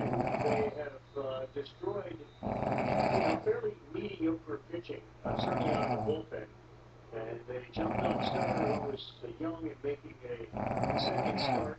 A young 19-year-old who was pitched in the Futures League. He got a home run in the first inning. This is the season that they've had, kind of in a microcosm, with the exception of the fact that they have 3 superstar pitchers, at least to this point, on their staff. When you talk about Rusinski, Wright, and Cheng Mo, the formula is here. And then you have guys kind of having breakout seasons, especially in the middle of that lineup. Beyond Na and Yuji Yang, Jin-Sung Kong has been great. That you can really see it, barring injuries. This is something you can hold on to. This is something you can continue with this success, because the formula is not just relying on 1 or 2 guys. Yeah, 1 or 2 guys from that position. You would want them, if it's the 4 players, to do well. Both pitchers have done really well, Rusinski and Wright, and then you add Cheng Mo to the mix. And they didn't know what they were going to get out of him. Remember, last year he finished the season hurt, and he had struggled the first 2 seasons. the start from half of the season, plays big. Then you have a veteran guy in the 4th spot that comes in well. He needs to work on his haircut, but we'll get that. And the offense is deep. And I think that's what's really played well from 1 through 9. 50 home runs this season. They made the playoffs last year and lost to the Twins in the wild card round. This year they're trying to get right to the Korea series. With features like Blueberry Thunderbird Start and Apple CarPlay in the Elantra, the world revolves around you.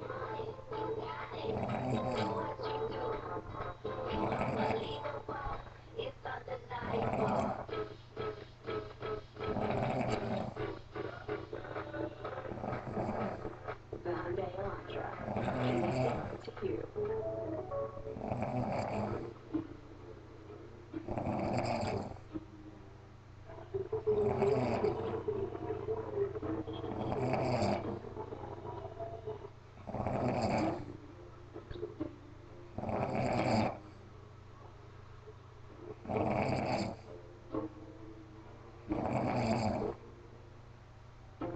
Watch what you love on the little screens.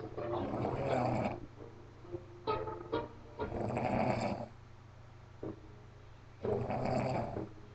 They say it takes around 10,000 hours to truly become an expert in something. So if we've been seasoning, curing, and smoking our meat since 1890, that means we've been experts for about 1,128,000 hours now.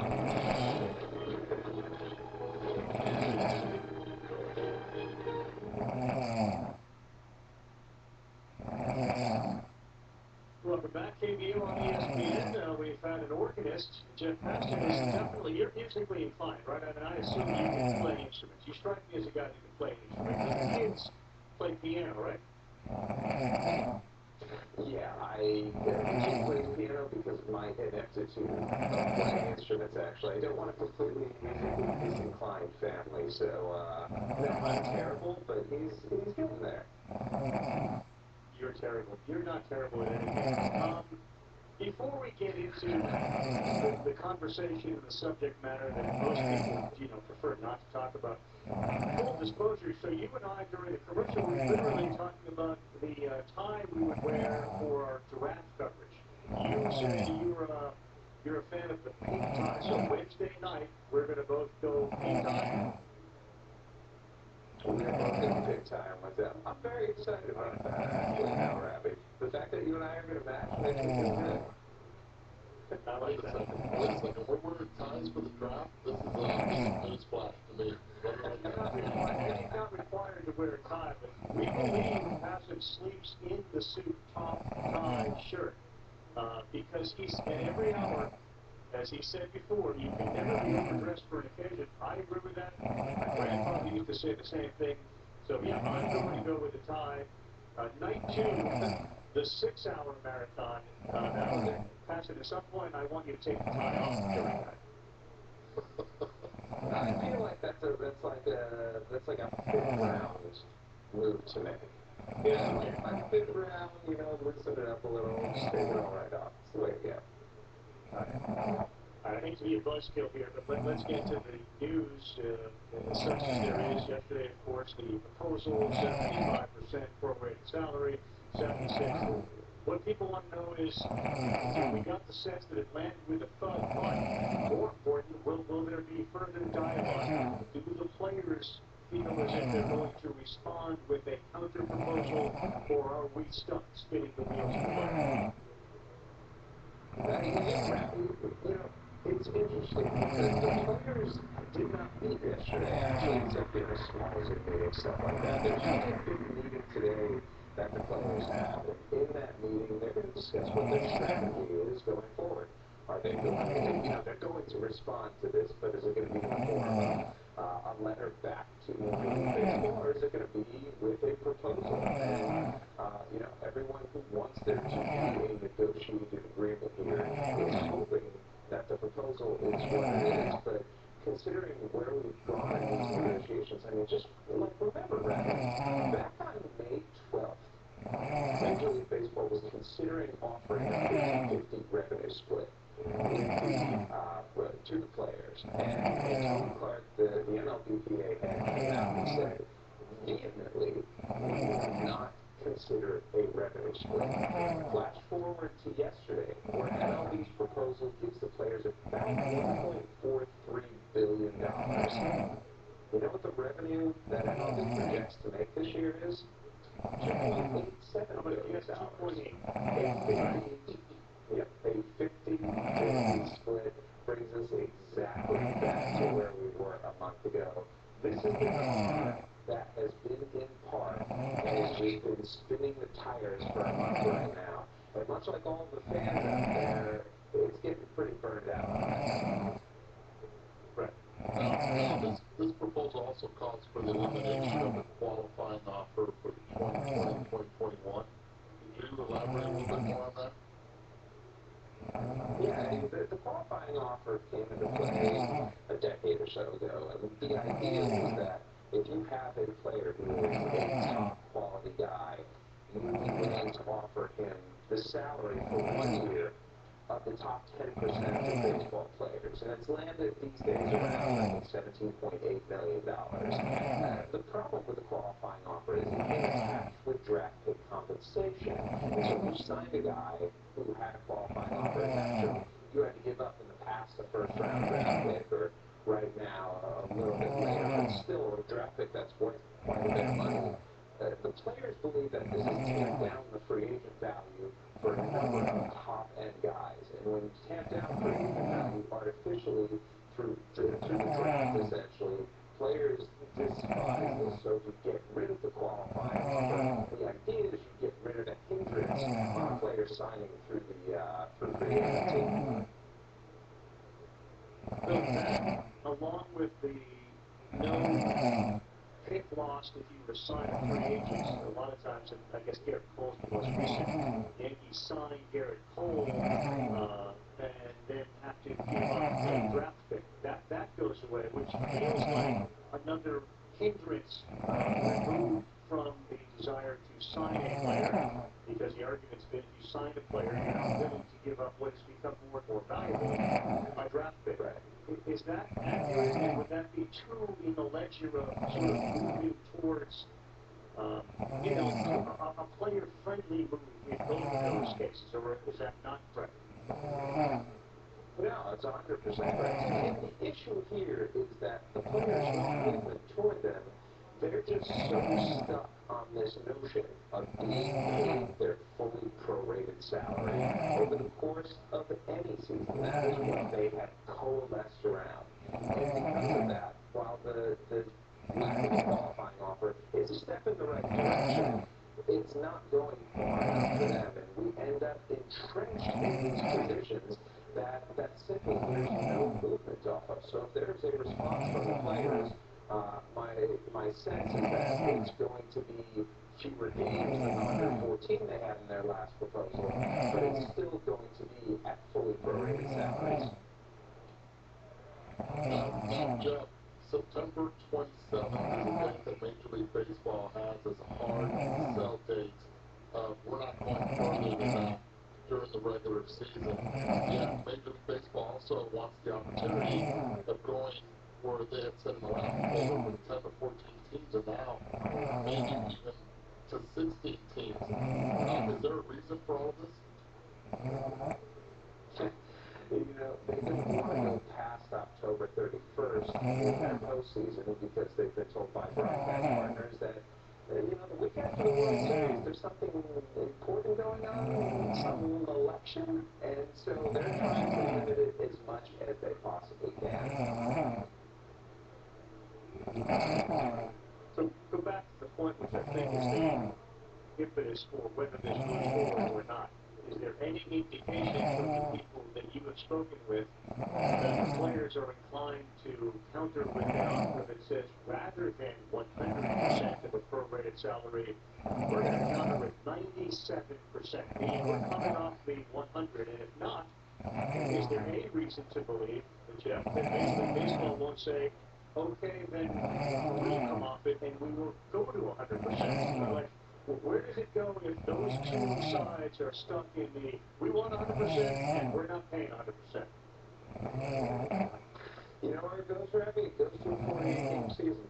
Like, that's the simplest outcome. Rob Manfred has the ability to unilaterally impose a schedule. And if that schedule is of his making and of the owner's desire, it's going to be for 48 games. And I was talking with somebody at MLB yesterday, a high-ranking official, and he said in no uncertain terms, there will be baseball this year.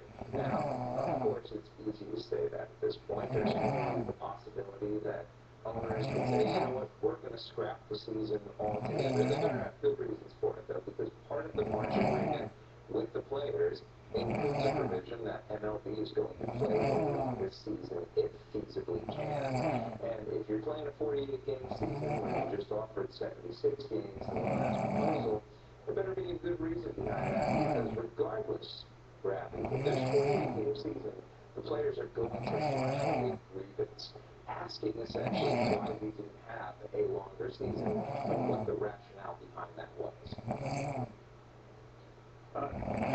We have 2 outs here. Do you think that the same voices being in the room, the same arguments, we don't trust, we want the money, we're getting treated fairly, unfairly, is it the same old stuff, and is there a way to change the dialogue? And secondly, are we confusing, or are these two sides getting involved in confusing a new collective bargaining agreement with literally trying to get back on the field during a pandemic?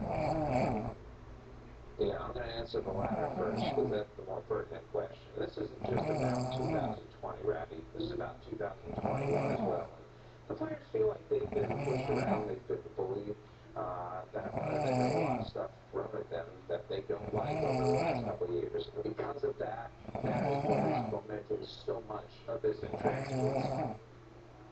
But Jeff, it is about 2020. I mean, this is about getting on the field. Why are they so connected? It's a new conversation.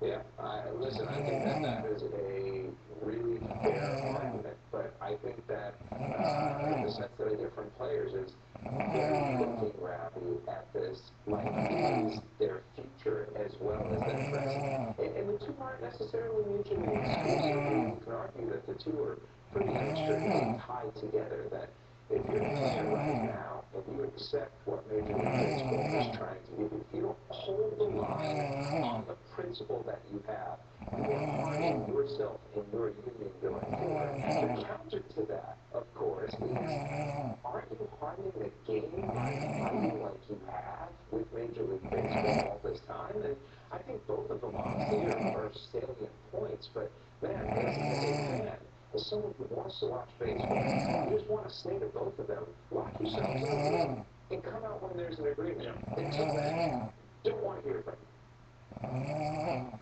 I think most people would agree with that. And I think the other part is read the room. You can lock yourself in the room, but read the room. Meaning read what's going on out here. It can be about this particular season, and there is a value, and there's also a huge cost to pay if they don't come back towards you. Anything else, Jeff, that we should know moving forward here? I'm just excited for Pink Tie Wednesday, Ravi. It's going to be awesome. Yes, sir. It's going to be a perfect draft. I need to take us back there. Did we get better than that?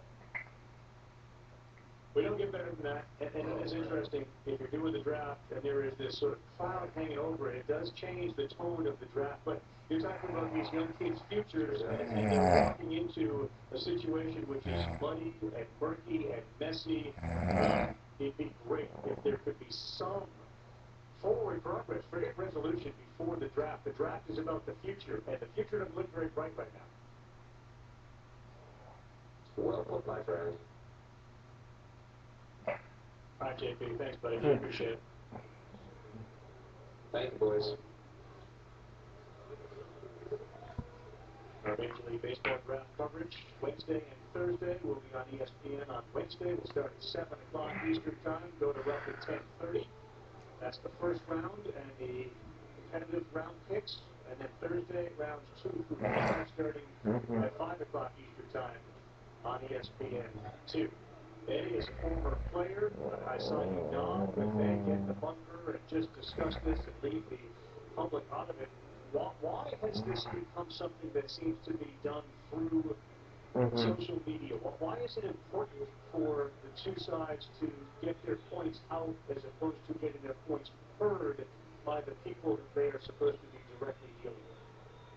Well, there's perception that in the past, because of the Player Association, where it was always pretty much making really good deals, getting the upper hand in a lot of the negotiations, it was always done via the media. Now, there was no social media back in those days, and now that Major League Baseball has actually had the first step, and they've actually gone aggressive in social media, putting their platform out first.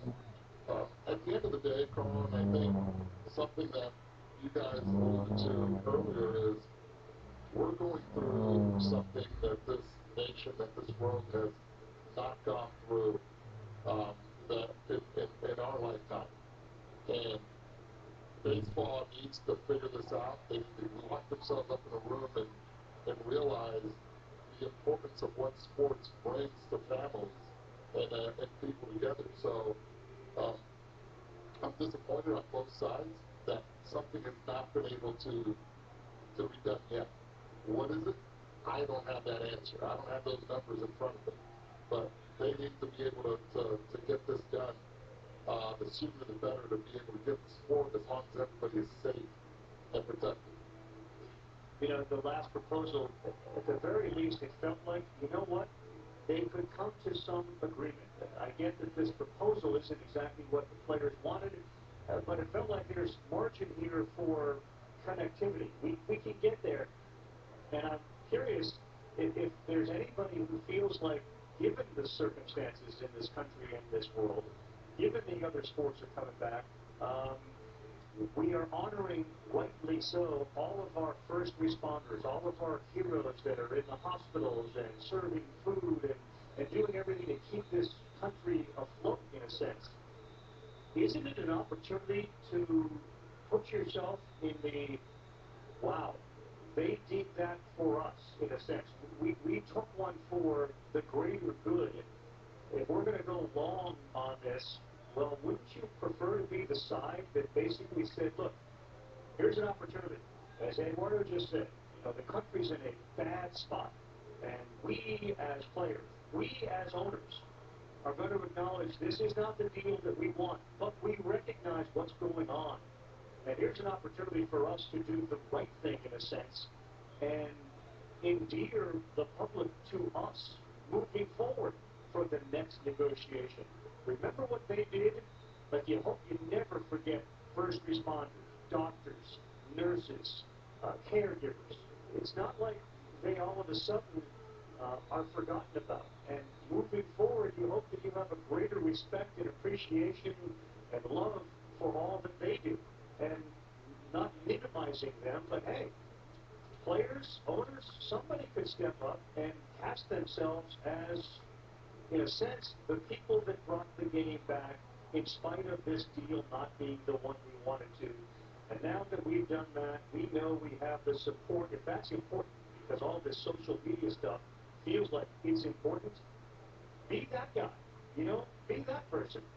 And it could serve a value. Is there any in your mind, you know, truth to that? Well, there's so much truth to it. And again, in today's world where social media is so important, where brands are so important, how great would it be that the Major League Baseball brand gets back out on the field? How important would it be that each team's brand gets back on the field, that each player who is a brand in itself gets back on the field? I mean, there is value to that, especially with all the essential workers and what they've done.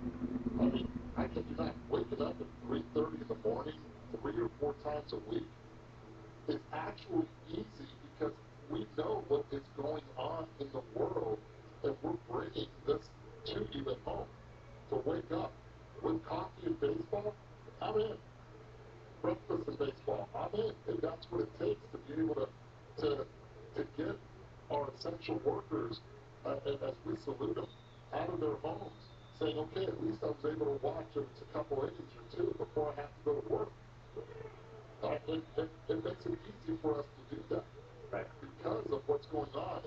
And again, that's the frustrating part as a fan, wondering, where is our game right now?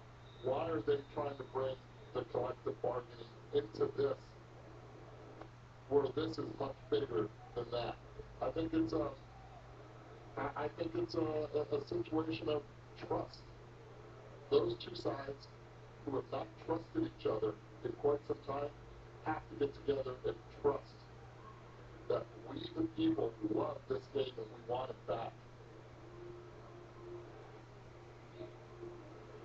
Yeah, I hear you. I think this idea that you're blurring the lines between the situation at hand, pandemic, we're trying to get a sport back on the field, and a 2021 collective bargaining negotiation. I would think most fans are so pissed right now that this is being discussed in public because this is not a collective bargaining agreement. Most fans understand that those things tend to go off the rails, and if there's a work stoppage or a delay in 2022 because you couldn't come to an agreement on a CBA, so be it. But this is not the time to be doing that. This is about trying to get a product back on the field, trying to give the baseball fans this belief that maybe you care about what's going on, when the message currently is, sorry, business first, you people second, sports second. This is all about the money that we're going to get or the money we're going to lose. That this 2020 pandemic effort to get back on the field is not for the people that watch your game and consume it about a CBA. It is about getting the game back on the field. And while Jeff brings up this idea that the two are interrelated, not right now for the fan. They don't care about what happens in 2021's collective bargaining agreement. That's not of their concern. Their concern is, I haven't been to work, I've been laid off, I got kids that are home, we all want to watch a baseball game. That's what we want to do. And you guys are currently preventing that. Let's deal with 21 in 21. Focus on the present. And back after this with the KBO on ESPN. Fresh fry, ice chop, half time, big pop, pork chop, soda pop, skyrock, kebab, celery sauce pop, dumpling, chicken wings, pancake, double brain, and DoorDash. Get $4 delivery on your first order. At Reliance, we're professionals. We're an essential service, but we're also people. We understand that when you need air conditioning, hot water, or plumbing help, you need it quickly, but you also need it safely. We are Reliance. That is what we do. All right, it's about time we got to work.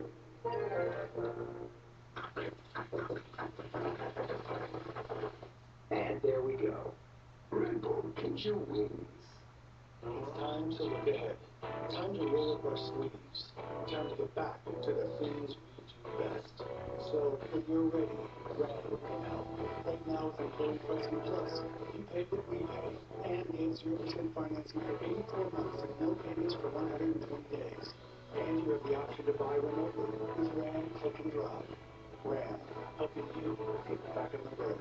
With Employee Pricing Plus and 0% financing for 84 months. You said you'd rather sniff dirty socks than clean the bathroom? That's nuts! With scrubbing bubbles, cleaning doesn't have to stink. It gets rid of tough soap scum. And it smells amazing. It's clean.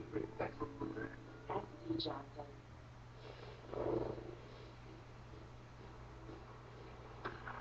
KBO update, the Kiwoom Heroes. A major backflip.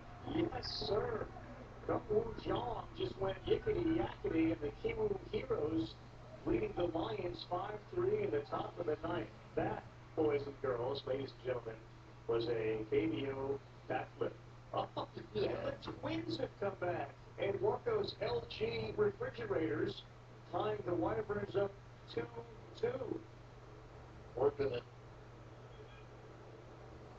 Good little comeback there. The Tigers going to win 3-2. The Lotte Giants get a win. Adrian Sampson really good at the start there. They led that one 7-zip, win at 9-3. Hey, you look like you're getting into a boxing ring. What's going on there? Wake up. I got my towel working. I got the LG Twins towel. See what I did? See what I did, LG Twins? That looks like, I'll be honest, it looks like one of those personal floating devices they tell you to strap on, God forbid the airplane goes down. Now it looks more like a towel. There we go. Upside down. Boom.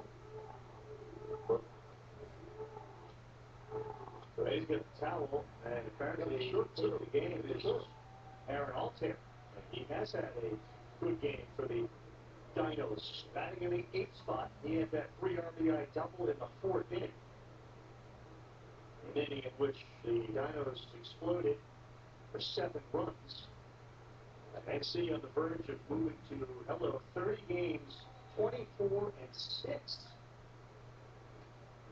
These two teams, Wednesday and Thursday. See a couple of the aces on the mounds in those games, which is good. Here are a couple of young guys, a 23-year-old and a 19-year-old called up to start due to some injuries.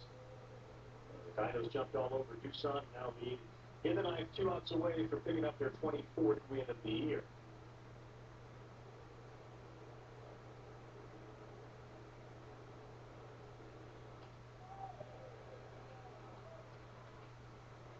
Second strikeout and a good changeup, and 2 down. Yeah, it's a good combo there. Talk about looking fastball, then all of a sudden getting that combo. No matter what language, you understand when they throw that changeup at you. Nasty.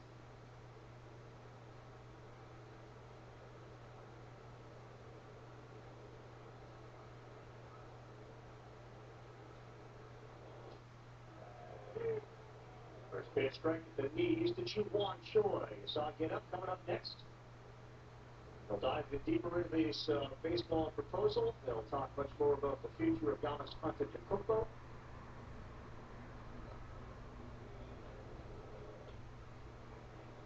And a little more on Donald Sweeney and the firestorm he's created around himself as he defends his football matters to go along with what's going on in this country.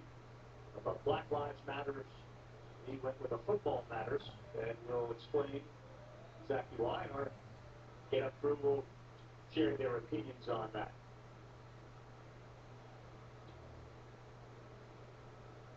Hey, it's a huge week in baseball. This is a big series in Korea. You have the Major League Draft, huge for those kids, like lifelong for them, 18 years old, some of them a little older.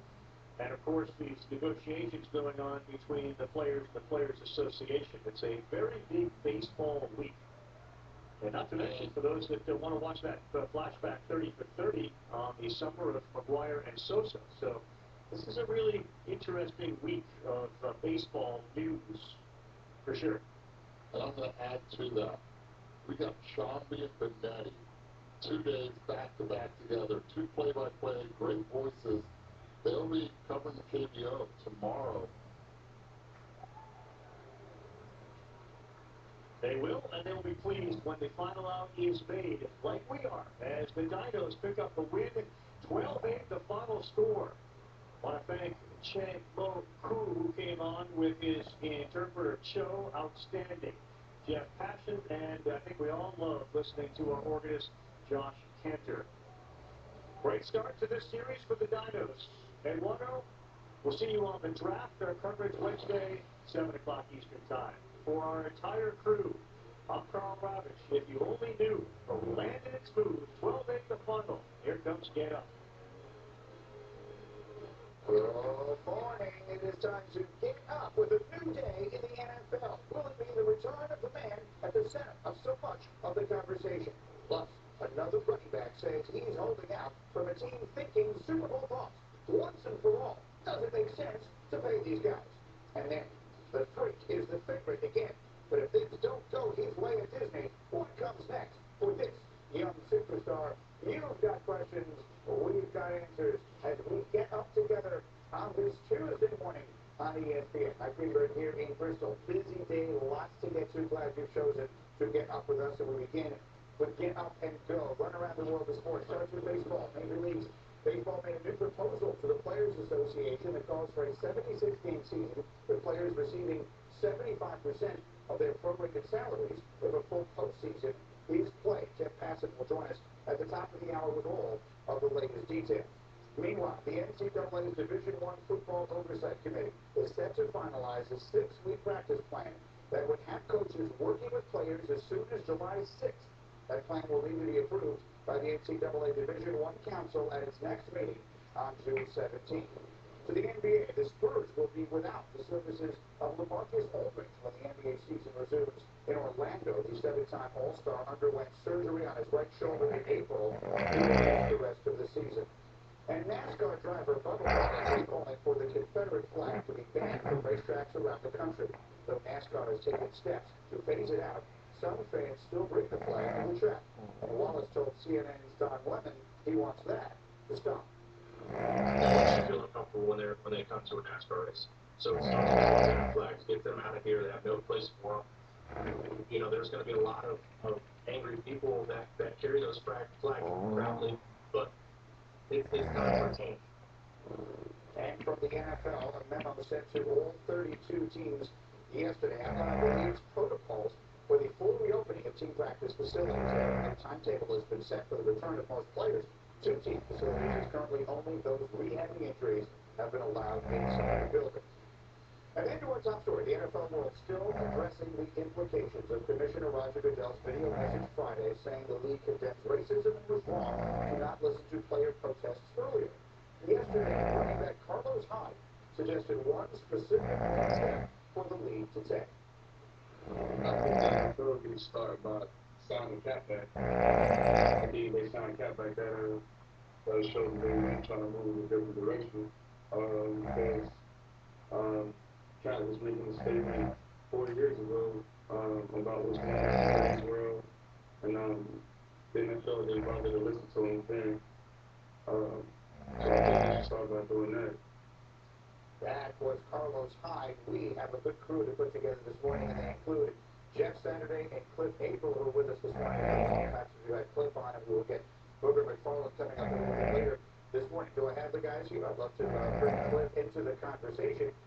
If I can here, Cliff April, Jeff Saturday will be part of our football conversation. McFarland will join us top of the hour. We'll have a variety of insiders bringing you the latest from each of the three top-level sports that are working their way towards a comeback. And here they are, Jeff Saturday, and there's Cliff April live all the way from the West Coast this morning. Cliff, thanks for getting up early. And I'll start with you. You heard Carlos Hyde talking today. What are your thoughts on the possibility of Colin Kaepernick heading back to the NFL? Well, I think Cap has a chance to actually work out for himself. He will get a look. I think he deserves that. I think he deserves an apology for the NFL and how they went about this. But I also think this is way deeper than just Cap signing for a team, right? It's more of doing the right thing. The NFL doing the right thing. The ownership doing the right thing. And the real issues of America. The issues that a lot of the players outside of the facility, they're dealing with some of these issues. We're dealing with some of these issues that we're protesting about. So I think that's more so deeper than Cap actually getting the job. I think he deserves it. Jeff, what's your perspective? Yeah, I agree a lot with Cliff. I mean, I think when you're talking about when Cap get an opportunity, I think even going back last year, a little bit of time ago, when Cap did work out down in Atlanta and kind of all the chaos that ensued around all that workout, I think more teams may give him an opportunity to come in and work out, show what his ability is at this moment. But the point and the greater point is what's going on in the locker rooms and how many guys are going through this and how many guys are truly in pain. We always talk about in the locker room that we're a family and that we're a group of men who are called to better this, better our football and more broadly better our communities. And that's been the problem in the locker room. And I think the NFL with Roger Goodell, I think guys have to get behind it, support it. I think there's an opportunity for guys to listen and voice their opinion and get involved to a greater extent than just about what happened with Kaepernick. Again, I think he'll get opportunities, and they need an opportunity to play on a football team. But let's not miss the other side of this. It's more guys in the locker room who have a voice and want that same type of, be able to have discussions about what's going on in their community and it really is happening. And I think that's better for our society and better for us as a league. Yeah. Kaepernick was the player most associated with the peaceful protest the national anthem some years ago in the NFL, and many other players took part in it as well. Cliff was one. We will talk about that in a moment after we have a chance to welcome our buddy Booger McFarland. Here we had a little technical issue getting him ready to go, but great to see you. We'll come to you in a moment. But I did want to ask Cliff, you took part in that peaceful protest some years ago. You're the first player that I've had on over the course of these last 2 weeks who was a part of that. I'd love for you just to share, if you could, what's your experience? What was it like actually being a part of it? Well, for us, and it was in Seattle, I think the biggest thing was Coach Carroll, they didn't push back against guys protesting. They didn't have an issue with it. We had team meetings where we would discuss a lot of the social issues going on. But it was also deeper than just football. The one thing I really appreciate from Coach Carroll was he understood. He was listening to the message. It wasn't about the platform. It was about social justice. He understood that, and he stood up and allowed us to be able to voice our opinions. Because I do know friends and other organizations where they were, I want to say, forced to not to do certain things that they really wanted to do. So I appreciate Coach Carroll for allowing me and being in tune with the message. So that was inside. How about the reaction that you felt and experienced outside the team? Oh yeah, no. Now that disagreed with it, that's the I got hurt, and going to the hospital, people remember seeing me taking a knee, and people on there in the hospital and shouting like, "Stop, need to stand up," things. And again, missing the message, realizing that it wasn't necessarily about the flag. Booger McFarland again is with us. I had a chance to talk to you in a couple of weeks, but I've seen you been so eloquent in talking about this. And as we sit here and consider the possibility of getting another opportunity and the possibility of peaceful protest during the anthem this coming clearly we're in a different place than we were 3 and 4 years ago. How do you see all of it right now?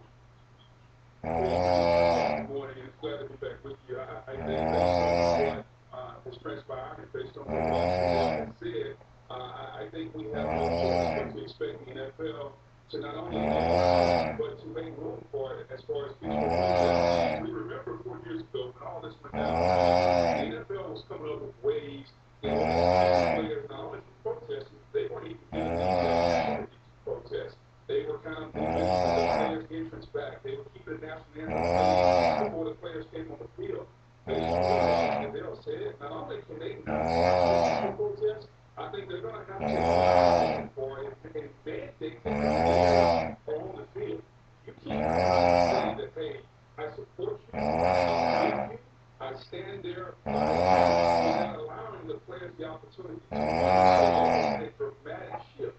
And at the end of the day, it really doesn't come down to Roger and the players because it seemed like they tried to but this comes down to the owners plus the Green Bay Packers to allow this because they were so because it was affecting the affecting the money.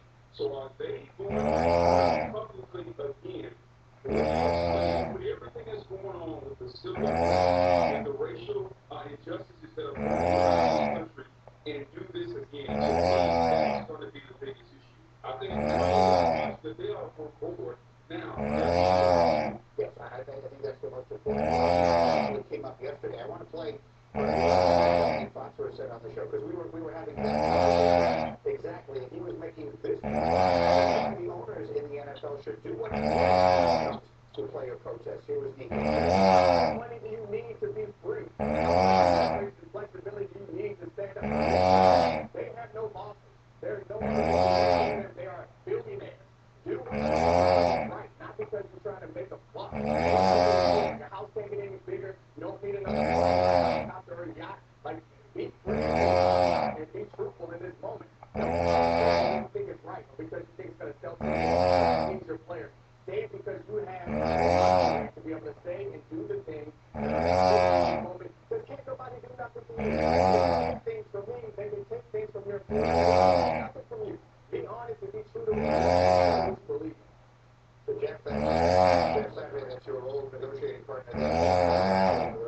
all you two were in the leadership of the players during the lockout, so you guys know each other back a long way and have dealt with the owners a lot for a long time. What's your expectation for how that will be handled?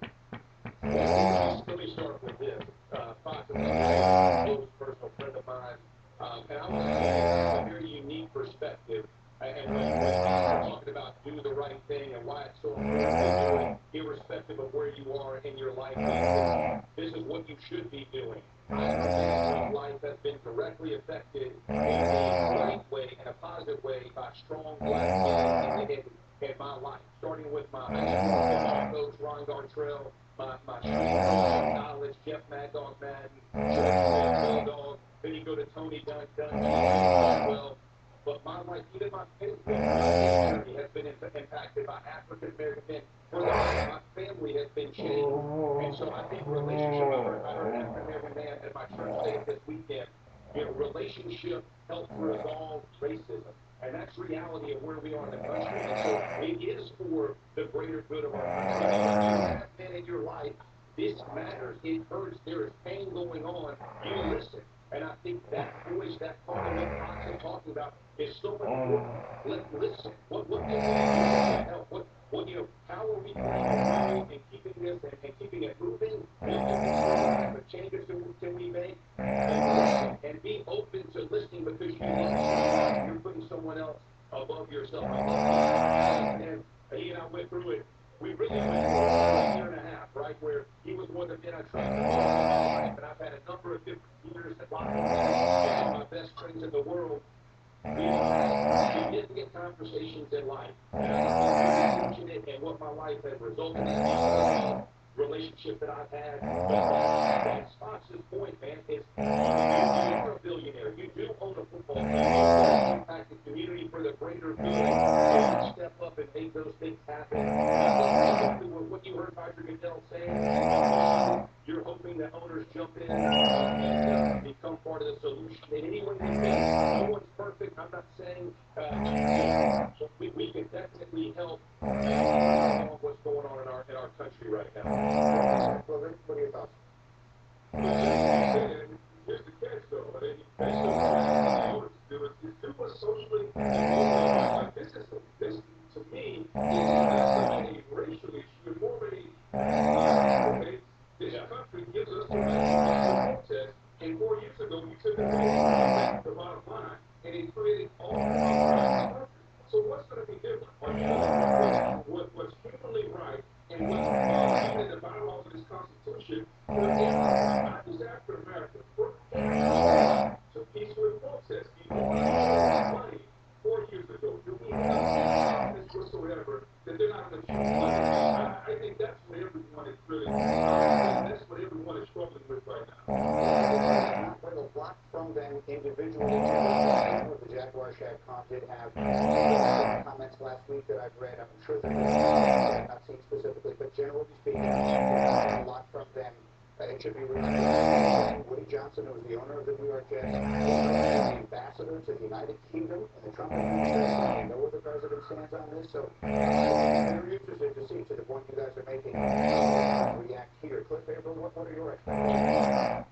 Well, it's the NFL. Remember, this is a 16, 17 billion. Are they going to do the right thing from a moral standpoint? Correct. It's about what do they value most. For the most part, they value the money. That's about that route in 2016. They're trying to stop that from protesting and right? So I see them trying to have the same part, but for the most part, I feel like they are still in the same place. What's best for the bottom line. And right now, they were leaning towards the protest the world is going. That's what they're all the people that endorse them are doing. I feel like with that by itself will move them, but I don't know deep down inside the moral conversation. I don't know if it's leaning towards the right. Yeah, that was the point I was making yesterday was don't do this because the room has changed. Instead of being a financial move, it was the right move to make financially. Do it because you're deaf. But the final word for me.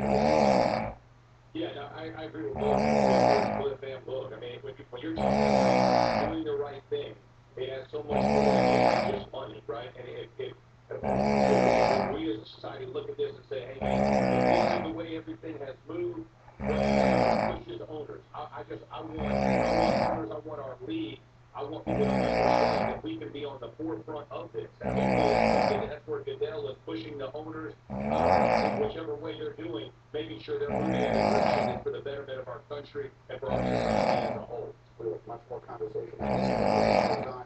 And as these guys stay with me, coming into the field, there's some interesting news there. Dallas wants a big payday for any running back worth huge money with the NFL is currently about that. And then to the NBA, one of the big favorites this year. What is the superstar if they don't win? We'll answer those questions as we continue. We'll try to answer this one. Saturday's going to go.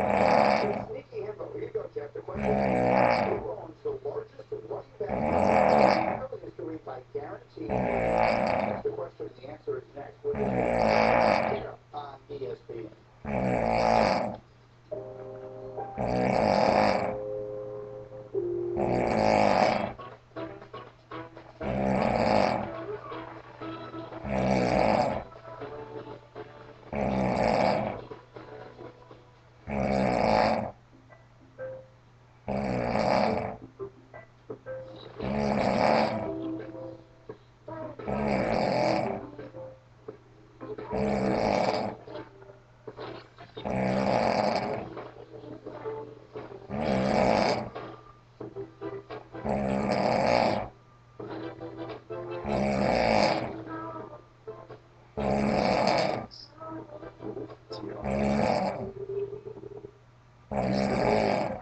To wildlife that's Canadian, from the smallest creatures to the adorable animals. Wildlife exists in lakes and rivers in natural habitats. We want to find this. It's ours to protect future generations.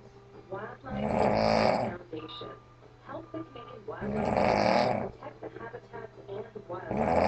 It's important to Canadians. Visit us at forwildlife.ca. We're an essential service. People. We understand that when you need hot water or plumbing help, but you also need it safely. That's what we do. Clean and Clear 2.0. Just you want it all. Like a fox. High five to your taste buds. Calories to the rest of you. With me and two brands of cars. The choice is 2.0.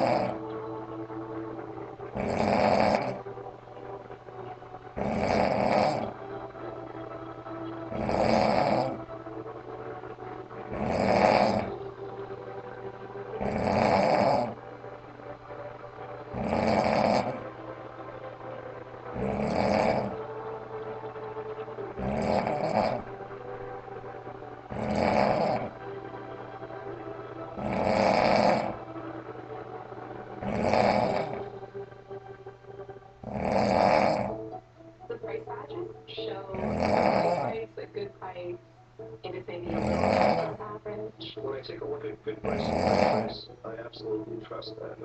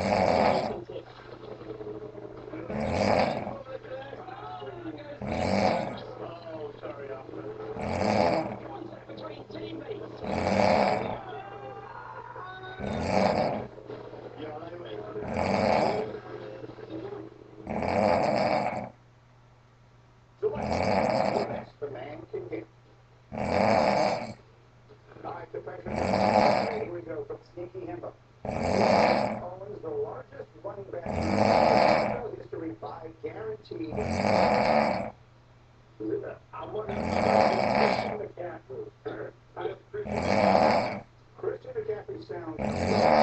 His new deal is the largest annual value, but it's $6 million guaranteed. The correct answer is Zeke Elliott, $60 million guaranteed in his deal. Which has been held by Todd Gurley. McCaffrey by average annual value, both, but he doesn't have it all guaranteed. He says you fell right into the trap. Meanwhile, let's go want some money. According to Adams, Pro Bowl runner Dalvin Cook participating in any team-related activity. Nevertheless, he receives what he deems a reasonable deal. He's out. Without a reasonable extension, he's showing up for camp or being one of the best players in the NFL. Only behind McCaffrey for a game. On the screen, other than Cook, top 10 in terms of highest paid upcoming salary, 49th, and so I want to bring the our insider extraordinaire into this conversation with Booker and Cliff. And Diana, I will start with you. What are you hearing from inside about how the running back market, we can look at this specifically with regards to football, sort of in a bigger sense, how the running back market is right now perceived? Well, let's start with just Dalvin Cook in general, right? So this has actually been no secret that he's going to hold out here. He did attend a couple of those virtual meetings, but there's been whispers going on going into the fall that he wasn't going to participate here in these practices until he got a new deal. And looking at around $13 million, that's like a David Johnson type contract deal there. Now, in terms of his leverage, remember, Dalvin Cook hasn't played a 16-game season yet. He's dealt with some injuries, so in terms of the leverage here, it's not really working in his favor. And let's just take a step back and look at this running back market from a whole, because there's a lot of guys right now looking for new deals here. And I want to talk to GMs about how they feel about the state of the running back market at this point. Their health and their usage is always brought up. Guys want to get paid for what they've done, not for what they can do. And that's really the issue you run into here at this point. So in terms of going forward here, the days of Ezekiel Elliott, which we saw that mega deal, Christian McCaffrey, he's playing every down. You can look at that and say they don't want that money. But so many general managers in the league now feel that they can really get these running backs in the draft in those third, fourth, fifth rounds here. Now, Minnesota does have the money to pay him. It's just whether or not they think he's worth it. Right. I mean, basically, they draft these guys and use them up in a couple of years, and then tell them they can't pay them because they have too much tread off of their tires. But brother, I'll just ask you directly. We've seen some of the moves that have been made. We've seen how they have turned out. Do you believe the Vikings, in this case, should go in big the way the Cowboys did and pay all this money to a running back? Well, I think they have to, Brady. If you look at how valuable he is to their team, and you understand what Mike Zimmer wants to do, let's not forget the backstory. Mike Zimmer fired John Leopold because he wasn't running the football enough, bringing in Kevin Stefanski to make this offense a more run-based offense. They want to run the football. Zimmer is a defensive coach. He wants to protect his defense. That's how they want to play football. So if you're going to play that way, you got to have a running back. And he's the most valuable asset to this offense outside of Kirk Cousins. So with all that being said, they have to pay him now. The key will be the structure. Are you going to structure it in a way where you get some money in the early years? That way you don't become hampered in the later years. If they can do that, I think it would be a win-win. But make no mistake about it. Other than Kirk Cousins, he's the most valuable person on that football team. So really, whether he wants to or not, we're kind of really going to have to take care of him. Interesting thought. Let me look at some of the recent running backs that have been paid big money over the last couple of years. David Johnson got huge money with the Cardinals. He's not in Arizona anymore. Todd Gurley, big money with the Rams. He's not there anymore. The Jets and Le'Veon Bell. He's obviously no longer in Pittsburgh. We saw how that played out. And the Cowboys with Zeke, they paid him all that money. They didn't make the playoffs. So I'll ask you the same question. Does it make sense, the way the game of football is structured and played in 2020, to give all of that money to a running back? I think it does. And this is why I think it makes sense for them to get Cook, but not only having a solid running game and how important it is, right? You look at the Vikings and how much they ran the ball last year. 49% of their offense was running the ball, meaning Cook played a major part of that, right? And then if you look at all the playoff teams, all of the playoff teams, 7 out of the 10 playoff teams had top running games per game, right? So I think in December, December, when it's time to make a playoff run, you need a running game. And the Vikings have a really special player in Cook, so you have to pay that man, on top of the fact that you need to pay that man so you can make a run in the playoffs and actually try to win a championship. Yeah, I agree. He's the most important partner to me. He's the most important piece of that offense, but that doesn't mean you necessarily have to do it. Diana, let's go through this with us a little more here.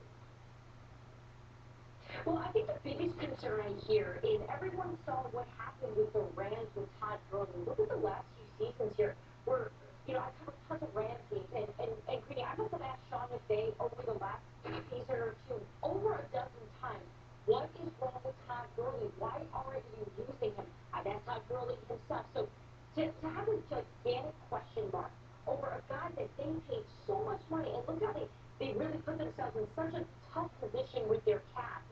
Teams are looking at that and going, do we want to put ourselves in that position? This also being said, good news for the Atlanta Falcons. We know signing Todd Gurley, Adam Schefter reporting, he was finally able to take his physical over the last few days, and he passed. So that is a good, positive step forward there for Todd Gurley. But again, there is a very dark cloud over running back because so many teams saw what happened with Gurley, who was a magnetic player just a few years ago. There's a bunch of guys lined up behind this too, right, Booker? You got your Saquon Barkley and a lot of these other young running backs will be right behind these guys in line. Because if you're a running back, you got to get your money as soon as you possibly can. Without a doubt, and Greg, to your point, I don't think we can become afraid just because something happened with Todd Gurley. Ezekiel Elliott came out, even though the Cowboys' offense wasn't dynamic with the run game. They had a top-flight offense, but the run game wasn't what it was in the past. You can't be scared, okay? Dalvin Cook has shown you over the last couple of years, yes, he's missed a couple games, but he's still by far the most productive run pass option that they've had in his offense. So let's not become afraid just because it happened one time with Todd Gurley. Dalvin Cook has earned his money, and I think it's up to Minnesota and the Spillman up there to make sure he has an opportunity to get his money and he can impact the offense the way he has the last couple of years. See what they want to do again. Dalvin Cook is basically whatever it is we consider to be a holdout during this time when they're just doing everything virtually anyway. I guess in theory, he's holding out. We have more to go as we continue. I'll remind you, we also have more Korean baseball for you tomorrow morning, 5:25 a.m. Eastern on ESPN and the ESPN app. First place NC plays the second of three against Doosan. That's tomorrow, and we come on immediately after right here on ESPN. As we continue, Drew Brees' comments last week forced a difficult team conversation. You will hear the advice the Saints are seeking from a very big fan. As we continue, watch it get up on ESPN. Our sense of adventure, our desire to travel, our hunger for the open road has never been stronger. When you're ready to go, Jeep can help with all your sales and service needs. You have the option to buy remotely with Jeep Click and Drive. And right now, you pay what we pay with no payments for 120 days. Jeep, helping you get back on the road with a quoted pricing plus 0% financing for 84 months.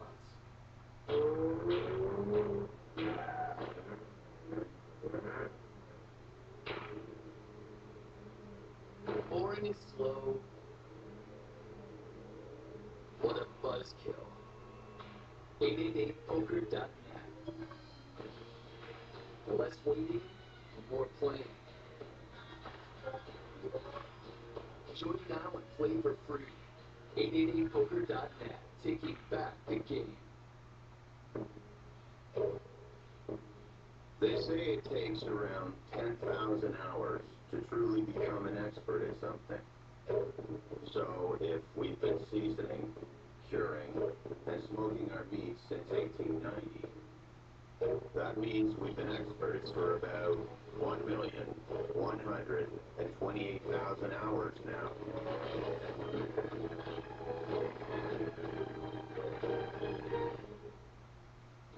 Here's how to get along as green as Mark Bellins. And here's Mark. Just use CIL Iron Plus 4-in-1 lawn recovery, the one with Iron Plus on the back. It's got fertilizer, compost, grass seed, and iron all in one. I love it because it feeds, strengthens, and greens up my lawn in just 48 hours. For grass you'll fall in love with.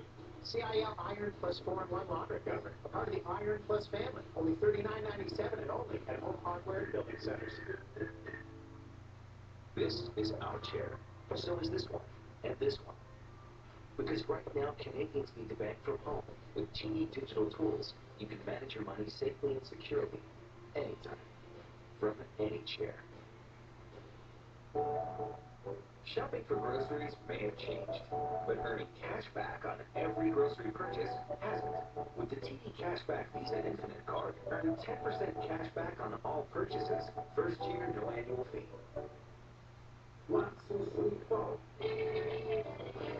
In Japan, we have embraced many things from the West. We honor them, we celebrate them, and master them. In return, we offer something for you to enjoy. Sapporo, Japan's oldest beer brand, now brewed and enjoyed around the world. And our way of saying, arigato.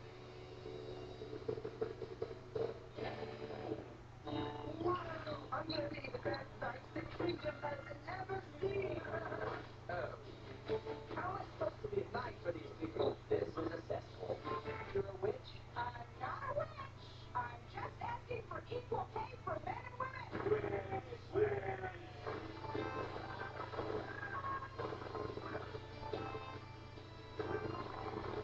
Crossing Swords. New series Thursday, June 18th on CTV Comedy Channel.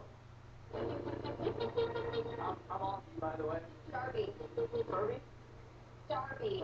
Yeah, I know. No, I've gotten Darby before. You found the one? No, from the losers on us.com. Haven't you ever been caught up in a moment?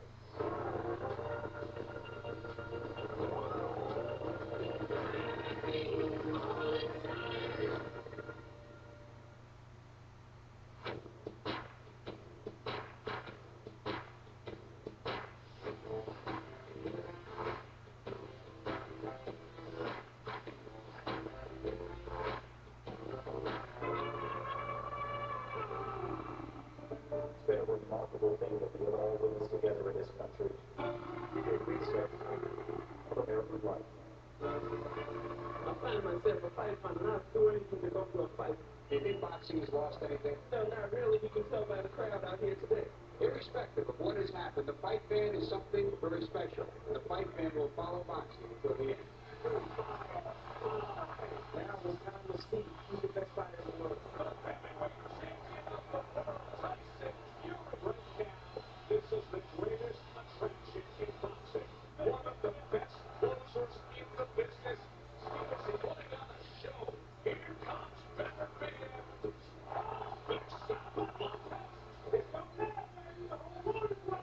History was powerful. More powerful sometimes than a left hook or a straight right hand. Because it makes you think. It makes you think into a place we rarely think into. Our mortality, our legacy, what we are, and what we will be thought of forever.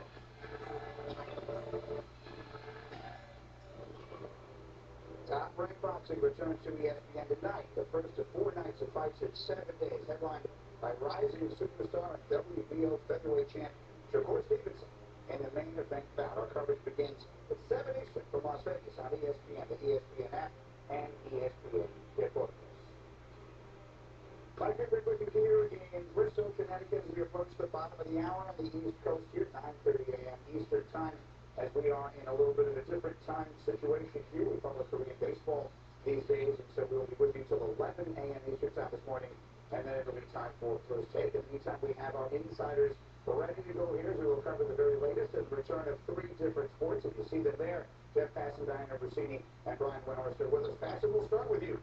Major League Baseball made another proposal to the Players Association yesterday, this one calling for a 76-game season, with players receiving 75% of their prorated salaries if a full postseason is played. However, the plan calls for less guaranteed money for the players over that 76-game regular season. So, Jeff, I think the fans, I'm sure many of them are getting a little tired of hearing all this stuff thrown back and forth with a lot of the specifics. What do the fans need to know about this offer yesterday? The fans need to know, Greeny, that it's not taking baseball anywhere good, and that the more time that the sport spends arguing over these positions that seem to be completely intractable, the less time there is to actually play baseball games, which is the whole point of this thing, right? You know, I look back at May 12th, it was about a month ago now, and Major League Baseball was about to go to the players, never did, but wanted to go to the players and say, let's do a 50-50 revenue split. Let's just cut all the money we make this year right down the middle, split it evenly. The players said, no way, no chance. That reeks of a salary cap. Here we are, almost a month later, and yesterday's proposal, if it really played out to fruition, all the playoffs were played, players would make $1.43 billion. Do you know how much money Major League Baseball projects to make in 2020? $2.87 billion. That is a 50-50 split. We are exactly where we were a month ago. There has been no progress made, and that's the most frustrating part of this whole thing. I completely agree with you. I feel the frustration. I frantically searched to find this thing on Twitter so I could give credit where it was due to whoever posted it. I couldn't find it, but I'll just say it because it made me laugh. Someone said the owners yesterday moved from 6-1 to half a dozen the other in the offer that they made to the players. Is that, in your view, a reasonably accurate way of describing the offer they made yesterday? That was my friend Andy McCullough bringing, and I think it was awfully well put, actually, because, you know, if you look at the offer, Major League Baseball did take some incremental steps forward. It got rid of, for example, the qualifying offer, which is something that's been a hindrance on free agency in years past and has hurt some players' markets. But in terms of the money, if you're going to go to players and say, we want to come in your direction, we want to show you that there is a deal that we can offer that's worth taking, you can't offer them less guaranteed money. It's a non-starter. And if you look at the amount of money in the end that was potentially offered, listen, the players want their full prorated salaries. This was equivalent to about 57 games of fully prorated salaries. And I think, Grady, that if we got up to 70, 72, 75, somewhere in that range, that there could be a deal made. We're talking a marginal difference in losses projected by MLB of only like $125 million there. So we're down to like $4 million a team separating the sides, and that is just too small of a gap for the money to be the thing keeping baseball from coming back. Just get it done. And at this point, Jeff, I'm charging you. We're getting it done. This is your job. Get it. The next time you come on, I want you to tell me they've got this thing done. Thank you, Jeff Bassett, very much. We get to the NBA next. At some point this week, the NBA is expected to reveal protocols for all players from the 22 teams competing in Orlando for the NBA championship. That plan, of course, will include COVID-19 testing, and there's a lot to put together. They are ready to come back and play on the floor, and our Brian Windhorst is ready to cover it all, and he's been on top of all of this for us really from the very beginning. So, Wendy, what is the latest here? I'll ask you the same question. What are the most important things that the basketball fans need to know? Well, I think if you're an NBA player, one of the things that you have found out in the last day or so is that there's not going to be recreational drug testing in the bubble. And to be honest with you, I get it. They haven't been doing drug testing at all during the pandemic. They are going to do testing for PEDs, but Greeny, the way this is looking, you are not going to be able to invite your significant other into this bubble for somewhere between 6 and 7 weeks from when you get to Orlando till you make it past the first round of the playoffs. And you're going to have to be tested every single day for the coronavirus in whatever version of test that they decide to settle on. Now, could this potentially be a pathway for the legalization of marijuana in the NBA? That I can't say. There's 1,000 other things that have to be negotiated, but you know, the NBA is trying to come to terms with the players and trying to throw them a bone here. And one of the things they're going to say is, look, we're going to look the other way. In a state in Florida where marijuana is not legal, but it is decriminalized, and certainly will be decriminalized inside the bubble. Okay, well, that's a very interesting note there. It's not where I was expecting this to go at all, but candidly, it's the most fun thing we've talked about so far today. What else? How about the on-the-court stuff? Where are we? What's the latest there? Yeah, so when this protocol comes out, which I told you is going to be very long, there's going to be a lot of people screaming about things. And I'm just going to say right now, everybody has to just get on the understanding. This is going to be unfair. You know, at the bottom of this, at the bedrock, is that we're trying to keep everything safe And, for example, I hear Kyrie Irving and Kevin Durant talking about wanting to go in there with their teams even though they're not going to play. And I would just say the answer to that is no, because the entire concept of this is to take people out of the bubble. And just like these other teams that are outside the bubble, those 8 teams who are saying this is not fair that we don't have the same opportunity to work with our teams. Yeah, it's not fair. That's just the way it's going to be. The schedule that's going to come out soon, probably this week, is not going to be fair. This is completely unprecedented. And I see people applying rationality of normal times to this scenario, and it's just not going to be that. Fair enough. I can see why they all want to go. You're making the bubble sound like it's going to be a lot of fun under the circumstances. I guess we'll see how that turns out.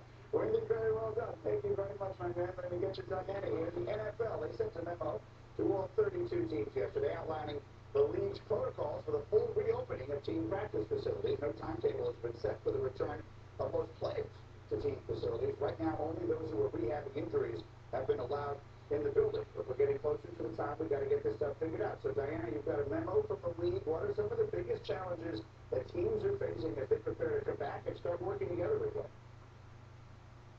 Yeah, Mike, the league has been really thorough with this. This memo was very long with a lot of details. In fact, I spoke with one GM who said, do me a favor, go through this and give me the Cliff's notes, because I'm having a hard time understanding this. But essentially, at this point, we've all been able to digest it. And for the players, it's basically going to look very different than what we've seen in years past. The lockers, they're going to be 6 feet apart. Their helmets and pads are going to be all wiped down. There's only going to be about 10 to 15 people allowed in each meeting room, where the virtual meetings are really going to probably be the way to go to make sure that that social spacing is happening inside the facility. Everyone's going to have to wear masks when they enter. But this is the part of it that may sound a little odd. While they're going to take all these precautions in the facility, they're still going to practice normally. Now, we don't know if they're going to have any extra gear on their helmets at this point, but they're going to be very cautious in the facility. They're going to get their temperature taken when they arrive every single morning. And the idea is, or at least the thought in the league right now, is someone's going to probably test positive for this at some point over the season. They just want to be able to control it and make sure they separate the guys so it doesn't spread to them and spread to their families back at home. Yeah, it seems a given that someone will test positive along the way, probably soon. Is that the situation where they will just isolate that player? And there's no way in the world they can shut things down because one player tests positive, yes? Exactly. And I spoke to a head coach heading into his facility this morning about it. Just asking specifically, like, how do you guys approach this, knowing that this is different? This is not going to be your normal training camp, your normal routine of practice. And he said, while we're working on the details and making sure we abide by all these rules, for me, my message is to make sure that none of this is a distraction, because everyone is faced with this. But when it comes down to it, and week 1 is here, we have to play football. We have to be prepared and ready to go. So while we're all still trying to figure out what football will look like over the next 2-3 months, for many teams, it's really just trying to keep the focus and the concentration of their entire organization and trying to be successful. Obviously, you'll be all over that for us as we continue. I'll be enjoying those reports. I'll be hanging out there in the NBA's bubble. All right, we have much more as we continue here. They were the key pieces of the process. So what happens if Joel Embiid and Ben Simmons don't win a title this year?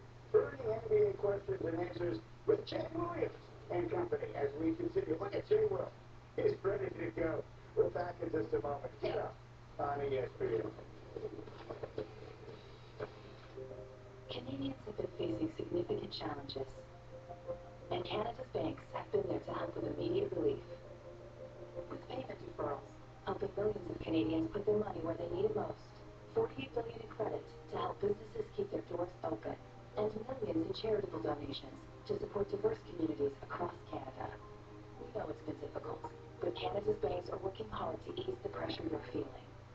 Committed to Canadians, now and always. Canada's first mosquito-repellent clothing now protects against ticks. Proven protection with an invisible, odorless barrier. Green River Tick and Mosquito-Repellent Clothing. Shop exclusively at Marks or Marks.com. With Armor All, a little bit of this protects you from a lot of that. Armor All. Minimum effort, maximum protection. I'm ready for this. I've been training for this my whole life. Go out there and show them what you got.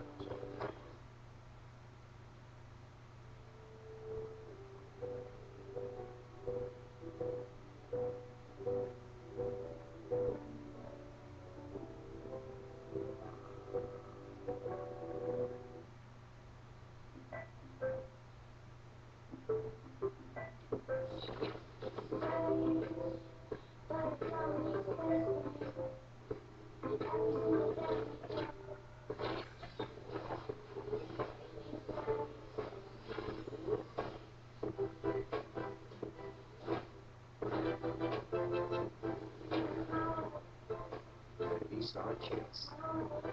To your beat.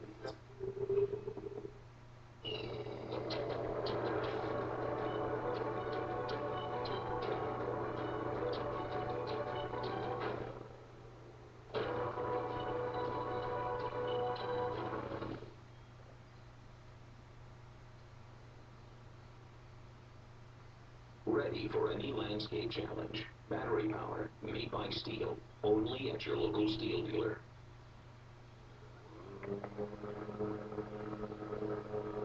What's up, everybody? Tony Gonzalez here. Urging you to stay at home.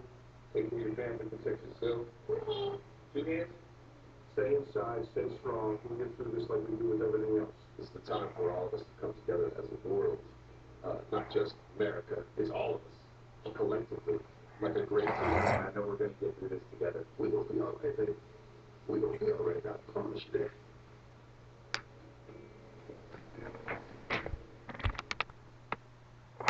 What's baseball mean? It's in my blood. It's my life. And we're just happy to be there. Records and baseball back. Alright, I'm back. I believe I was putting this into home run. Chicago, St. Louis, two arch rivals in baseball. It was a feel-good thing throughout the country. In retrospect, there was a price to pay for it.